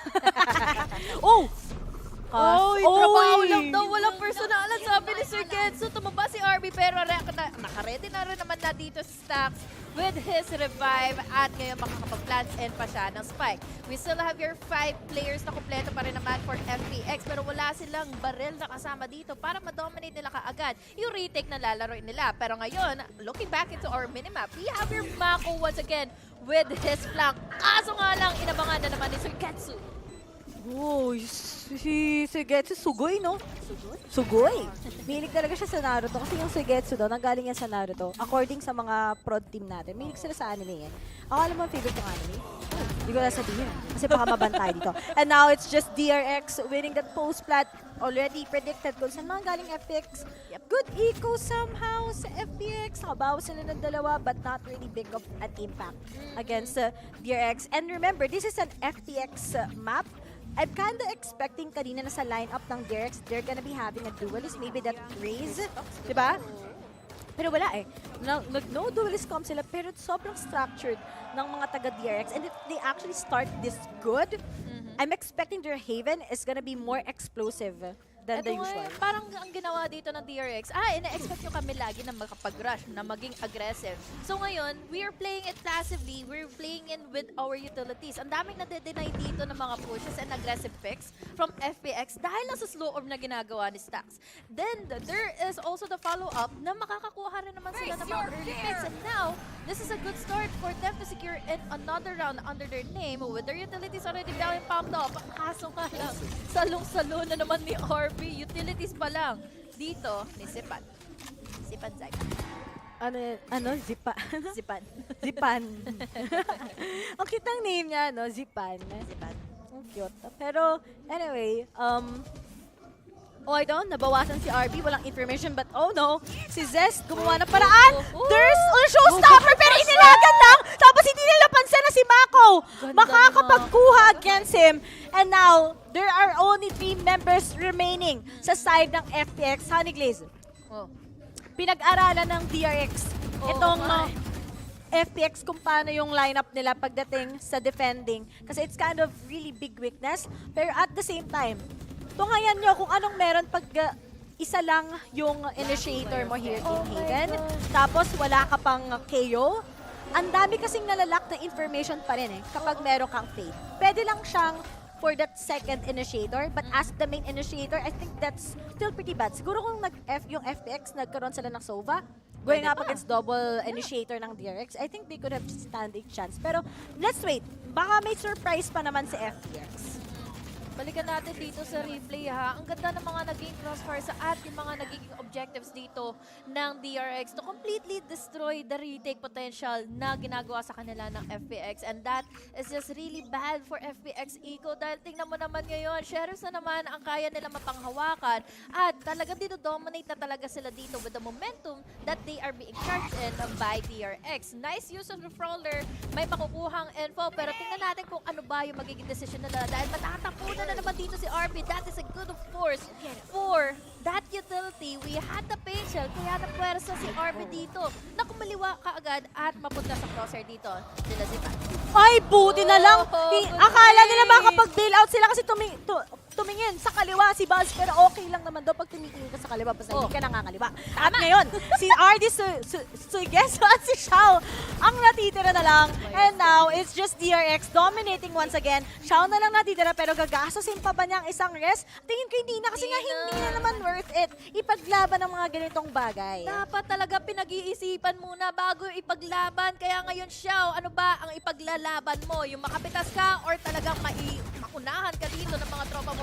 4K for Buzz para lang makancel out dito yung mga early picks na ginawa sa kanila ng FPX. Yes, nahuli nyo nga sa patibong dito si RB, pero tingnan mo naman yung naging resulta. This is DRX completely aggressive, completely dominant sa mga pagkakataon na magkakaroon sila ng mga bait and switches, and then there is also the follow-up naman na ginagawa nila with their utilities. Unfortunately for FPX, this is just a good lead for DRX to conquer in the first half ng ating Icebox. At pagdating sa nakakatakot pag-analyze, bigla ka bigla kasi hindi kasi itong comment section naman tayo, sabi ni Jasmer, bakit kapag sinire-grade analysis tapos kapag kaming mga viewers, edi sana ikaw na lang maging coach. Jasmer, kasalanan mo to kasi pinaglaban mo yung Sage sa split. Si Jasmer, naalala ko na! Mga letter J talaga! Napaka-red flag! Grabe talaga. Oy, Jasmer, in Shout fairness, out sa'yo. pinalo ni DRX yung plano nyo. May wall sila, may sage sila. Finalo ka din ng mga taga FPX. May sage din sila. So, okay ngayon yung mga kahilingan Naalala ko mo. na si Jasmer na pinaglalaban ng Oo, inaway niya si Asteray na hindi, kailangan ng sage dyan. Tapos ang dami rin umaway sa kanya sa comments, no? Mali. Kaya dito natin masasabi na choose your laban, boys. Hindi na mag-gets talaga minsan. Hindi ko alam sino. Pero ngayon, 2v5. Ay, 2v5. 2-5. And now, Ardis will be able to take down Stacks. Good start. Sumisilip lang. anticipation si is just RDC. really the key. Dahil alam nila na dito sa buy round na gagawin na nga, or sa buy round na meron na nga dito ang FBX, maghuhunos dili na muli ang DRX. But at the meantime, the Frolers, makikita nila kaagad si RD, pero hindi naman ito magiging reason kung bakit siya kaagad magiging hesitant about picking and bust. The nice usage of utility to take him down. We are still in a 3v4 setup, still doable for DRX. Uy, naglabas ng Nightfall kagad at ma-reduce yung DRX sa plano sana nilang mag-commit sa mismong A-side. Kayo lang nag-aaway, Jasmine ha, tsaka Clinton, wala kami dyan ha. Ano lang kami. Pero pag kumulit talaga isa dyan, baka makita kayo ng mga damods. Hirap na yan. Pero, Tandaan nyo, wala tatandaan dito nyo. sa des yung dalawa. Mamaya. Out kami dyan. Pero anyway, oh, still Mako will be able to get them, pero buti na lang Zipan cutting them out, and it's up to Mako to actually make that clutch. He still have 17 seconds. At alam niya kung saan magagaling, pero baka i-double swing siya. He's gonna be committing it, pero I think that's just it. Zipan still gets the third. Medyo alive and kicking na muli ang FPX. Look at, even if they lose the rounds, the crowd is just so big, di ba?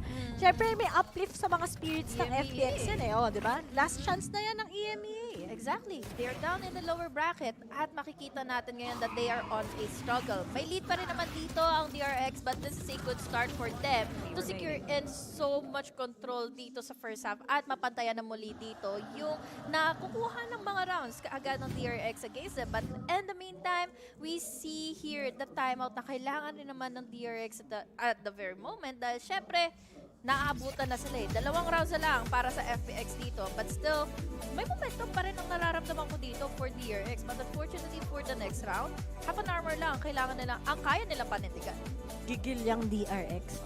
Pero kung may pagandahan ng suot, Syempre. mapupunta sa coach ng DRX yan.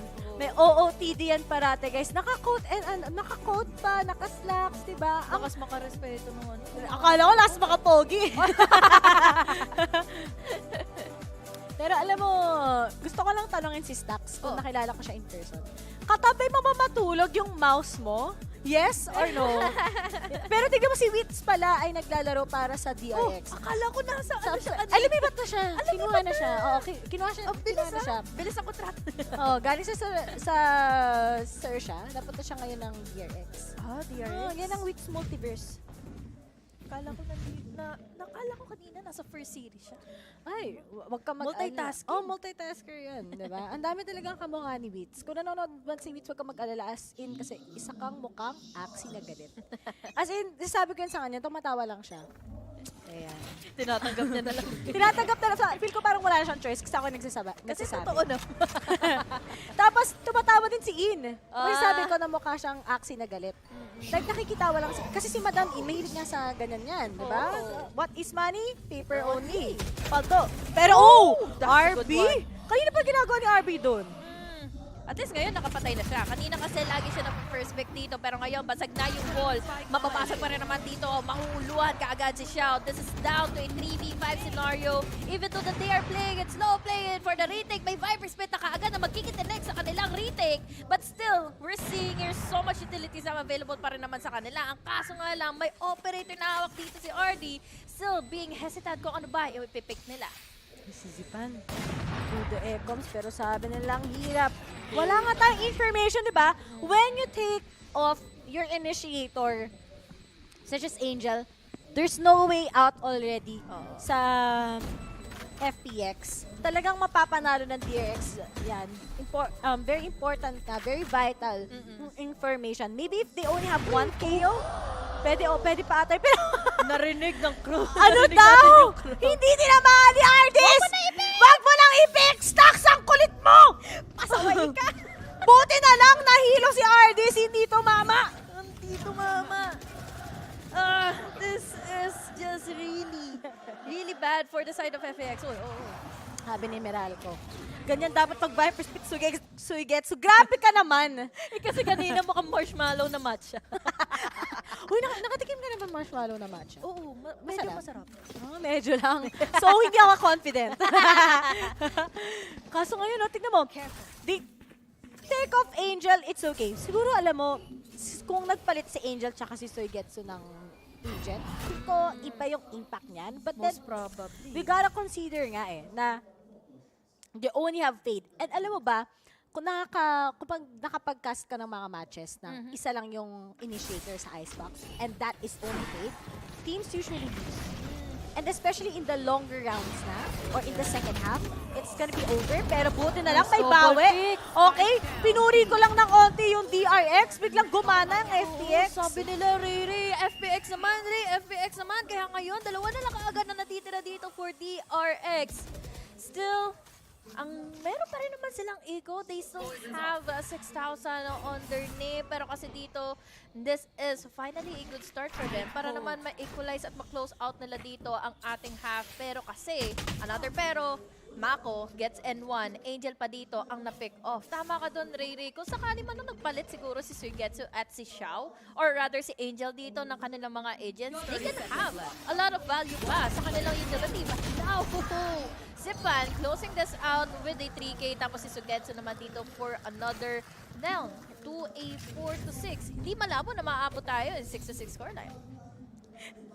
Feel ko talaga napaka-posible sa FPX na maka 6-6. Grabe naman kasi si Reggie eh. Oo. Nag-send ng kamukha ni Wits. Tingnan mo. Tingnan mo, guys. Ang bilis na mapag-edit. Ito ba?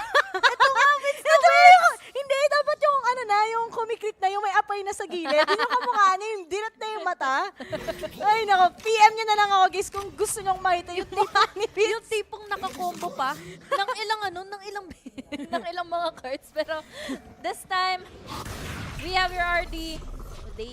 He will be backing off dahil ngayon tinapatan na rin naman kaagad siya dito ng utility ng DRX. This is really good for DRX dahil sabi mo nga, Ray, we have so much utilities from their initiators para makakuha ng info and then push back. Mapwersa nila dito. Ma-back away nila yung mga nag-early pick against them. At ngayon si RD, medyo nawawala ng bisa tuloy sa pagpupush or sa pagpipick niya dito all the way from backside. Maano si RD ngayon. Medyo predicted. Kaso nga lang, dangerous to for DRX. Just one miss. Oh, buti na lang. Masusurprise siya so wala siyang way. Kundi mag-get out. Alam mo yun? Get out of my way. Pero ngayon si RD, he takes down Zest. Medyo naging aggressive si Zest sa part na yon. Pero nga lang, they already know where RD is gonna come in. He tries to clear it out. Pero wala pa rin mag-connect. At ipipilit pa rin ng DRX kahit masakit. Plus, okay, Zipan, mapaforce kagad para silipin siya. Pero still, 3 members remaining left sa DRX. They haven't planted the spike. Magandang cover ginawa ng FX just to deny them. But there's the rest. Artis is gonna play out with them. And it's up to Suigetsu. Pero si Stocks, he's built different. Nasa letter S daw talaga ang mga malalakas. Stocks, Suigetsu. Alam mo yung iba pang letter S? Ano? Hindi ko na sabihin kasi baka mabantay dito. Tinanong ko pa naman. Hindi, ayan o. Xiao, Stocks. Oh, malakas talaga. Yes. Suigetsu. Ganda na ginawa dito ni Stocks, dahil talagang pinig out niya. And imagine the flick that he did. He performed all the way from heaven down to hell. Nakita mo naman na talagang immediate tumba nang nangyari dito for FPX. Down to a 7-4 scoreline na kaagad dito. Unfortunately for the side of FPX, they can push this down to a 7-5 scoreline, pero kasi kulang-kulang sila sa utilities, but they still have the 34s na meron na dito for RD. Dalawa na lang for Mako. 1 na lang for Zest. He needs to get that first kill. They'll be able to have that Nightfall. Pero as for FPX side, si Zipan may na-expect siya. Kapag nakapita siya ng isa, medyo mag-aalangan ng mga taga-DRX and it might force them to go to B side. But as for DRX, disiplina nga, gaya nga sinabi mo. Kaso ngayon, kumukuha lang ng information ng mga taga-FPX. Nasan ba ang DRX? Pero sabi nila, wag tayo magpabigay ng info. And just because of that, medyo baka bumalik sa mas deeper side ng site ang mga taga-FPX. Pero hindi. Sabi nila, baka hindi lang natin sila na-informationan and that's just it. They will be able to get it. Alam na nila kung nasa ng isa. Lalayo na nga si Zipan kagad pero ipo-force pa nga ng DRX. And this just says, taking the round. But then si Zipan, magpakita ng highlights. He gets a turn and gets the fourth. Maybe will be an ace. Pero nga lang si Mako right beside them.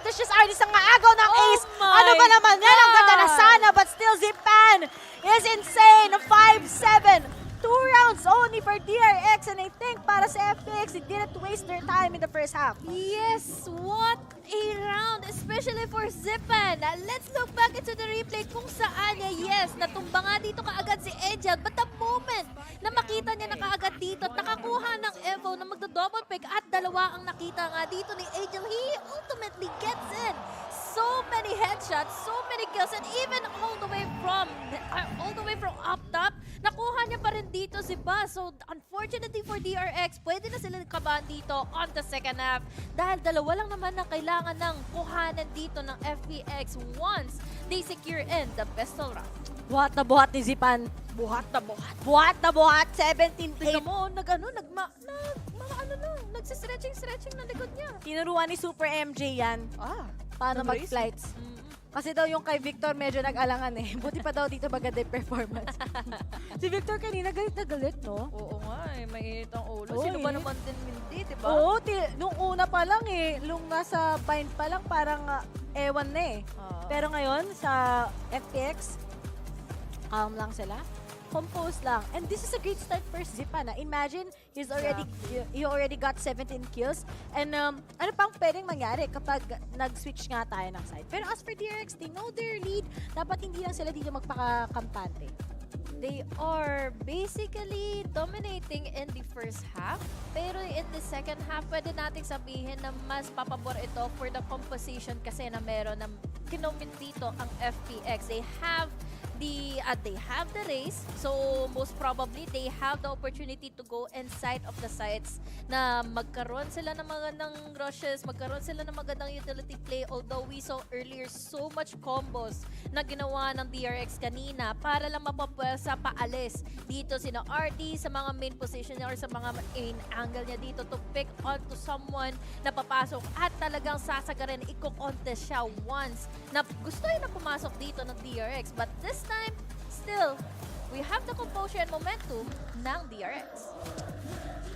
Si Tarik, FPX heart. Nga pala, shoutout kay Tarik na nasa Sentinels na.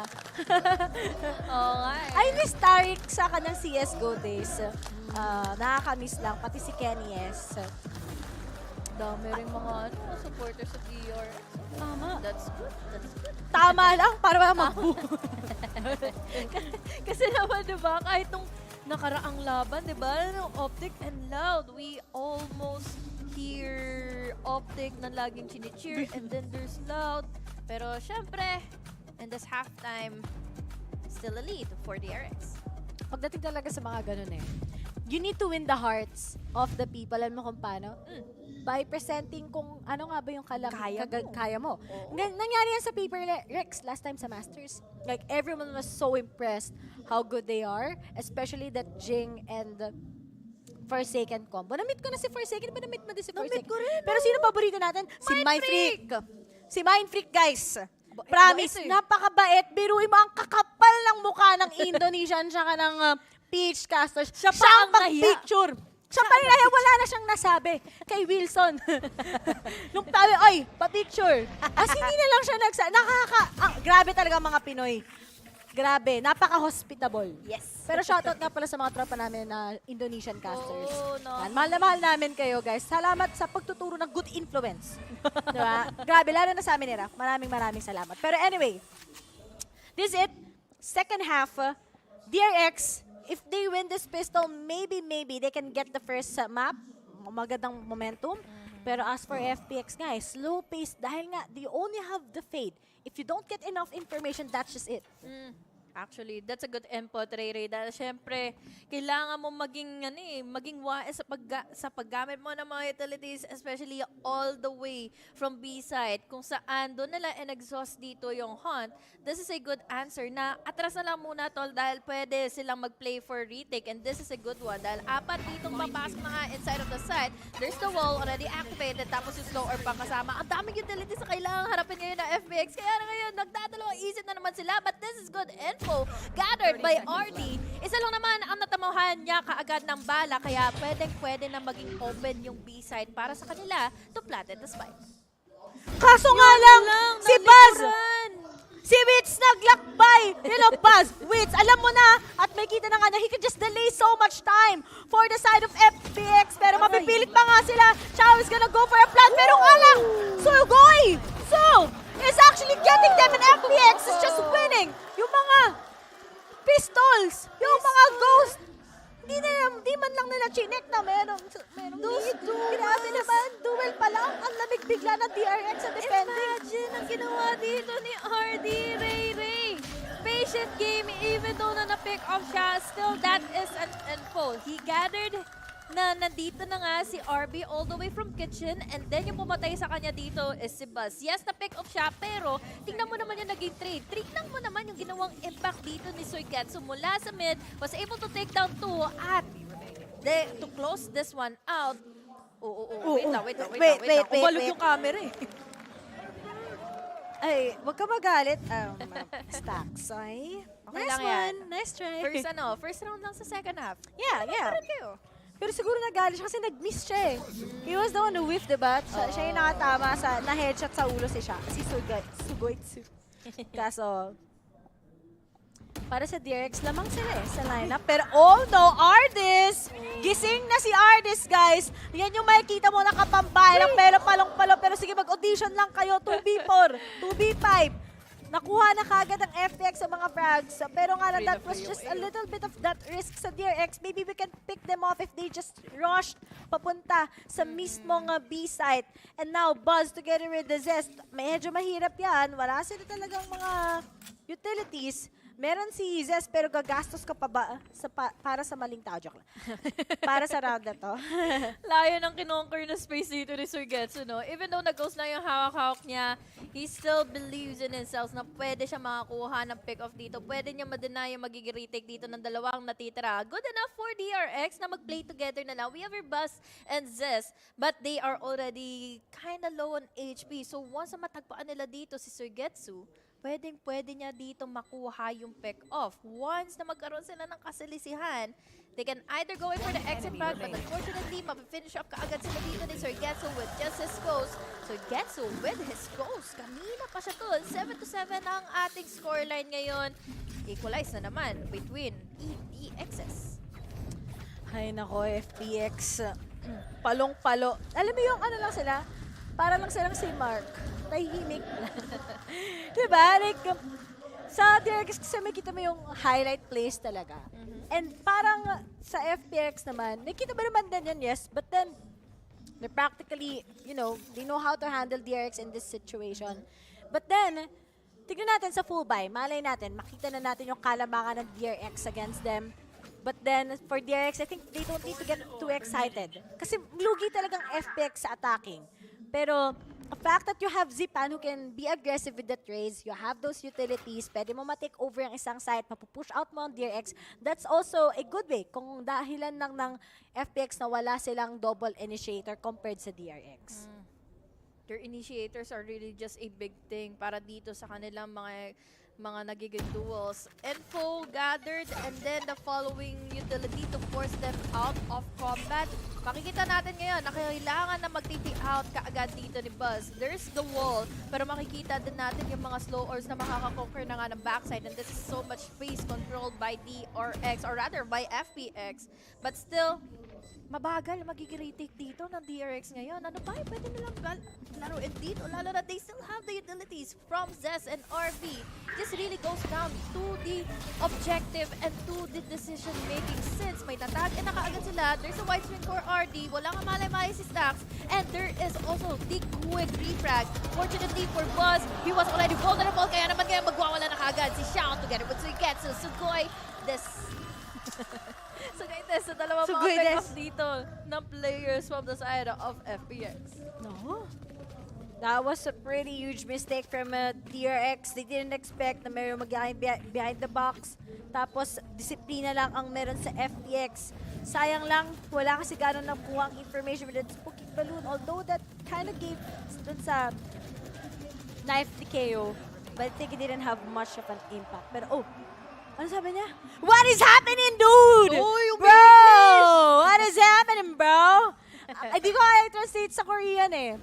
Ano ba? Hindi ko rin alam eh. Baka mamaya kung Baka ano yung masabi mali! natin. Baka ano babanta masabi ko tayo yung El Diablo nga, muntikan pa eh. Last time eh.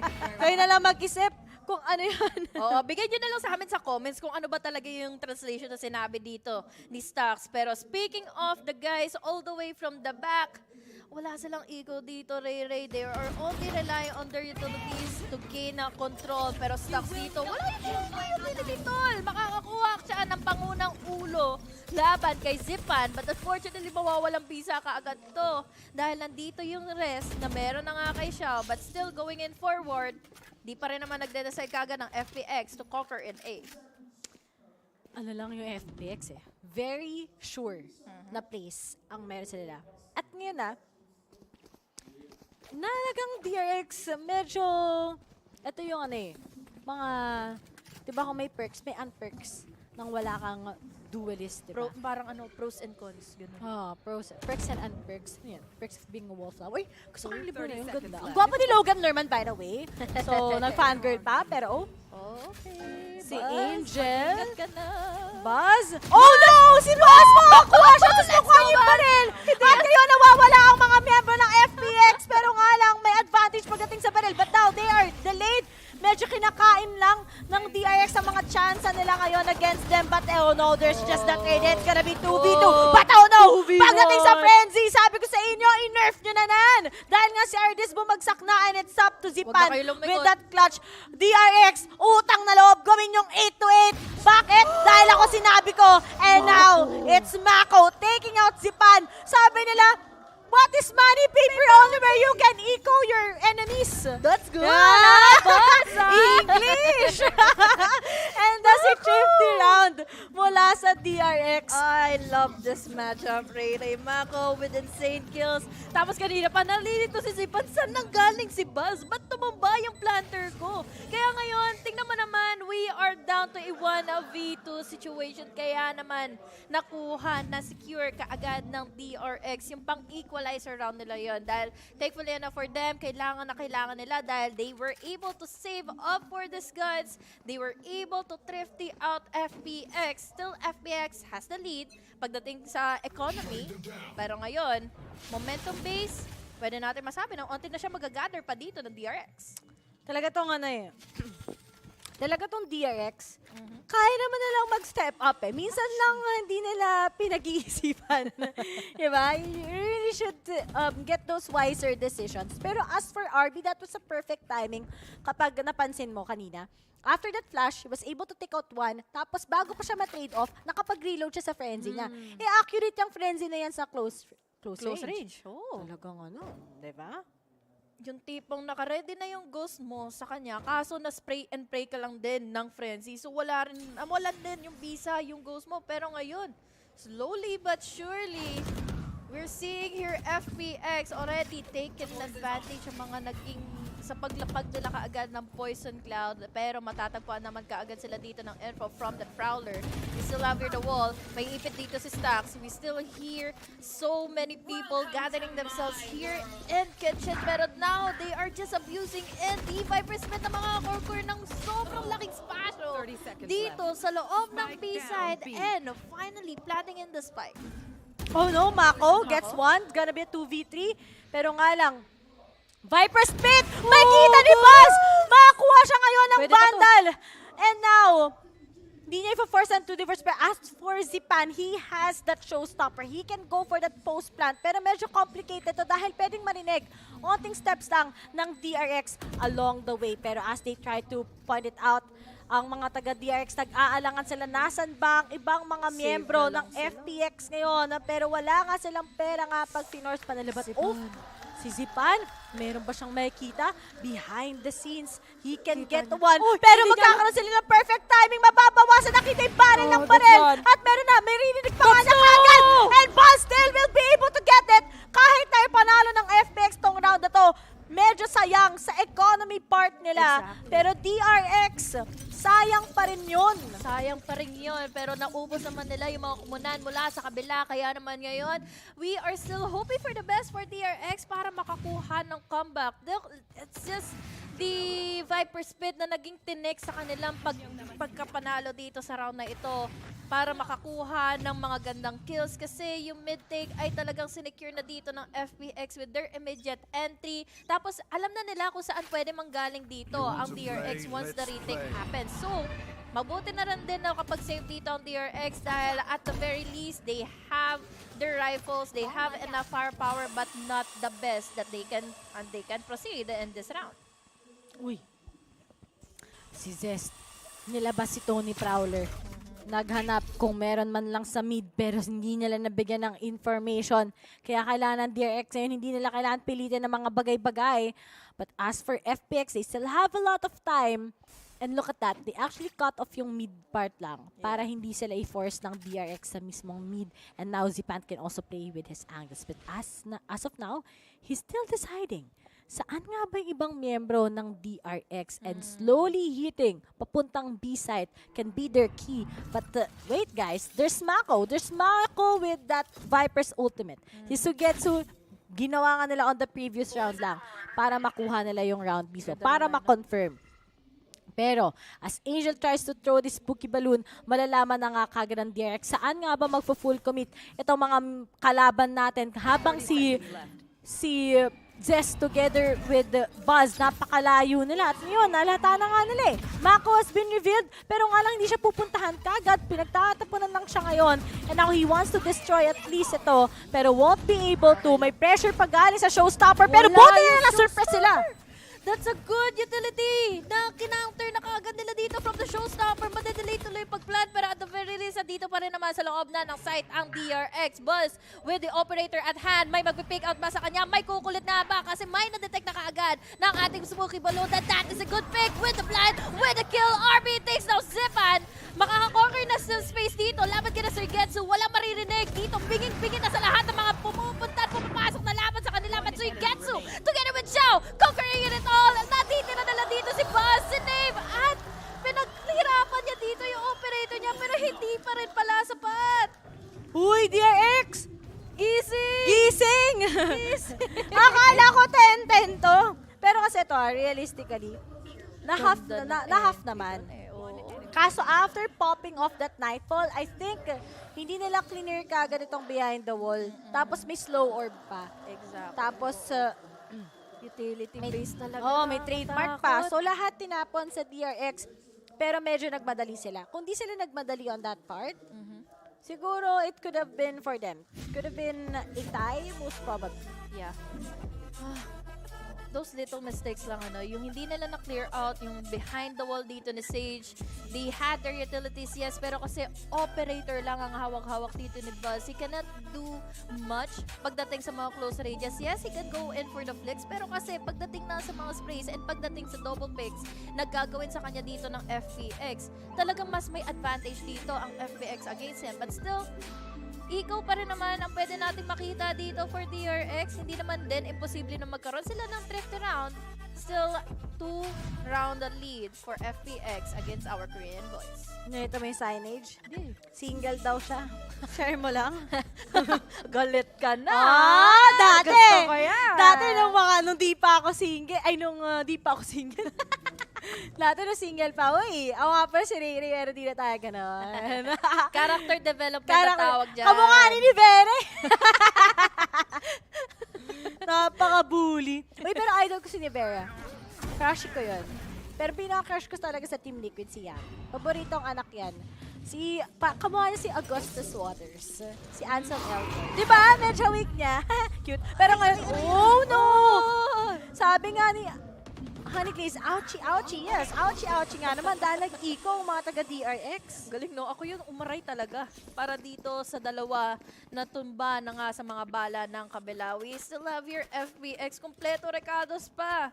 Yari tayo dyan dahil syempre, they still have their Nightfall. At ito na nga ang gagamitin nila kaagad inside of the sites. Wala namang tao dito. At wala rin namang pera dito ang DRX ngayon. Pwede na daw, mabuti na rin daw ng makasigurado. Kasi naman si Buzz dito, makakuha kagad ng isa. Nagkasalisihan na nga sila. Nandito naman din yung surpresa mamumula kay RB. But unfortunately, he wasn't able to kill and Buzz. Tatlo pa rin ang natitira dito for FPX. But I think this is just really impossible for Buzz to do so, to clutch this one out dahil syempre walang Vandal na madadampot at may Haunt pa kasama. Papapwersa siya, makakapag-react. Headhunter still has into his hands pero no time intended for him to defuse in the spike. Mahirap na to. Hirap na nga. Kuha ka na lang ng mula. And that's just it. 11-8. 3-round lead by FPX against DRX.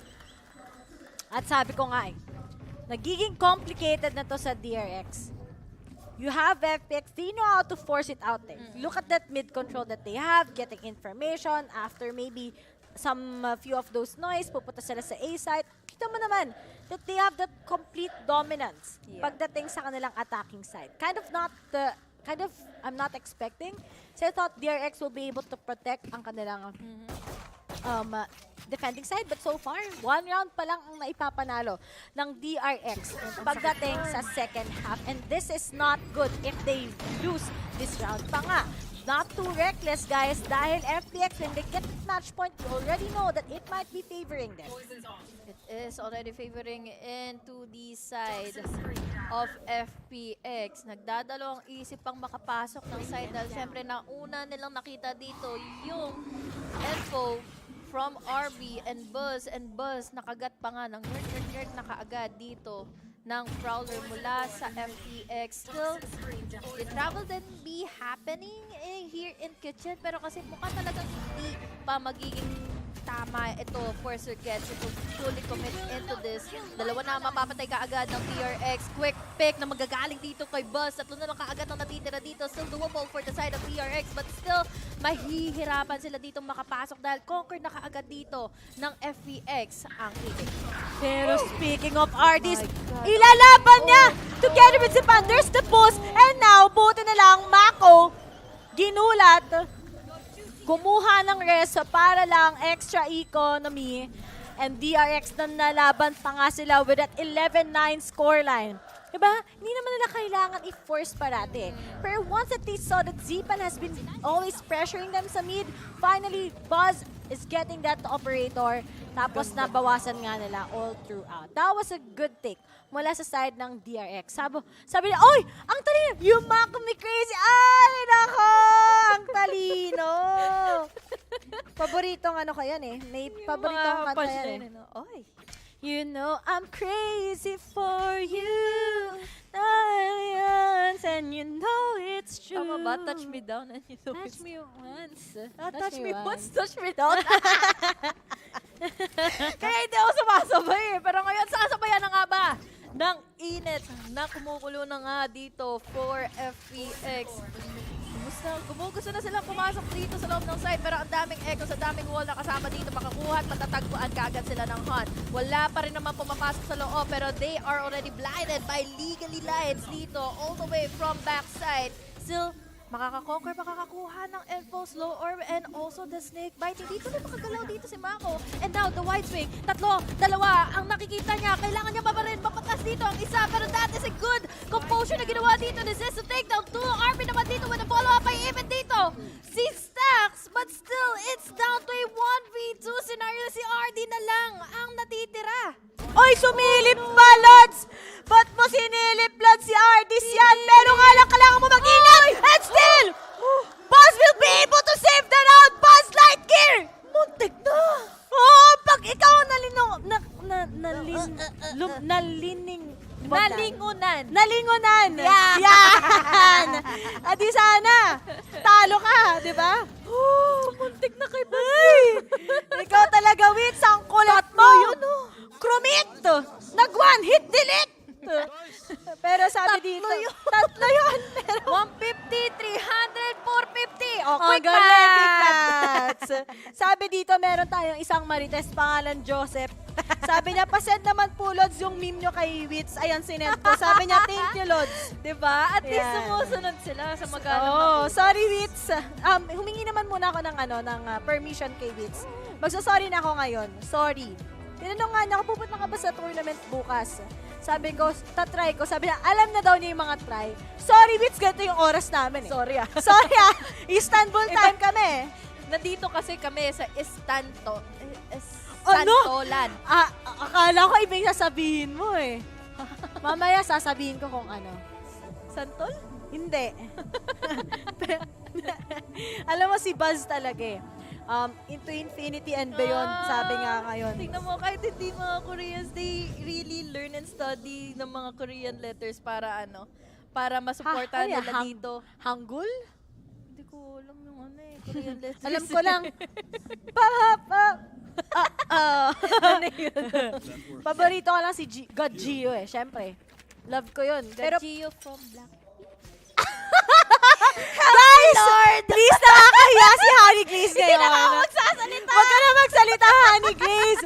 Guys, tatandaan nyo, Blackpink pala si Gio eh. Hindi nyo naman sa Twice siya yung leader ng Twice. Gets mo na. Yung maganda. Kasi magkakamukha. Pero this time around, the Han won't be getting an info. Papasok na kaagad dito yung Prowler. Mag-white pick, si Pan goes in. Pero na yun ay mapipick off na kaagad siya dito ni Stax. That is a good start dahil 4 na lang kaagad silang natitira. Papwesahin pa rin nga ba nila? That is another question to be answered already by FPX na nagdadalawang isip na pumasok sa loob ng side dahil alam nilang ang dami. Pero hindi nila alam kung sino ang nasa loob. Nanguhula.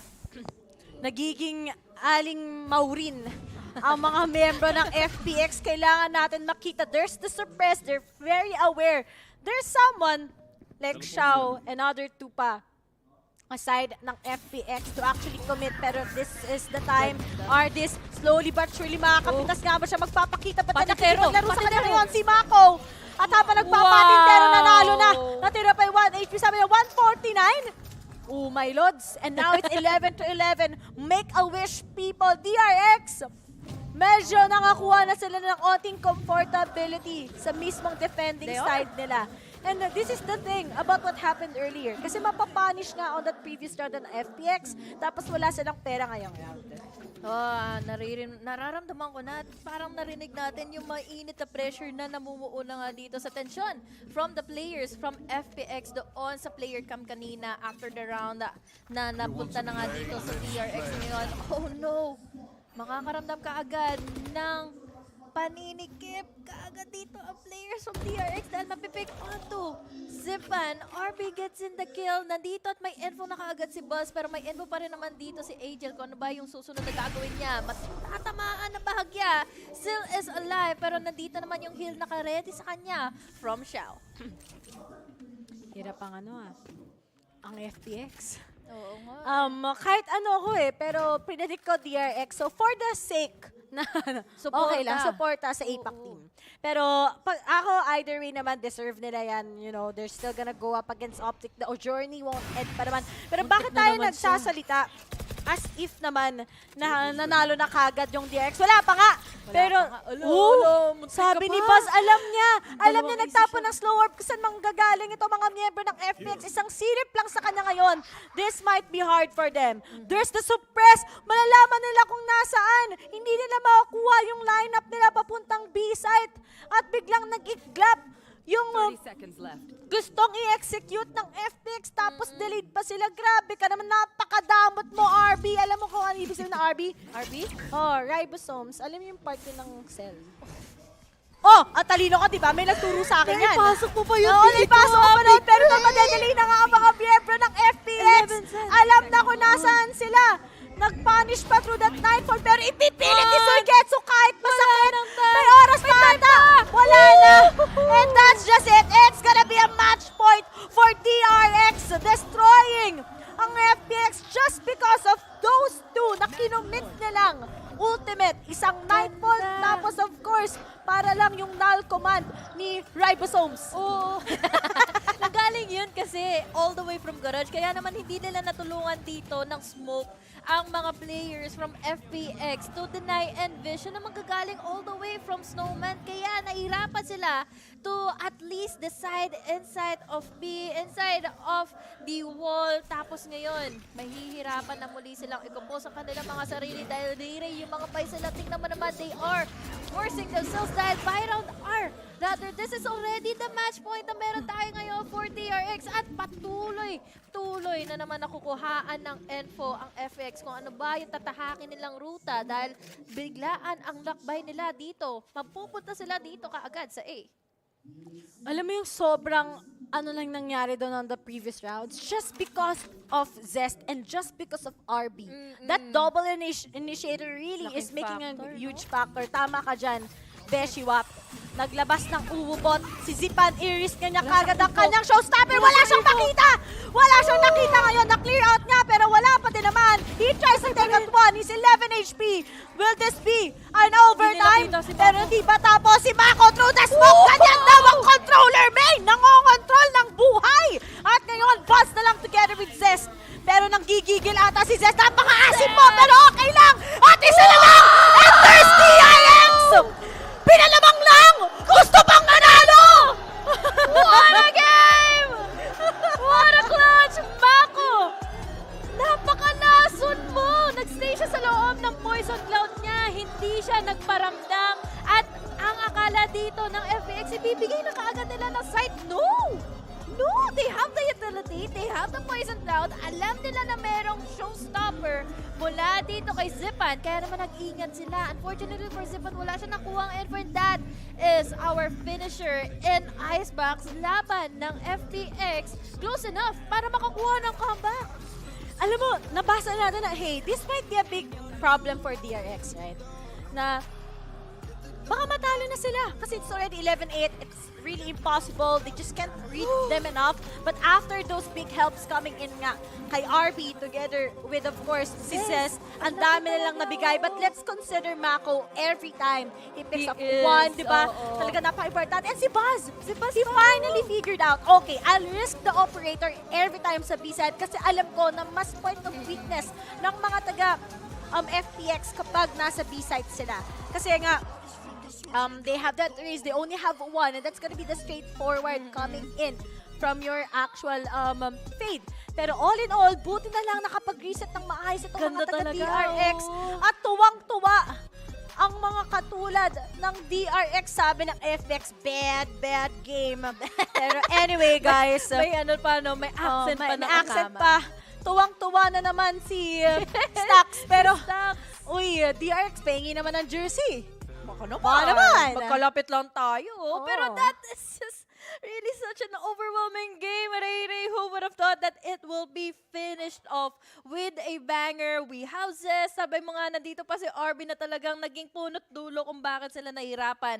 After getting an info from the hunt, yung utilities na binabato nila really ang naging reason kung bakit nahirapan na dito mag-comeback muli ang FPX. But we're going down in a break bago tayo pumasok na naman for another map in the series. I'm Hanig Lisa, the Double E. Kasama ko ngayon si Ray. See you in a bit.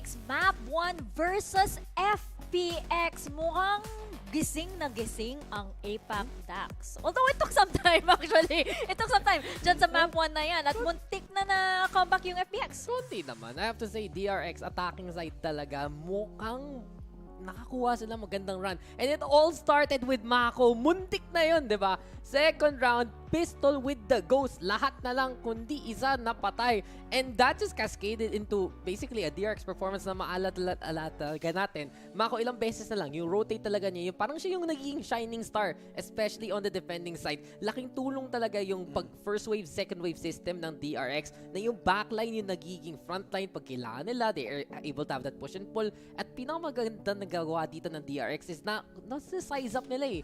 Ano yung dinadala ng FPX to the table. And when you talk about that, diba, to the table, it really also comes to what DRX brought to the table. And for now, for them to have itong KO, to have itong Fade, it really gave them a lot more stopping power to try and shut down as much as possible yung mga attempts ni Zypan and Ardis. And I think that was a really good choice, especially knowing na mag-raise nga dito si Zypan. But still, they popped off. Zypan had an amazing game. Ardis had a great game as well, +9, +2 sa kanilang dalawa. But it really gave them that small edge that they needed to change up the comp here. I really think that they should stick with this moving forward because we saw so many times that 0 point, Null Command, the Nightfall, the Prowler, especially in the Hunt, being super big in shutting down a lot of the aggressive attempts na binabalakan dito ng FPX. I really love the mind games that happened here sa match na ito, no? Kasi nakita din natin yung DRX for the first few rounds. Napakalakas ng anticipation nila for the side of FPX na alam nila kung saan pupwesto sila Ardis, sila Xiao. And then, pagdating sa siguro mga round, round 17, round 16, alam na ng FPX, okay, switch things up. So, sila naman yung naging unpredictable. Tapos yung DRX naman, yung nawawala. So, yung exchange na yan, napaka-interesting. Pero yung DRX, nahabol nila yung FPX in the end. I think the best thing na nakita natin talaga, especially as Black and Blue has mentioned, because of the utility, especially for the side of DRX, na yung reset nila yung mga fights. So, surprise, bigla lang mapapapigil yung FPX. And I think kitang-kita natin sa head-to-head, hindi ka anong naka-super pop-off yung mga chamber dahil talaga sa utility races nakita natin from both sides. May mga big moments, especially from Buzz. Alala ko yung 4K ba yun? Yung mga 1v1s na kinakaya niya. It has given DRX that lifeline. But at the same time, bakit pa sila napupunta sa situation na ganun kailangan mag-clutch, bigla na lang magkaka-moment, is because yung setup ng mga utilities for both sides, nakakuha nila yung mga proper momentum at proper moment na biglaan, one side can just push in and get that win. When you look at, how he was able to maneuver himself din dito, si Mako, pinag-usapan natin before this series started na him being that ever-reliable glue dito para sa DRX was absolutely influential for him to get activated in this game. At nagawa nga niya for him to, top frag and also be very, very good sa pagdating sa punishing a lot of the flanks that you saw FPX were not able to check. Him placing himself in off positions, difficult positions if that fact, pero napapanalo pa rin niya. Malaking bagay yun to have a player who can step up in those places and knock it out of the park. I love how this map was also boiled down to the 1v1s. Hindi naman siya yung parang, depende din sa composition, depende din sa agents and everything. Pero nakita din natin na talagang nasa 1v1 showdown. Depende kung sino ba yung magpo-pop off, sino ba makahanap ng multiple kills in one round. At ang dami din natin nakikita na magagandang rounds for every player. Hindi, yun nga yun eh. Kasi isasabi natin, di ba, balance tong mga teams na to. So it has to boil down to moments of that clutch. Ang pinaka-impressed ako masasabi talaga is DRX was able to take this away from FPX kasi not only were they able to out-clutch the opposition, pero yun nga, yung small adjustment, kinuha nila yung playbook ng FPX. Sabi nila, uy, gusto na ibahin natin to. Konting adjustment lang, nagkaka-moments in DRX. It didn't always works. May mga times na, okay, dito tama yung op-shot, kailangan lang mag-reset, at handa na yung FPX, sure. Pero there's so many times, diba, nakikita natin na uubusan na ng oras yung FPX, ng oras especially on the attacking side, doon sa last 5 rounds. And many a time, DRX nandun na ready paghandaan yun. Oh, and the utility that we talked about earlier, it helped them, diba, in that case of na pag-ubos ng time. Sige, simula nung second half, medyo nagsastruggle ang DRX, right? FPX finally found their groove, nakakuha nila yung basa dito kung paano talaga laruin to. But DRX, they're great as well pag late game adjustments. And usually, yung sakit nila nakita natin parang pag naka-11 na yung scoreline nila, dun sila nagkaka-breakdown. That's been something they've been rectifying this entire tournament. And that's a scary thought considering they were already one of the best teams pag inisip mo pagdating sa strategy. Sabi nga, di ba, ng coach dito ng FPX. And for them to have that kind of new look that they can have and, have a player like Stax na quality talaga over quantity. He bottom fragged this game, but every single kill mattered. Pero mo 1v1 siya panalo dahil lang sa kanya. At Yes. yung nakuha nung DRX, yung mga rounds mismo, dahil lang sa kanya. Clutch King, no matter what. Oh yes, and syempre yung hindi natin naririnig, hindi natin nakikita, pero for sure, as IGL, yung mga calls rin niya. Ngayon na, pupunta na tayo sa map 2, Haven. Ano yung ine-expect mo, Dax? Ni-expect ko talaga makakita ng more of that speed from the side of DRX. Dito natin makikita nga yung adjustment into the tournament, having buzz on that jet, and especially how they're able to try to have that pullback. Makikita natin na naman yung yin-yang system. Push in, pull. If they bring out that Killjoy, pwede talaga mapapigil ang ginagawa dito ng FPX. Pero sabi nga natin, diba, even though this is gonna be DRX map pick, medyo gamble siya. Natalo sila last time around sa Fnatic. In the meantime, pinakita ng FPX na ang kanilang lakas with that raise, with that stage against Leviathan in the other side.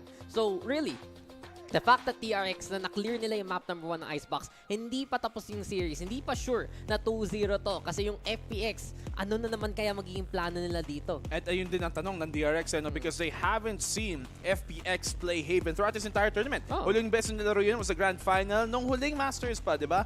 And so, even though siguro may kutob dito ang DRX kung anong gagawin ng FPX, how recent really are the most recent votes that they've seen of FPX play this game, play this map especially. Ayun ang kinakatakutan ko dito for DRX. I think it's a big risk, katulad ng sabi mo din, Dax, for them to pick Haven. Pero we're at the VALORANT Champions and risks meant to be taken for high rewards. Yeah, and just to correct myself, yun nga, yung Paper Rex pala yung matchup na nakita nila. Yun yung raise na ini-expect talaga natin, perhaps maybe even at Chamber. Anong klaseng aggression makikita natin sa FPX, even, especially given the fact na last tournament pa nila linaro tong map na to?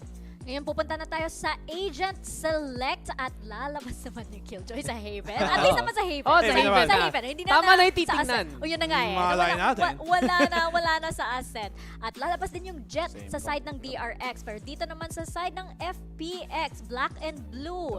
Ano yung ine-expect mo dito sa mga agents? Sinabi niya nga ni Dax, double controller here on Haven. Usually, it's gonna be an Astra +1. Pero hindi. Viper ang nilabas dito. A very uncommon, the most uncommon pick you're going to see pagdating sa controller dito on Haven. It was something na medyo sumisikat nung simula ng last year pa. Year 1, Stage 1. But it hasn't really seen much play as of recent, and for very good reason. That Viper can be sometimes a problem pagdating sa if you want to smoke Heaven, diba? It's not easy to smoke unless you have a lineup for that. They can do that obviously as a team. But you go on to the DRX side at sila ang nagpapakita dito with less innovation. So now, it comes to this, DRX, they play this comp a lot at alam na ng FPX anong i-expect. It's up to DRX now na parang sila magugulat. Okay, how do we play against this Viper? How do we play against yung comp ng FPX na no one has ever seen before? You have this classic stacks on the breach. Alam mo naman, siya talaga yung D-breach ng Valorant. So, you're gonna expecting yung mga dash on in, palagi lang may stun, palagi na lang may haunt, makatulong, paranoia, and it'll be strong entry galing sa side ng DRX. It's not innovation anymore. It's something practiced and perfected by DRX. Doon sa kabila, yung FPX nga,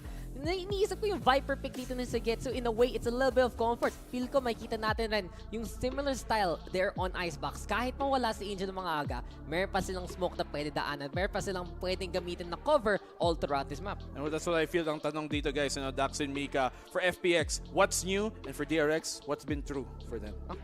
And given that yung FPX is, again, yung sabi nga nila, is the team that you cannot prepare for. Yun nga yung yung parang tagline nila, diba? Yung parang gusto nilang sayangan yung preparation ng kabilang team.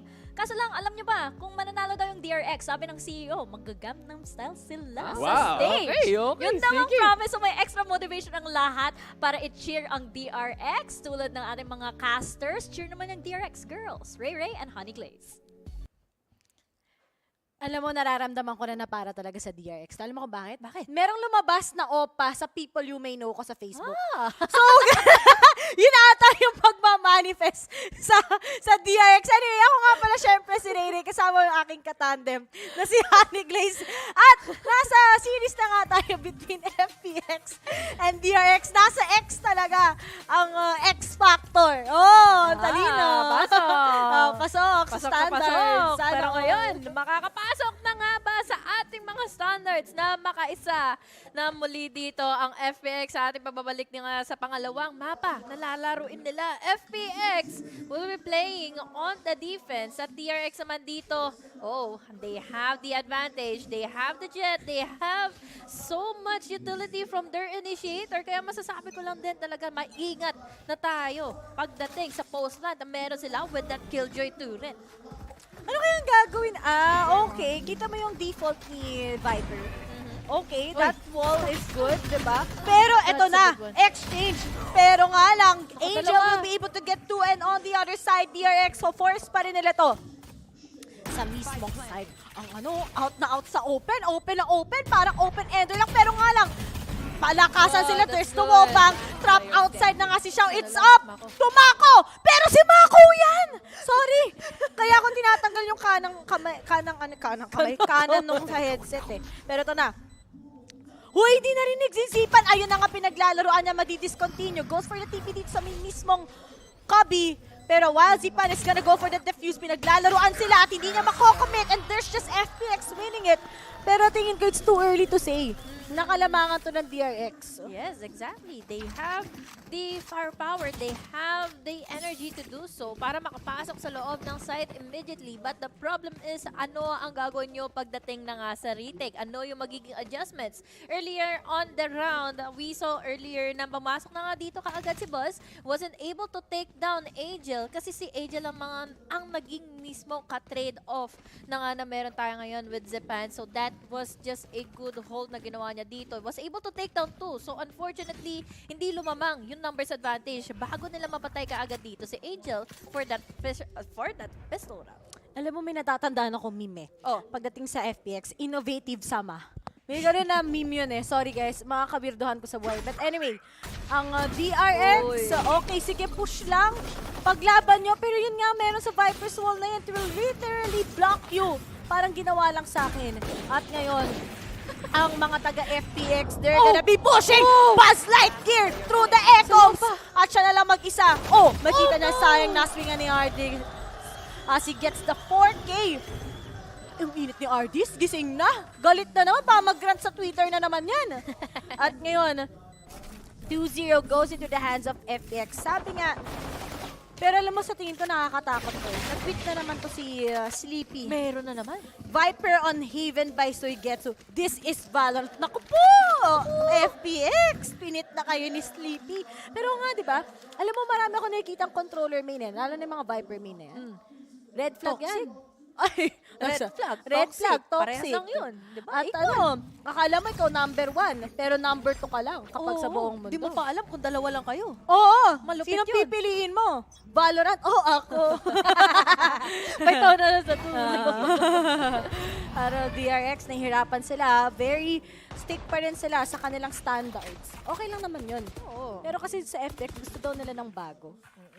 Beyond the limits daw, kumbaga, para dito sa FPX. Para, syempre, may i-equalize na natin dito ang series dahil 1 lead na kaagad ang DRX to close this one out. We see here the opportunity of them taking down another region out of our tournament. But this time, makikita natin sila dito na medyo nagdadalawang isip pa to dominate in a site dahil yung mga utility nila yes ay nire-reserva nila to any kind of duel na ibibigay sa kanila dito ng FPX. And FPX at the very moment, they are just hooking themselves from the angles na pwede nilang ipanalo against the other team. And now, we see so much attention na pwede nga din lang mag-gather dito here in A. Big problem. Ay, isang katulad ni Angel. Kahit Angel pangalan yan, pwede maging demon yan. One-way smoke is up. Buzz goes for that cloud burst para makapag-stress siya mismo sa side. And now, there's just the refrag. Pero si RB buhay na buhay. Sabi sa inyo, ribosomes kasi napaka-importante yan. But then there's the kill coming in from Xiao and it's all up to him to get this. Pero Zest denies him. Meron talagang perks and unperks yung double controller na yan. Pero hinihintay ko pa kung ano bang klaseng surprise ang pwede nilang i-alay sa atin. Kasi you have RDs, syempre you also have that trademark. Pero nothing can beat that double controller, especially if you have double initiator naman sa kalaban mo. Pero nga, sabi ko sa inyo, sa DRX nga, the more na ganito, na meron kang double initiator, the more na magpa-pop up sila, especially that they started it outright sa Icebox. Wow! Ibig sabihin magandang foundation. Sa Magandang relationship panimula. Tama. Diba? Kapag maganda yung roots, maganda ang bunga. Kaya ngayon, namumunga na rin naman na ang opportunity dito ng DRX na makapang domina. Ang kaso nga lang, sinabayan sila dito sa Vice na meron na ang FPX. We just hear Dieter Divorce. Let's pray na lang ang maisasagot nila dito for Ordi. But still, RD is all the way from C. Ito ang iniiwasan ngayon ng DRX, which we can say na maganda ang decision na ginawa ngayon ng ating Korean boys. Korean boys. Boy band. Oppa. Alam mo kung sino talaga yung mga oppa talaga lahat dito. Sa side ng Sersha. Pero ngayon si Zipan, he will be able to take down RB. Pero give up pa rin nila yung side. Hindi ipaglalaban ng DRX on the other side. Pero medyo luging-lugi sila. And now they're just all dying all together. And it's up to Stacks to make that. But then Suigetsu, naiintindihan nyo na ba kung bakit maganda ang Viper? Ayan na nga, pinapakitaan niya. One-way smokes is up. Tapos meron pang snake bite. Lahat all together. Pero going back sa topic lang natin, Honeygliss, palalagyan ko lang. Yung Sersha, mukha silang all-boy band. Pero alam mo si Sushi Boys, siya yung manager. Hindi ko sabihin kung bakit. Huwag mo na rin tanungin kung bakit. Tama. Pero isa siyang manager ng Sersha. Ako rin nag-decide. Kasi nag-usap kami. Sabi ko, mag-manager ka na lang. Oo. Parang perfect sa'yo, mag-manage siyang 4, diba? Oo, tama. Mas maganda kasi kapag 4 Mas madaling dance steps, yung partner-partner, diba? So, sa ganang 4 lang. Pero balik tayo ngayon sa game na to. Si Suigetsu, naiintindihan. Medyo parang medyo gusto ko na, I think I want him with that duelist, is really good also. That's Suigetsu. Pero the fact that he's been flexing so far, kanina nakita na nga natin how good it is sa first map. And here, it's more of like a pop-up. Sorry, natatandaan kay Metallica. Okay, natatandaan ko kay Metallica dun sa itsura niya. Hindi ko sure kung mali yun or what. Pero, may global esports! Wow! Kakamiss na. At least may representation talaga kaya sila dito to at least give a lot of support for our players from other regions. Siyempre, DRX and FPX, medyo mahihirapan tayo dito. They're playing already under pressure dahil nandito na sila sa ating lower bracket and we are down to our last 4 teams na pwede na nga dito makakonquer ng kanilang slot going into our grand finals.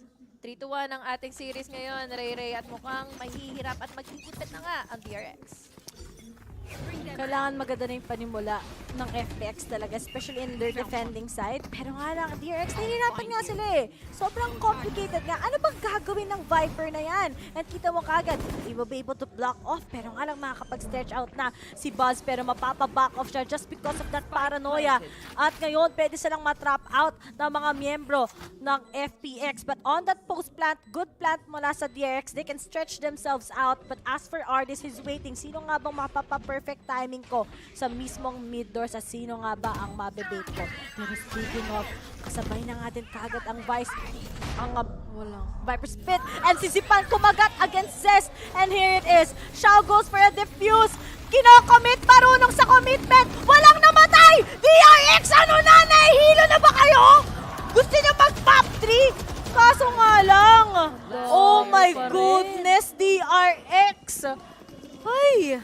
Dami pa rin tumumba dito mula sa side na nga ng FPX kanina. They have committed a lot of utility to counter out DRX dahil alam nila mostly on the duels ay pwede nga ditong ipanalo when it comes to the close range fights. But that clip na meron tayo ngayon for Mako just really goes to show na meron siya capability to finish out the rounds with a lot of kills, with his multi-kills. He can also give a lot of pressure laban dito sa FPX. And speaking of Mako, he has been playing very aggressively with the Omen. Kaso kasi hindi pa gaano nagpe-pay off. Lagi lang sila dito naka-counter out. And at the meantime, wala din kumagat kaagad kay Mako sa fake niyang ginawa dito in A lobby. Sabi dito, wala na bang alam na ibang agent si Angel? Guys, wala nga. Yun nga eh. Kahit wala siyang alam na ibang agent, ang effective niya pa rin. Kanina naman siya, nag-fade. So, no problemo. Pero dito ilabas daw si Razi. Oo nga, sila ni Magikarp nasa Istanbul na all. Baka kami naman kami mag-Brazil.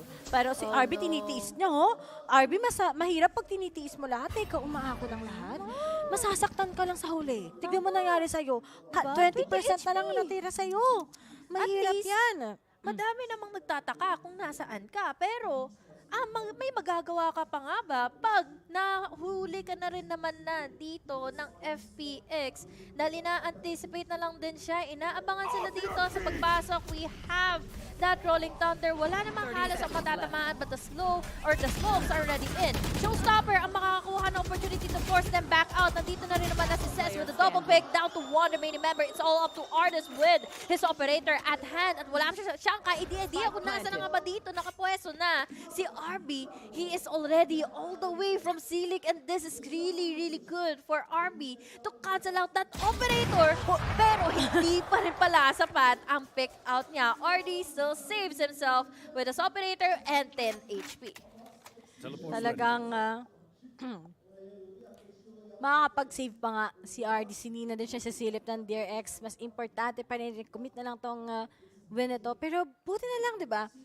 Talagang they take a good read lang. Pag-aralan nila on those few rounds, pagbigay lang ng onting rounds, just in case lang na mapag-aralan nga ang mga taga-FPX. Kasi you're still curious eh. How will we be able to survive that double controller? It's so unusual. Yeah. Lalo ng Viper pa, di ba? Diba? Minsan nakakita na tayo, if I'm not mistaken ng 3 or 4 na initiator dito. Sinaos pa ating kinas natin nun. That was the time. Tapos on the other side, nakita na ako ng double control dito. Isang Astra. Nakalimutan ko lang. Either, Viper or Brim ba or Omen. Basta parang gano'n. May double controller. Pero mahirap siya i-execute. Pero pag napag-aralan mo ng maayos, very worth it. And then, kita naman natin yan sa FTX. Ang dami kasing magiging at stake niyan eh. Once nakukuha ka ng Viper on your team for payment, medyo magiging limitado lang yung magiging pwestuhan mo. Pero additional to that is meron naman silang universal smoker dito, which is the Omen, na pwede naman din na maging reason kung bakit na nga dito magiging comfortable yung ibang mga players from your team na mag-hold on to one side. Dahil syempre, you can still assist them with your smokes. But on the meantime kasi ang nakikita ko dito, mas nagpa-play together na nga si Soigetsu to deny in all of the entry dito ng DRX. Dahil imagine, diba, yung Poison Cloud and the Toxin Screen will be really a good chance for them to win out their duels. Dahil syempre, dadaan ka pa lang dyan, vulnerable ka na.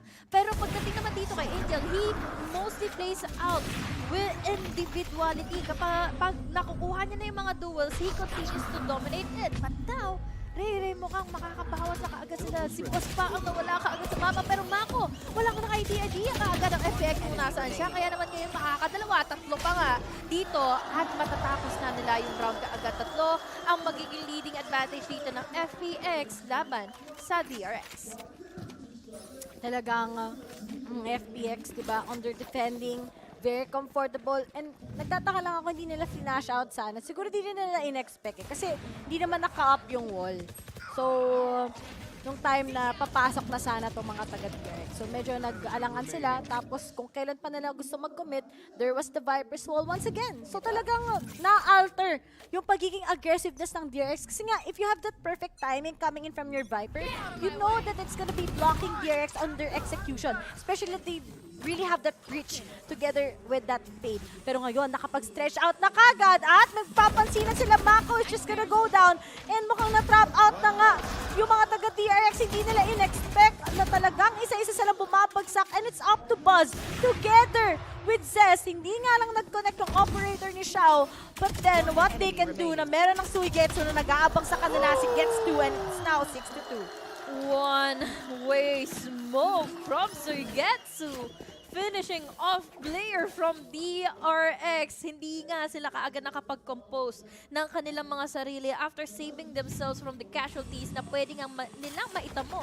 Sa mga naging positioning na ditong pinush, kinontrol at sinakop nila Zipan together with RD. Kaya naman ngayon nahirapan na kaagad dito ma-reclaim yung kanilang energy, ma-reclaim yung pagkakataon na nga ng DRX to dominate in a site with their rushes. Imagine ha, nandito yung dalawang initiator nila to enable Buzz. Pero Buzz, lagi siyang nauunahan ng pick-off dito nila RD. Kasi nga, namamind game sila ng Viper na yan. Kita mo naman, ang daming hassle. Tapos, hindi din nila in-expect yung push coming in from FPX sa may A-main, papuntang Garden. Tapos, na-punish na sila isa-isa sa may mid-banda. So, DRX, they still need to configure everything. Nasa ano na sila eh? Nasa, bale, para ma-master tong against FPX, kailangan nasa PhD ka. Ngayon, nasa ano pa lang sila, undergraduate. In short, nasa college pa. Hindi pa nila ma-figure out ng 100%. Kanina, there were few tries. They were able to shut them down sa may A site mismo, but after the second try, didn't work out. So, they really need to think deep about this. Kasi, when we go into the next map, which is going to be in Fracture. Talagang it might be FPX and yung DRX, diba? Sana ngayon kung kailan kailangan nila mag-step up lalo, especially in their good performance sa Icebox. Dapat hindi na sila mawala ng kumpiyansa. Dito kasi talaga makikita mo komportable na muli dito ang FPX to gather themselves their rounds and their lead.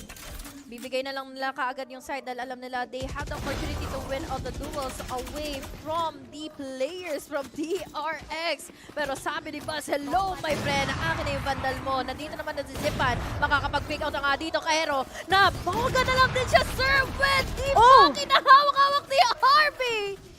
Down to 3v3. We still have the contest. We still have the Rolling Thunder. Pero ngayon, magagawa niya pa rin nga ba ito? Pas dito, all the way from the back. Dalawa ang mag-pick out sa kanya. Pero nasa upper level si Sugetsu. At katabi niya pa dito sa baba si Xiao. Kaya naman ngayon another round na ang mapupunta ngayon for FPX. Hilampas di Buzz yung noon niya eh. Men, pwede din na ma-cut off eh. 40 HP nasa likod siya eh. Nasa likod siya ng mga boxes eh. Pwede niya sanang ma-aim labs yung mga yun eh. Pero sayang, napipiko na si Mako. Pinagpapawisan na siya. Pero naiintindihan nyo nga din eh. Kung bakit itong Haven naging surprise factor sa FPX. And yung caliber ng meron sila with display, alam kong pinag-practicean nila to ng sobra. Halatang halata na confident sila with this double controller that they have. And Suigetsu nga, kahit anong hawakan niyang agent, magaling na siya. And that's a fact. But as for TRX, they're struggling so much. No highlights for them. Pero on the other side, kailan kaya nila magagawa na itong greatest comeback against DRX? Kasi lumalaki yung gap. Maganda man yung win-in advantage or win rate condition dito ng players ng DRX here in Haven. Pero kasi inter-region lang din yan. Ngayon makikita natin lahat ng Barragula na ilalabas na nga ng mga ultimate nila. Zepan, makakaboga na nga ng isa. Wala silang idea. Kung naso na nga ba si Sugetsu? Kaya hello! Tatlo ka agad na tumaba sa kanya. Make it force for Sugetsu! Wala na naman natabo dito ang DRX. Hindi nila makuha talaga yung pagkakataon na mapatay at mapuna nila kung nasa ba nakapwesto si Sugetsu. It's just anchoring side of the side. Kaya tingnan mo naman yung pick-off niya. KDA, this guy, is 14-5. Grabe! Kaya naman pala, nag-Viper. Alam mo kung bakit? Kung ganyan naman palong-palo, he's just actually manipulating the smokes. Kailan nga, syempre aasimin lang siya eh. Kasi fast-paced rather, yung games ng DRX, yung kanilang agent roster. But as for FTX, di ba? When you block off the smoke, na nagmamadali yung DRX, tas hindi nila ina-expect kung nasan si Suigetsu parate, that's gonna be the biggest problem that they have to face. Yes. At ngayon, block off ang C-side. Eh, napaka-power horse. Eh, ang Silong. At alam mo na kung anong mangyayari sa side ng DRX in this round. Once again, this is gonna be a big stopper na gustong i-execute ng FTX against them and there's nothing that they can do. Oh no, Mako! Bakit natamaan ang tagiliran mo? Down to a 4v4 or 4v5 immediately for this round. At tingnan mo naman yung impact na nilalaganap ng kaagad dito ng FPX. Hindi sila makagalaw kaagad sa puntong mabawasan man sila ng isa, mabawasan na kaagad sila ng isa dito. Makikita mo yung hesitations na makikita or nagagawa ngayon within the actions of DRX. Papasok ba sila ng B? That is the question dahil ang A site parang hindi na ito ang naging sagot para sa kanilang pagkapanalo ngayon. Kaso nga lang, 30 seconds habang left. hindi yan yung sagot, nagmamadali na naman ang mga taga-DRX. Pero si RB nag-connect ang kanyang boga. Nagpakita ng New Year. Nauna na si Angel, but then Zipan is gonna be bringing Buzz out. Pero as for Zest, sabi niya, mahirap pag inasim natin to. But then Suigets is gonna cut off those angles. Zipan is gonna take down RB. Dalawa na lang kagad natitira sa isang iglap sa side ng DRX at medyo mahirap-hirap to dahil mapaforce sila. And now, Zipan, together with Ardis, will be able to get them. Magulat kasi ako, kaya yung pain just pumasok sa throat ko. 9-2. Understandable naman din, Ray, di ba? Dahil nakakabigla naman din talaga. Kahit ako, kung sigurong naabutan natin yung mga pagkakataon or ikaw mismo yung naglalaro dito for this round, hindi mo alam kung ano yung unahin mo dahil nakakabigla. Yung mga utilityng binabato sa kanila and then the follow-up na kaya nilang i-counter dito. The times na ilalabas nga dito yung mga fault lines, hindi nakakasagot ka agad ang DRX with a good follow-up. Dahil there is always the time na mako-connect dito ni Angel yung kanyang paranoia. Kahit ganyan lang yung KDA niya. We all know the stats of this guy na once na ma-pick off siya, mas nagiging enable dito. Mas na-enable niya dito yung mga players niya here in FPX. And at the meantime, komportable na dito, no? Napuwersa tuloy ang players natin for FPX na umatras kasi may narinig na kaagad silang Odin na magagaling na nga in A main. Sabi ng FPX, sabi kasi nung panel sa PH, yung DRX kaya sa mga 1v1 highlight player. O tayo nga, Suigetsu, sabi ni Ardis, magpabida nga tayo. Kawawa naman si Angel tsaka si Shaw. Wala tuloy ganong kills. Inagaw ni Suigetsu lahat. Nag-Viper lang, nanguna na. At ito usually diba when you have this kind of comp, I don't really see yung flex player na nag-a-adjust. Nakakuha na maraming kills. But this is really incredible coming from Suigetsu. Gets mo na eh. Nabak talaga ng Naruto. Sige, ulitin nyo! Alam nyong naka one-way air comms yan. Hindi pa rin nila pinipigilan. And now, but Mako, miraculously will be able to get two. And here it is. He goes for an actual Ganda ng pwesto ni RB. ang kanyang ultimate para lang syempre, makita pa ng angulo na may expect sila galing silong. Pero tatlo na lang. Angel, Shao, together with Zipan. Wala nang ready na ultimate. Lahat nakikita nila. Kaso nga lang, Zipan still gets the top against Mako. Low on HP din kasi siya. At it's up to Stacks together with Zest and together with RB in this retake given to them by FPX. Kailangan abangan ang lahat. There's the top. Zest will be able to get that two. And now, Shao! Ito nga, hindi pa imposible. Naiwasan pa niya yung concuss. Pero sabi ni Zest, nakakuha na ng information. Pinakaitaan ng Spooky Balloon 9-3. Ito ba ang 9-3? Kasi pag ito, totoo sabi ko sa inyo, magpapakasal na ako bukas. Whether the 9-3 earlier, Riri, kaya I can say na pwede ito pa rin mapaboran para sa side na nga ng FPX. Hirap na hirap ngayon na ang players from DRX to get inside of the site even though that they have the utilities to do so. Dalawa yung initiators nila. They have the hunt, they have the fault lines to accompany, to enable Buzz. Pero most of the time na makikita si Buzz, siya yung laging nagla-landing, nagko-connect sa kanya, nagmamagnet sa kanya dito yung mga times na gusto niya na dito sana i-agresibo, i-dominate yung mga nag-hold inside of the site. And now, 9-3 still in favor of FPX. Nararamdaman at nalalanghap na nating lahat dito na pwede ang game na number 3. Pero let's hope for the best for our last Asian representative dito in Champions. DRX, magkakaroon ba sila ng composure or ito na rin talaga ang mga panapos ng FPX laban sa kanila? Alam mo kung anong meron. Alam mo anong isip ko kung anong pwedeng i-cheer kay Suigetsu. Gatsu.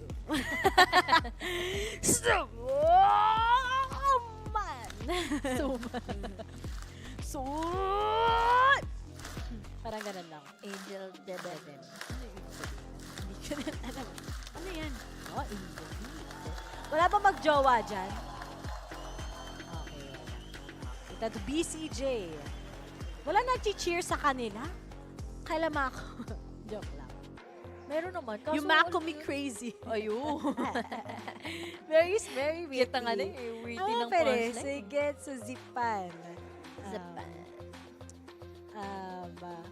Ano, nag-isip pa na pwede i-joke? Wala nga eh. RB. Ayun na. Ano yan? DRX DRX logo. Wow. Wow.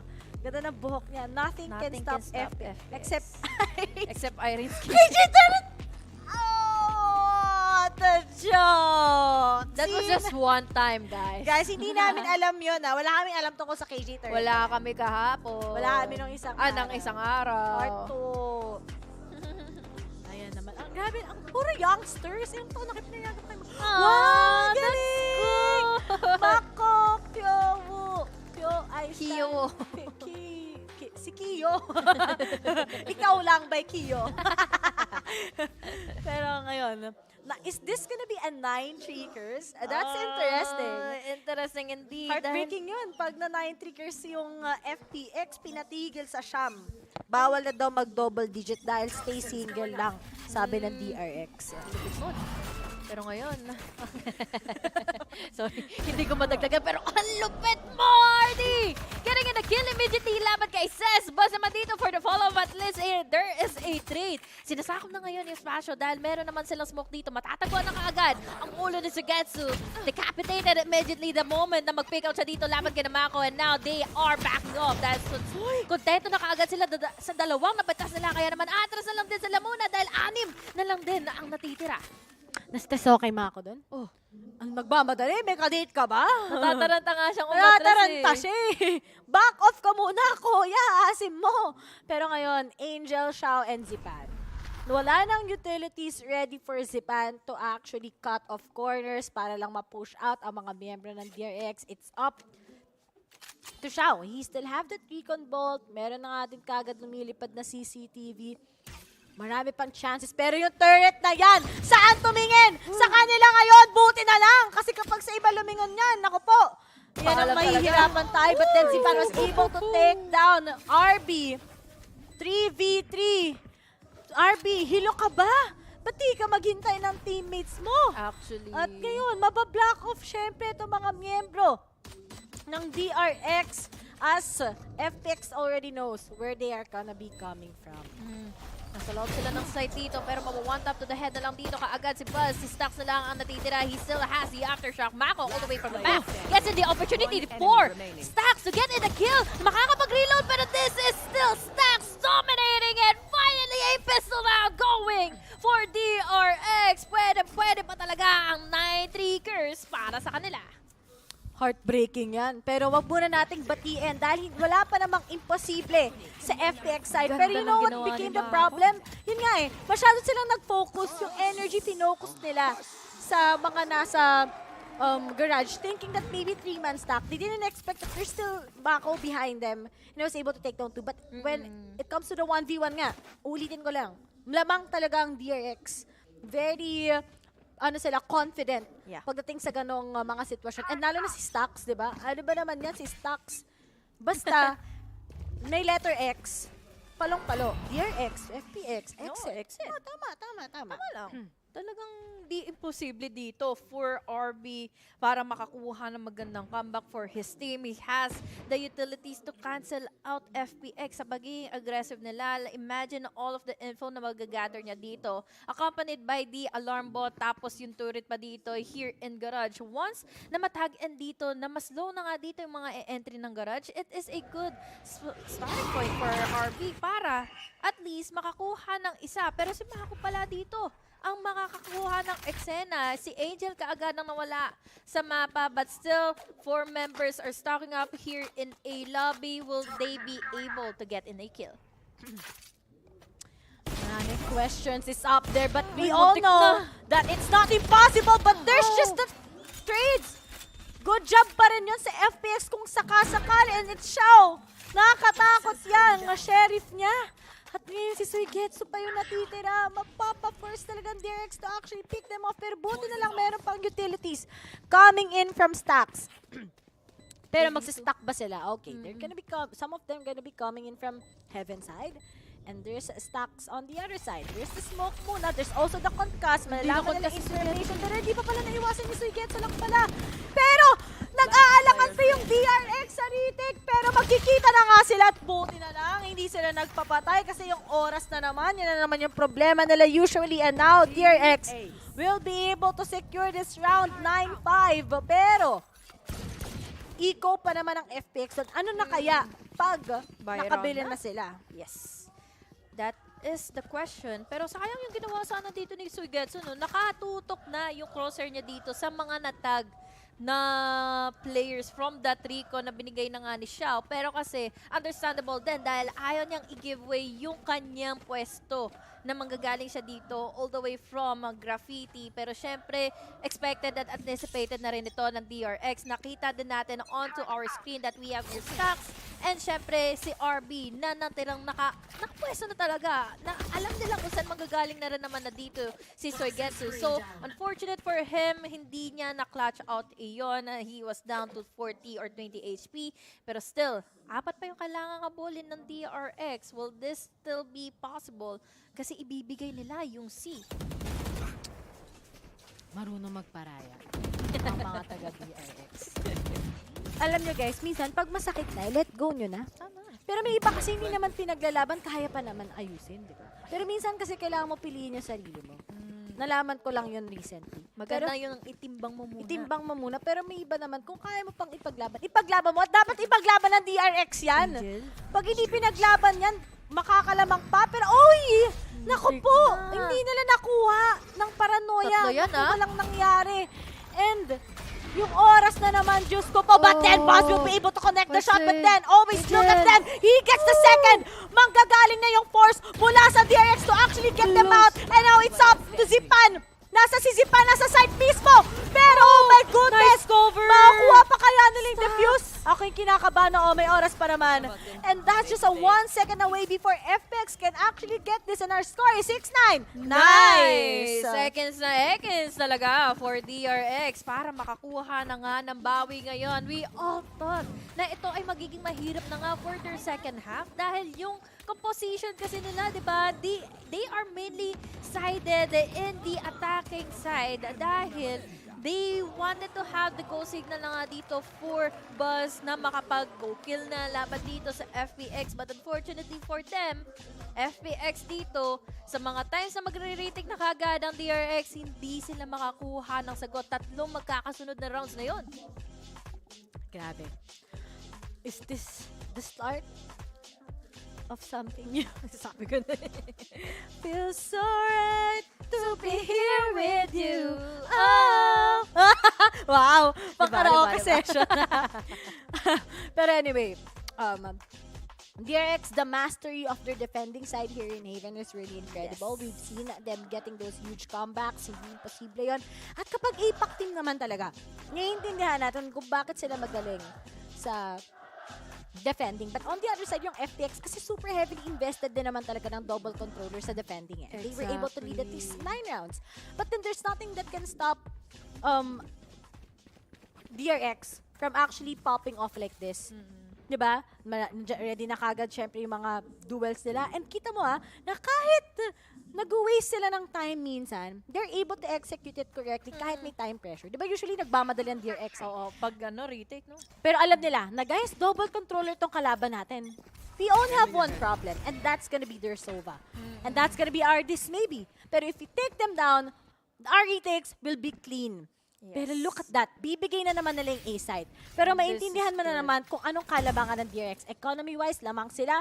Pero pagdating sa hold, baka mayari sila kay Angel, Sipan kasi dito, meron siya ngayong showstopper. So, kailangan na muna nilang ibigay muna yung side. Huwag muna magparamdam dito dahil yung smokes ay nakalabag na kaagad sa mga vision na kailangan na ngang i-counter laban sa kanila. We have the Viper's Pit. This is already planted in default. Artist nakabang. Pero hindi siya makakakuha na kaagad. Ng unang-unang nakikita niya ngayon, is also the opportunity for DRX to conquer in immediately sa loob na nga ng site ngayon dahil all the way from off top was Zes taking down one. There's the follow-up na pwedeng nga ibuga na kaagad nila laban dito sa mga kabilang members from FPX. Buzz taking down Sugetsu. There is a follow-up na ginawa na ngayon. Tatlo nagkasabay-sabay ng pick-up na dito. Kompleto Ricardo at may oras pa makapag-defuse ng spike. Another round goes in flawlessly for DRX. Ayan na yung... Ayan na. Ayan, nagsisimula na uminit ang DRX. At kahit ito daw, yung ultimate trap card, kahit na-collect na daw yung Exodia na parang sa Yu-Gi-Oh! Sabi ng DRX, meron naman kaming Blue Eyes White Dragon, pati yung Red Eyed Dragon. Kung ano na invento! Si Dark Magician Girl, ganun. But anyway. Counter, ganun. Atatantang yung mga childhood memories ng Yu-Gi-Oh! Tinatago namin yun ng kuya ko kasi ayaw ng mga magulang ko. Kasi bad daw Kalat yun. daw. Hindi kalat, bad daw yun. Ewan ko. Anime lang naman din galing yun.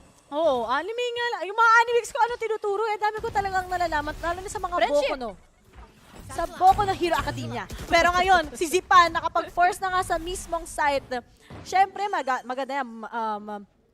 Boku no Kokoro, Watashi wa Tamago, mga ganun na bagay. Pero anyway, Ardis? Ay, nako. Nakalusot! May G! Pero sana maunahan ng Nightfall to, Yes. Katalikod siya dito. Uy! Ang bilis! Bas dito makakakuha na kagad ng dalawa. Prowler, medyo busy na nga siya. Kaso makakatatlo pa rin naman si Bas dito. Magagalit pa siya all the way from out town. Pero siya was able to get in the kill. May lineup pa na natitira. One way smoke. Cloudburst. So maaray na lang din sila. Kalahati na rin naman na. Kaso Hunter's Fury, makaka-deny na naman sila sa kanila. 23 HP, isusecure niya pa rin yan. Pero nandito na rin naman na si Stacks para i-compose sila ang sarili nila to counter out those lineups. Cheering out loud, DRX winning out that retake once again. Panglima na yun, no? Line up pa more! Line up pa more! Line up pa more! Ang layo Labas na! pa sa site! Baka Buzz Lightyear yan! Kasi Moody dyan eh. Nakaabang si Stacks, ang ganda nun. Oo, already Tinake si niya Stacks. yung window kaagad. Ay! Buzz Infinity! Alam and talaga ng prod sa Istanbul yung mga pinagsasabi ng PH casters. Dami sabi. But then, anyway, they were just far too stretched because they were confident on those two snake bites and of course on that Hunter's Fury. Pero they have a lot of time. They were able to half defuse it. So, wala pa namang kagad timer to actually mag-detonate yung spike. So, good job sa kanila. And now, may pera pa rin naman ang FPX. Finorse na nila to. They lose this, it's gonna be a tie already against DRX. Pero how can you actually manipulate this now that DRX ready na sila? They are far more confident. At ngayon, kumukuha yung Aldrone. He tries to swing it out, nakasabay, pero wala. Na location reveal lang. Buti walang kabit. Sorry yan. Out of nowhere ang punchline. Pero ngayon, Buzz with his immediate kills sa mga unang panapos niya dito sa mga players from the other side. Magkakakitaan na lang din talaga sila sa other side. Mako goes in for one. There's a white swing. There's another. Nandito, nakaabang na kaagad si RB all the way from the smoke. Ang gandang assist nito. Dahil ngayon si Artis hindi na makakasecure ng control niya dito all the way from the space stick. And here in Garage, dalawa na nakagad na natitira. At kapag may isa ngayon, ang Spike Mako finishing off strong with 4K 9 to 9. Pais naman! Pais naman! Kanina pa 4. Puro 4K lang? Ano yan? Di ba may Heavy 8K, Stewie 8K. May Mako 4K. Mako 4K, Ardis 4K. Pero wala pa rin eh. But, oh my goodness, Mako. The trade-offs, they're just in the momentum, Ray. Yeah, they're just really They're in the zone. Para silang para sa Kuroko na basket. Parang si Akashi, the all-seeing eye. Hindi ko alam kung tama yung sanabi ko, pero anyway. Hi nga pala sa Kuroko na basket. May favorite ship ako dyan. Hindi ko na sabihin kung ano, kasi baka makancel tayo. Nakakabasa nga ng doujin na. Pero ngayon, ayun na daw yung clue, guys. Clue na lang yun. Kayo na mag-imagine. Yes. Sa Wattpad, Kung meron sino. din. Oo. Saka sa fanfiction.net. At ngayon, pati sa Tumblr, meron din. At ngayon si Buzz, hindi nyo ako mapo-force. I can still get one! Tapos may katulong pa si Zes! Si Zesto! So he gets it together with Shao na lang! Shao! Saan na tayo mapupunta? Baka kumakain ka pa ng Shao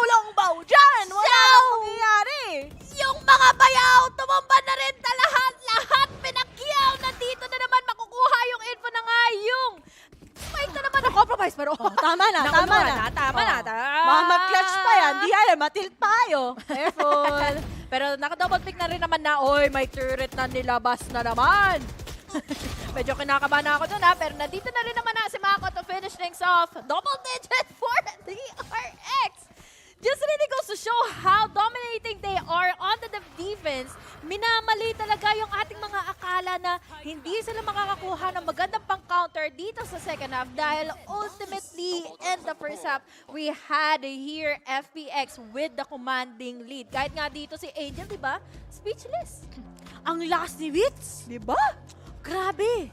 Wits Multiverse of Madness from Axie. Here we have him playing for the mga tao. Pero ngayon, DRX, they're just really comfortable nga with their defending side. They're able to manipulate it already. Wala na kasing amount of gun power coming in from Suigetsu. Yeah. And ngayon, naka-lead na finally ng isa. Ang DRX. And ito pa, 7 consecutive rounds nang nananalo ang DRX. But it's still a big pressure upon them. Kasi 'di ba, pwede na silang maging masyadong komportable. Tapos maging problema pa dito is mawalan yung consistency nila dito. Yung pag-iinit na nga ni Buzz, baka bigla na lang maglaho. So, those are the questions na pwede nating sagutin ngayon after that timeout dahil papasok na kaagad tayo into our game. Again, guys, this is already the lower bracket kung saan nag-iintay na kaagad ang Optic kung sino ba ang magdanalo at magpo-push it forward for another slot here in Champions. At nagiging alanganin na kaagad ang pwestuhan. Ang scenario dito, not in favor ng FPX. Half an armor lang for Angel and Suigetsu. And now, look at this, guys. Maririnig natin ngayon yung TP going in from Angel's side. Pero most of the time, tingnan mo naman din, di ba? Lagi siyang napupurusahan sa mga witty plays niya. Alam mo, naisip ko. Alam mo yung duo nung, "You're my angel," yung magkaganon sila nung camera sa kalye. Alam mo yun? O, di ba alam ni Honey Glaze? Angel! Ang random. Pero ngayon, DRX, pinapressure nila yung FPX. Hindi sila makapag-commit kasi most probably, they're aware that there's buzz. But at the same time, hey, let's not forget, pwedeng mabutas ni Ardis yung mismong B-site if hindi sila full aware of it. And that's it. May alarm bot nga lang. May kita ata sila. Pag i-check, okay, pinura na nga nila lahat. And that's the sign para sa side ng DRX na kailangan natin mag-retake ang napakaayos. Walang ibang ultimate na mapanghahawakan dito ang DRX to conquer in the retake. Pero most probably they can win out the duels. Magpa-play inside of the site na lang dito ang FPX. Natuto na sa pagkakamali nila. Hindi na sila nag-overextend away from the site. But at the very moment, makikita na natin kaagad po ng personal ng Buzz. Life gear natin na makapasok na nga sa loob ng site. Magkakasalisihan. Magkakaroon na nga ng trade. Nandito naman yung wide swing. Oh no, indeed. Dahil may ipit na rin naman na dito si Xiao. Ano pa yung magiging sagot niya? Dahil si Buzz ay nakaabang na rin naman sa kanya. RB dito magagaling pa sa garage pero they are already defusing in the spike. Hindi na sila nakasagot pa. No, indeed! They just stuck on the defuse. 11 is to 9. Makakabawas pa ng isa. Make it 2, make it 3. Isa na lang na dito na si Angel na wala pang naiaambag sa laro nila. 7-18 ang KDA niya. Hindi mabigat na si RB, walo. pero ito, Honey Grace, lilinawin ko lang. Si Mako, loyal yan. Kasi hindi niya binibitawan. Katulad ni Dubstep. Nasa letter M talaga. Mobstep tsaka Mako. Nasa kanila talaga yung true love. Pero yung hindi niya binitawan. Pero kahit hindi mag-pop off si Angel, kahit hindi mag-pop off si RB, malaki pa rin yung impact ng kanilang contribution ngayon. Pero nga lang, FPX, that round should have been yours. And yet, just because of Buzz, together with Zest, inaasim lang nila. Talagang nakikita mo, parang suka lang. At ito na nga, alam nila kung nasaan si Xiao at Buzz. Sisimula na nga kagad ng pagbawas. Hindi nga lang nag-click. Diyos ko po. Pero, na maliit, na bazooka. Ang isang katulad ni Xiao. Ay, naku po. Ay, hindi pa. May pag-asa pa. 2v3. And now, they're able to know where Angel is. Pero nga lang, huwag kayo mag-audition dahil hindi naman to PGT. Pero ngayon, Artist na lang all by himself. Zest takes him down. It's gonna be a match point for DRX. DRX with the consecutive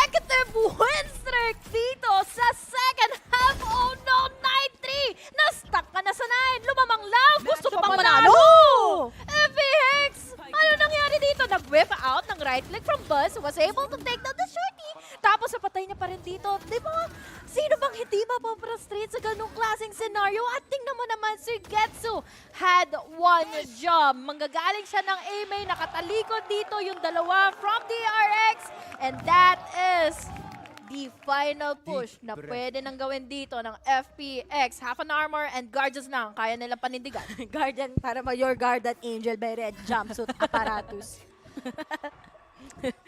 At ngayon, kailangan pa rin mag-ingat nila. One tap pa rin yan. Hindi pa tapos, Honey Glaze. Hindi pa tapos ang Hindi laban. natin babatiin. Oo, tahimik lang. But then, there is that nightfall from Zest. And they can always give up the site. That's the biggest factor na merong pwedeng ilaban ng DRX. But si Stax, Diyos ko po, basang-basa. At kita mo, Mako, you'll be able to get that one. At ngayon, nag-gift ka lang si Bas. Ba't ka pa nag-gift kung kailan kailangan ka? Pero okay lang naman. Dahil anong mangyayari ngayon sa FPX, no choice, kundi i-push to. Pero si Ardis, binigay nila yung site. Alam nila yung gagawin ni Ardi dahil ginagamit at ginagawa niya na to kanina pa. Ultimo mismo pero hindi ka na makakadalawa.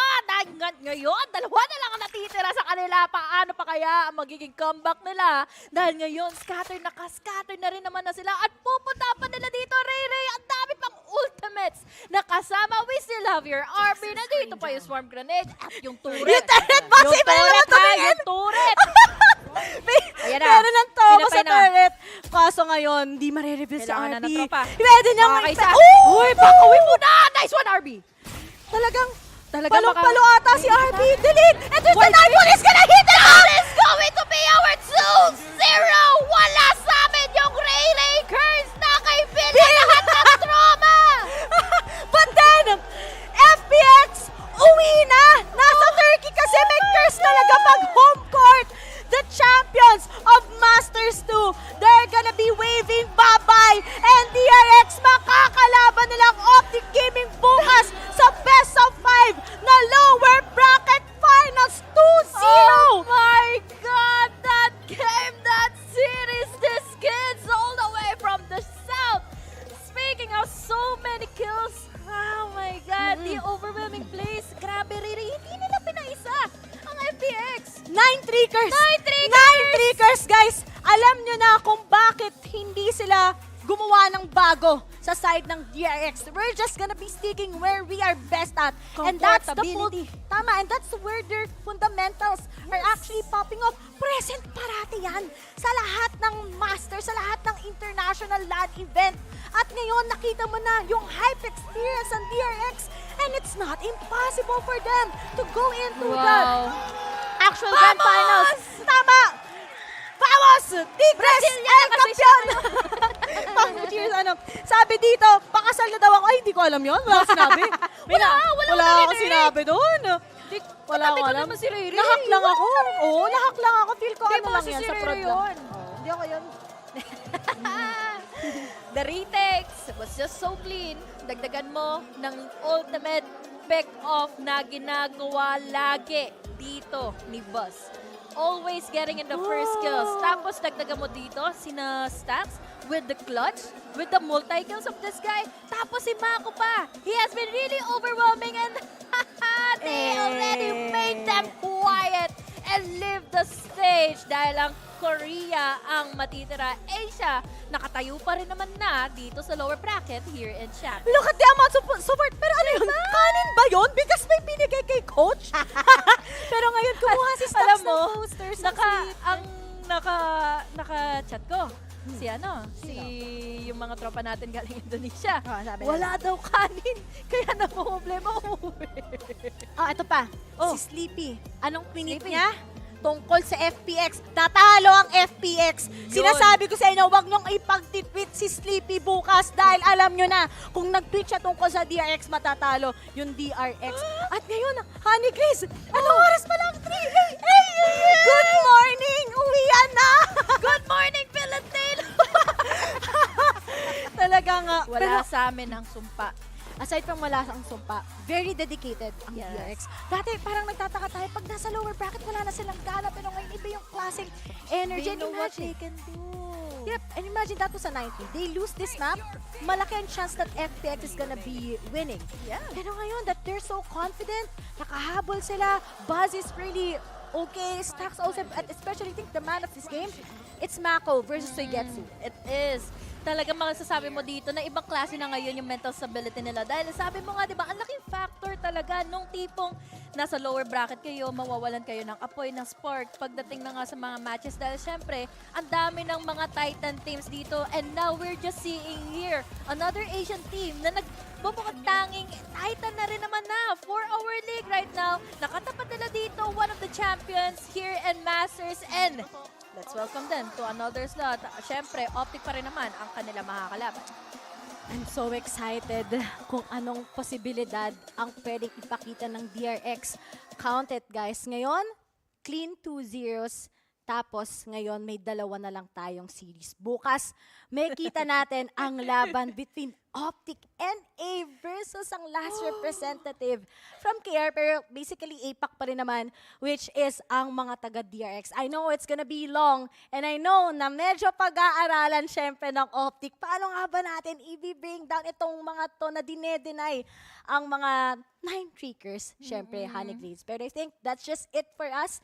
Syempre, hindi pa naman tapos dahil pupunta pa tayo sa panel and of course, interview with the guys of DRX. Once again, we are your shoutcasters. Ako si Ray Ray, kasama ko si Honey Glades, guys. And kita-kits tayo bukas here in VCT Champions.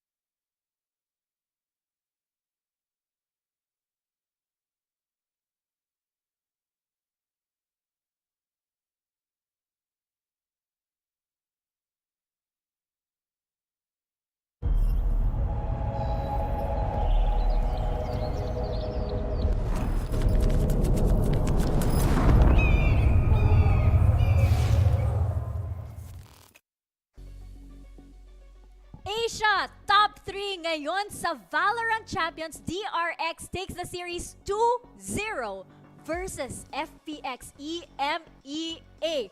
First in VALORANT Champions, Dax. Korea! Let's go! Korea!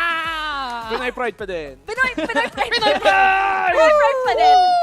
Kasi din mo to, FPX, parang may plano talaga sila on Haven. Kasi nilabas, syempre, naban nila yung Haven. Buong champions. Tapos ngayon, nilabas nila when it matters most, di ba? Nilabas din nila yung Viper na matagal na natin hindi nakita on Haven.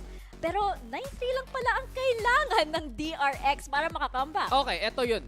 Gets ko ang plano ng FPX. Step 1, win defense. Nakita mo, di ba? One-way setup ng one-way setup. Paano ka papasok dun kay Suigetsu? Hindi ka papasok dun. Kung saan nakapwesto si Suigetsu, mamamatay ka lang. Pero, nakalimutan nila yung step 2. Tatapusin yung game. 9-3 nga yung scoreline. 4 na lang kailangan. Ilang rounds nakuha nila ng second half, pre? 0.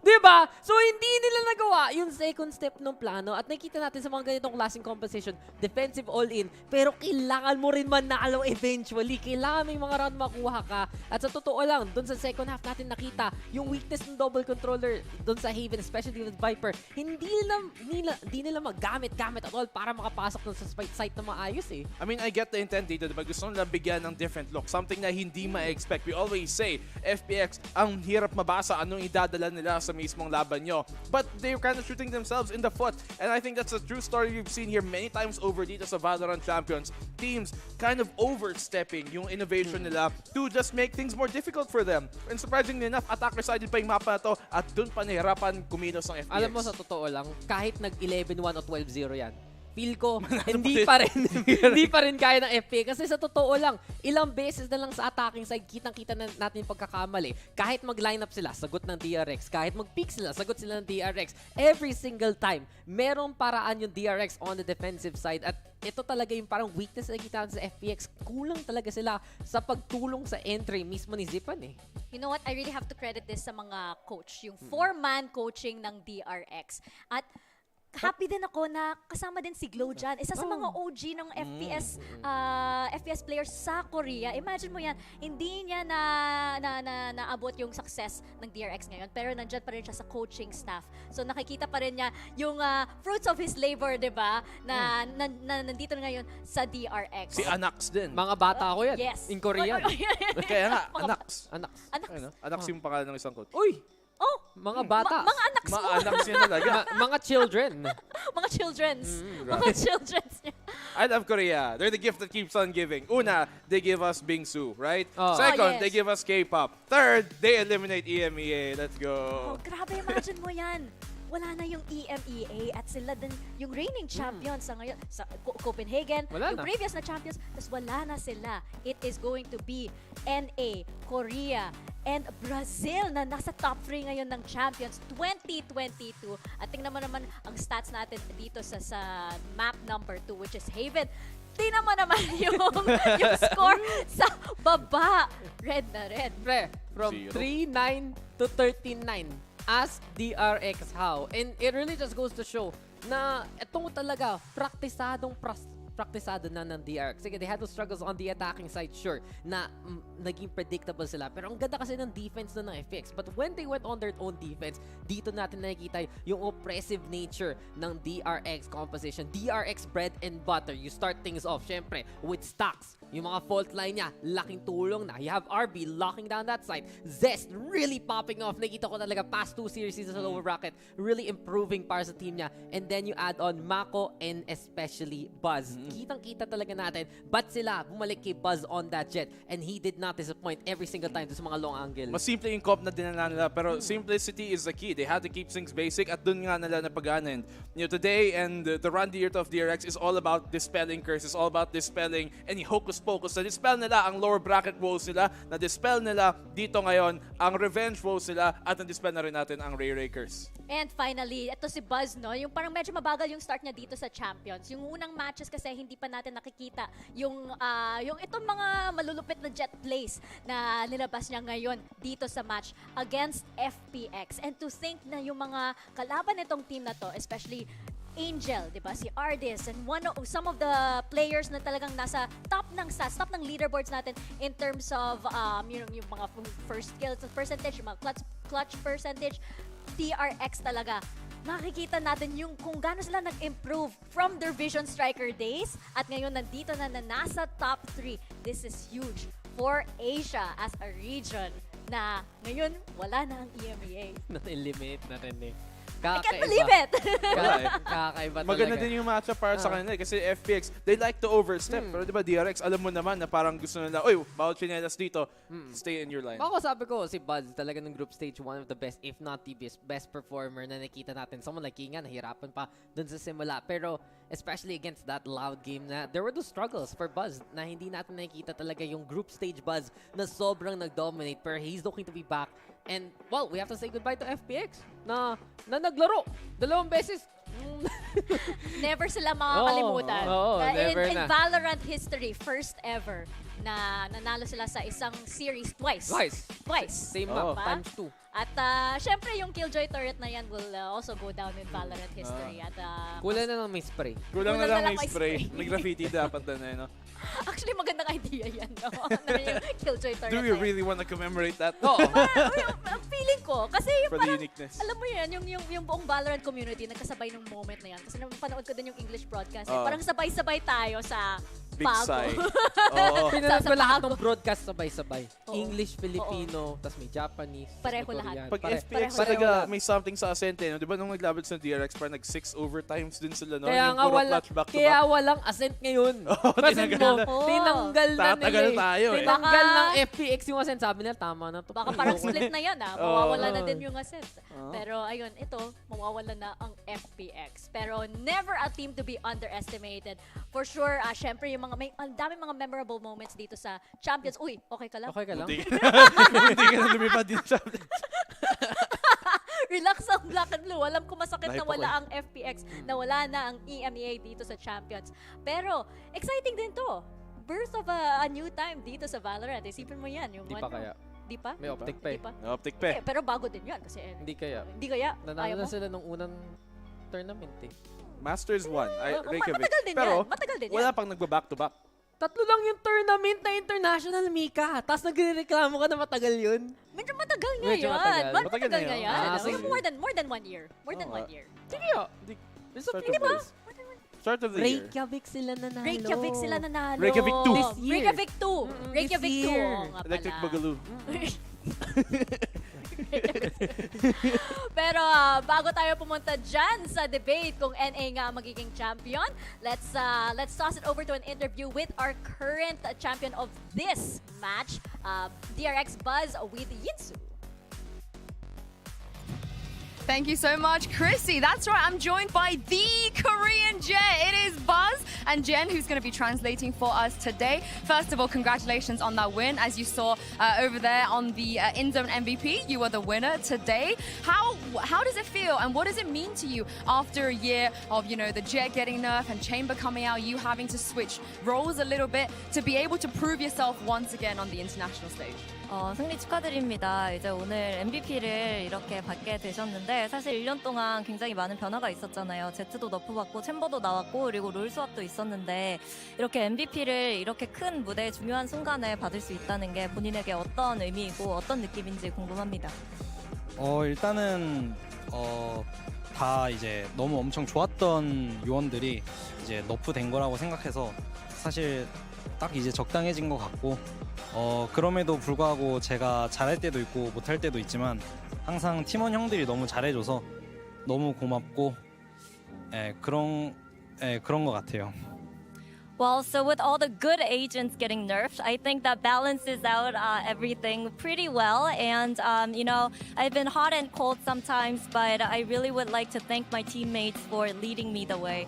And speaking of you and your teammates, I saw you celebrate after this game. You broke the curse already against Fnatic, but this one, it felt like it meant a little bit more to you. Is that true? Could you explain to me what this victory meant to you today? 오늘은 푸나틱전보다 훨씬 더 감정적이고 굉장히 좀 감성이 젖어있는 모습이었는데 좀 오늘 이미 저주를 깼잖아요. 오늘 승리가 어떤 의미였고 어떤 느낌이었나요?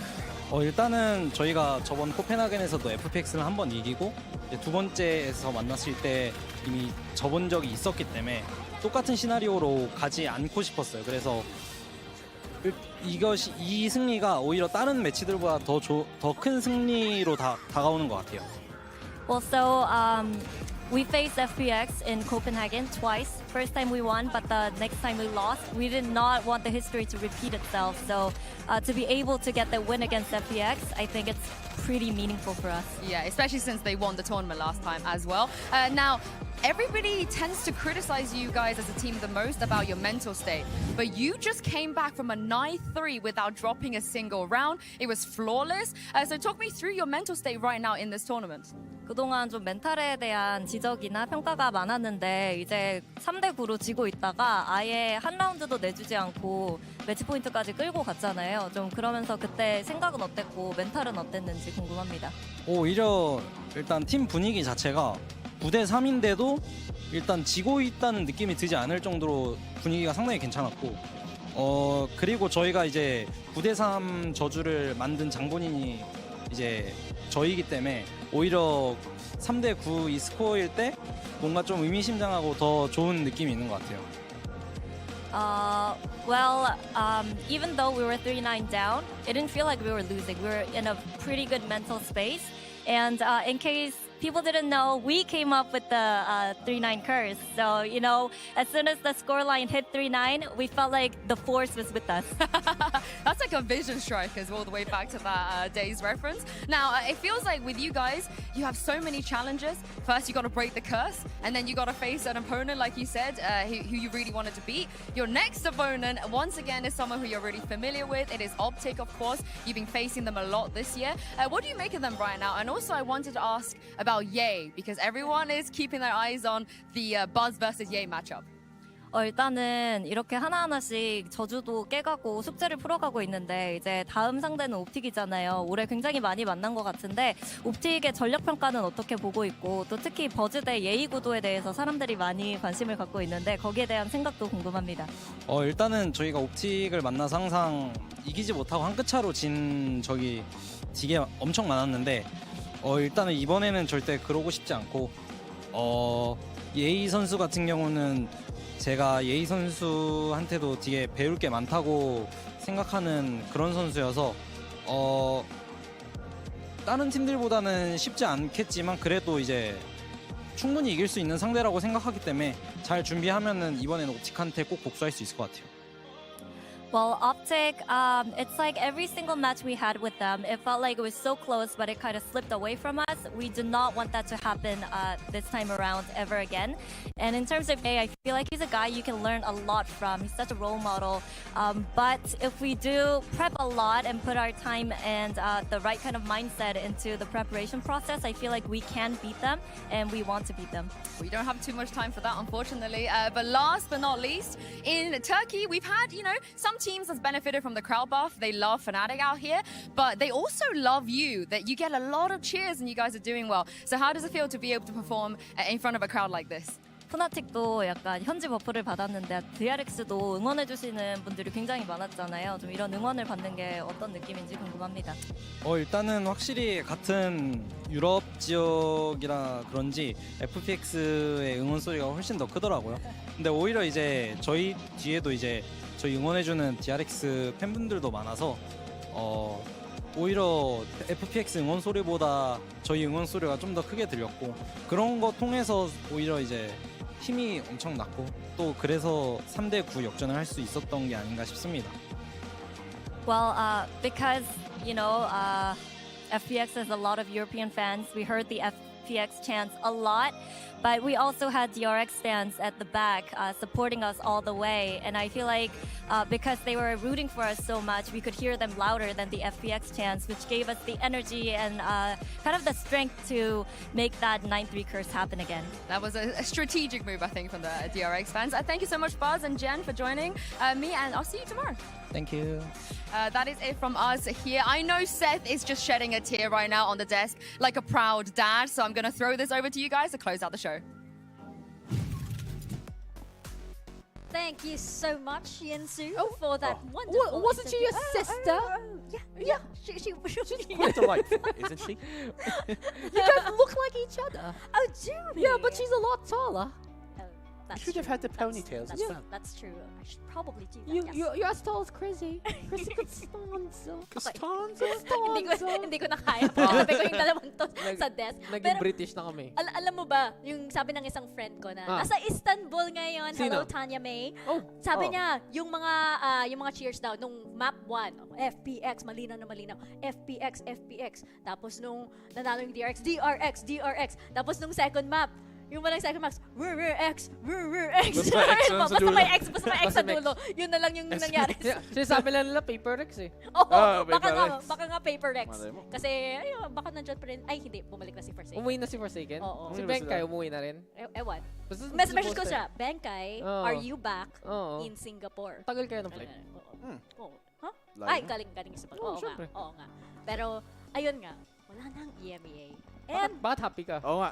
Pero ba EMEA fan ka? Kasi may Asia na sa top 3. Para sa akin, worth it naman. Kahit na EU fan ako, kahit EMEA fan ako, Favorite worth mo yung mga EU team? Alam ko yung ginagawa ko na. Alam mo, lagpas 3 a.m. na pala. Lagpas okay. 3 a.m. na pala. So, it's the time of the day. After hours na to. Swim. Pero, sa tingin mo, Dax, ano ba yung prediction mo for overall champion? Wala, pareho tayo, di ba? Ay, pareho tayo! Mukhang kailangan natin na ayusin yung mga predictions kasi Hindi na. Okay na. Hindi na? Kung may buhay pa lang na prediction sa atin na lang na overall si Taylor. Siya lang nag-DRX. Actually, Marami nag-FPX, maraming FPXers eh. FPX ako eh. Taylor lang malakas. Siyempre. Alam mo, may idea ako. Ano? Lahat tayo mag-vote ng isang team. Hindi. Ayaw nyo? Tingnan mo na yung Let's go Optic! Let's go Optic Gaming! Ayaw gumawa ng experiment. Tama na. Tapos Palipat-lipat na yung mga boto ng mga tao eh. Puro mga bandwagoners eh. Pero tingnan mo, wala nang sense yung mga prediction, no? Wala nang sense. Okay lang yun. Panindigan. Pero tingnan natin yung match natin bukas. Ito na, lower final, Optic versus DRX. Ano sa tingin mo, Dax? Kaya ba ito ng DRX? Hala, the hesitation. Alam mo kasi itong DRX. Oh. Nasa lower bracket pa rin eh. Oh. Hanggang manalo silang Optic, hindi pa ako naniniwala. Skeptical. Okay. Pag umabot sa finals, DRX na tayo all the way. I mean, Optic may history Oo. na pag bumawi sa lower Hindi bracket. kasi ito yun eh. Practice, halatang pinaghandaan ng Loud yung Optic eh. Sama lang. Hindi na tayo magpapatalo 4 times in a row, guys. Gusto na natin gawin to 2-3 tong rivalry na to. Yung Loud, aabot lang ng 3 L sabay, hindi 4. Yun lang yun. Wala ba tiwala sa DRX? Ito wala naman konti. Hindi sila paper Rex eh. Sa totoo lang. If feeling ko, yung Loud, baka bumili na ng isa pang staff to eh. Oo nga eh. Yun na yung... Dadagdagan nila eh. Korean Little Dogo. Ako, ayokong... Beanie Baby ba? Ayokong maging Oh, Optic Beanie Loud na naman yung grand final. Feeling ko... Wala, it's gonna happen. Optic pa din yun eh. Baka mangyari na naman ulit eh. Anyone but them. Oo, pero sa tingin mo ba? I mean, halos lahat ng mga predictions natin hindi naman nagkatotoo dito sa eh. sa... Hindi, ako, crab mentality. Gusto ko matalo DRX para hindi rin pasok si Taylor. Grabe yun naman pala. Hindi naman sa Asia, hindi naman sa NA. Kay Taylor basta pala. Basta tayo lahat ay talo, masaya ako. Ayun We're all in naman this pala. together. Masayo tayong pababa. At sama-sama din tayo uuwi dahil mag-wrap up na tayo for our day 14 dito sa Valorant. Binilang mo pa. Oo. Huling araw ko nga pala.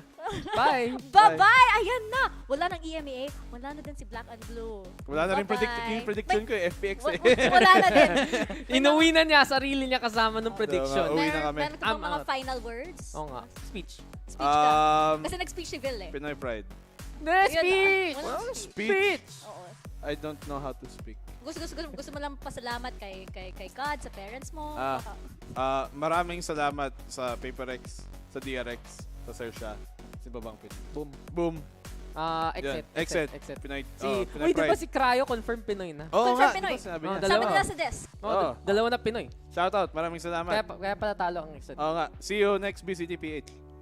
Ayun, yes! Thank you very much, Black and Blue. Pwede ba may video tayo ni Black and Blue sa likod? Commemoration? Yung parang may clouds tapos may dove na lilipad. Yes, boy pa ako. Pero thank you very much Black and Blue and thank you very much Dax. Pero hindi ka muna mag-speech. Bukas pa kasi tayo. Bukas pa. Nako. Bukas pa tayo. Optic versus DRX. May pag-asa pa guys. May pag-asa pa ang Asha. So sana magigising kayo para sa lower finals. We will see you tomorrow. I am Mika Fabs, the model. At ito ang other guys, si Dax at si Black and Blue. We'll see you tomorrow for VALORANT Champions. Gabi pa naman yung VALORANT Champions. Nagigising sila.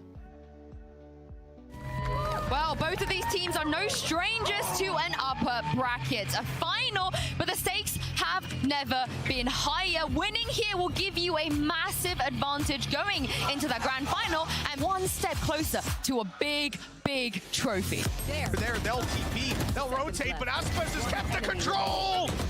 Aspas alone wins this round for Loud. 4 kills. Can't see a damn thing, but Finesse again! The 3rd kill of the round! He's going absolutely nuclear!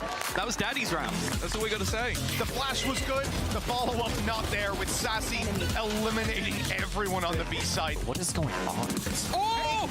It's almost a couple of kills coming through, but they just wipe out the remaining players. The battle's being won by Sadak and Pancada. Loud are going to take themselves bind. That flash expected, waited for, and shut down completely. Well handled by Loud. They looked in control from the get-go. Shoulder peeking and hitting the shot. The round is saved by Pancada with a Red Bull clutch. Less, not again. He changed it up again and again. One enemy remaining.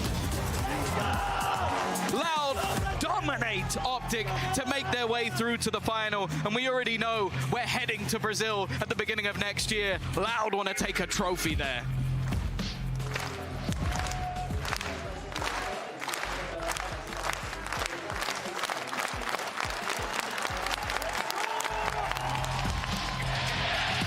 The crowd is very fired up right now, chanting for FPX, waking up a lot more during this second match already. The stadium is divided between these two squads, but only one can continue after this. They're going for it. Artis is still a problem, but it was a bait. Sugetsu cannot do it all on his own. They're going to go right back into it. Angel's already fallen, but Zipan's still here, and there are two beneath them, right before him, and Zipan does it again. Trying to make a play on the round. You see the pick go up, and it goes right back down as DRX take Icebox. 13-11.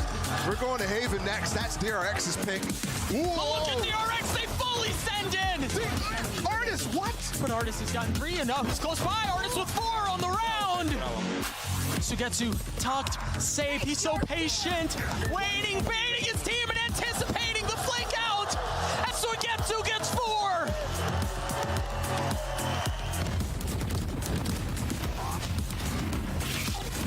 한 명 남았습니다.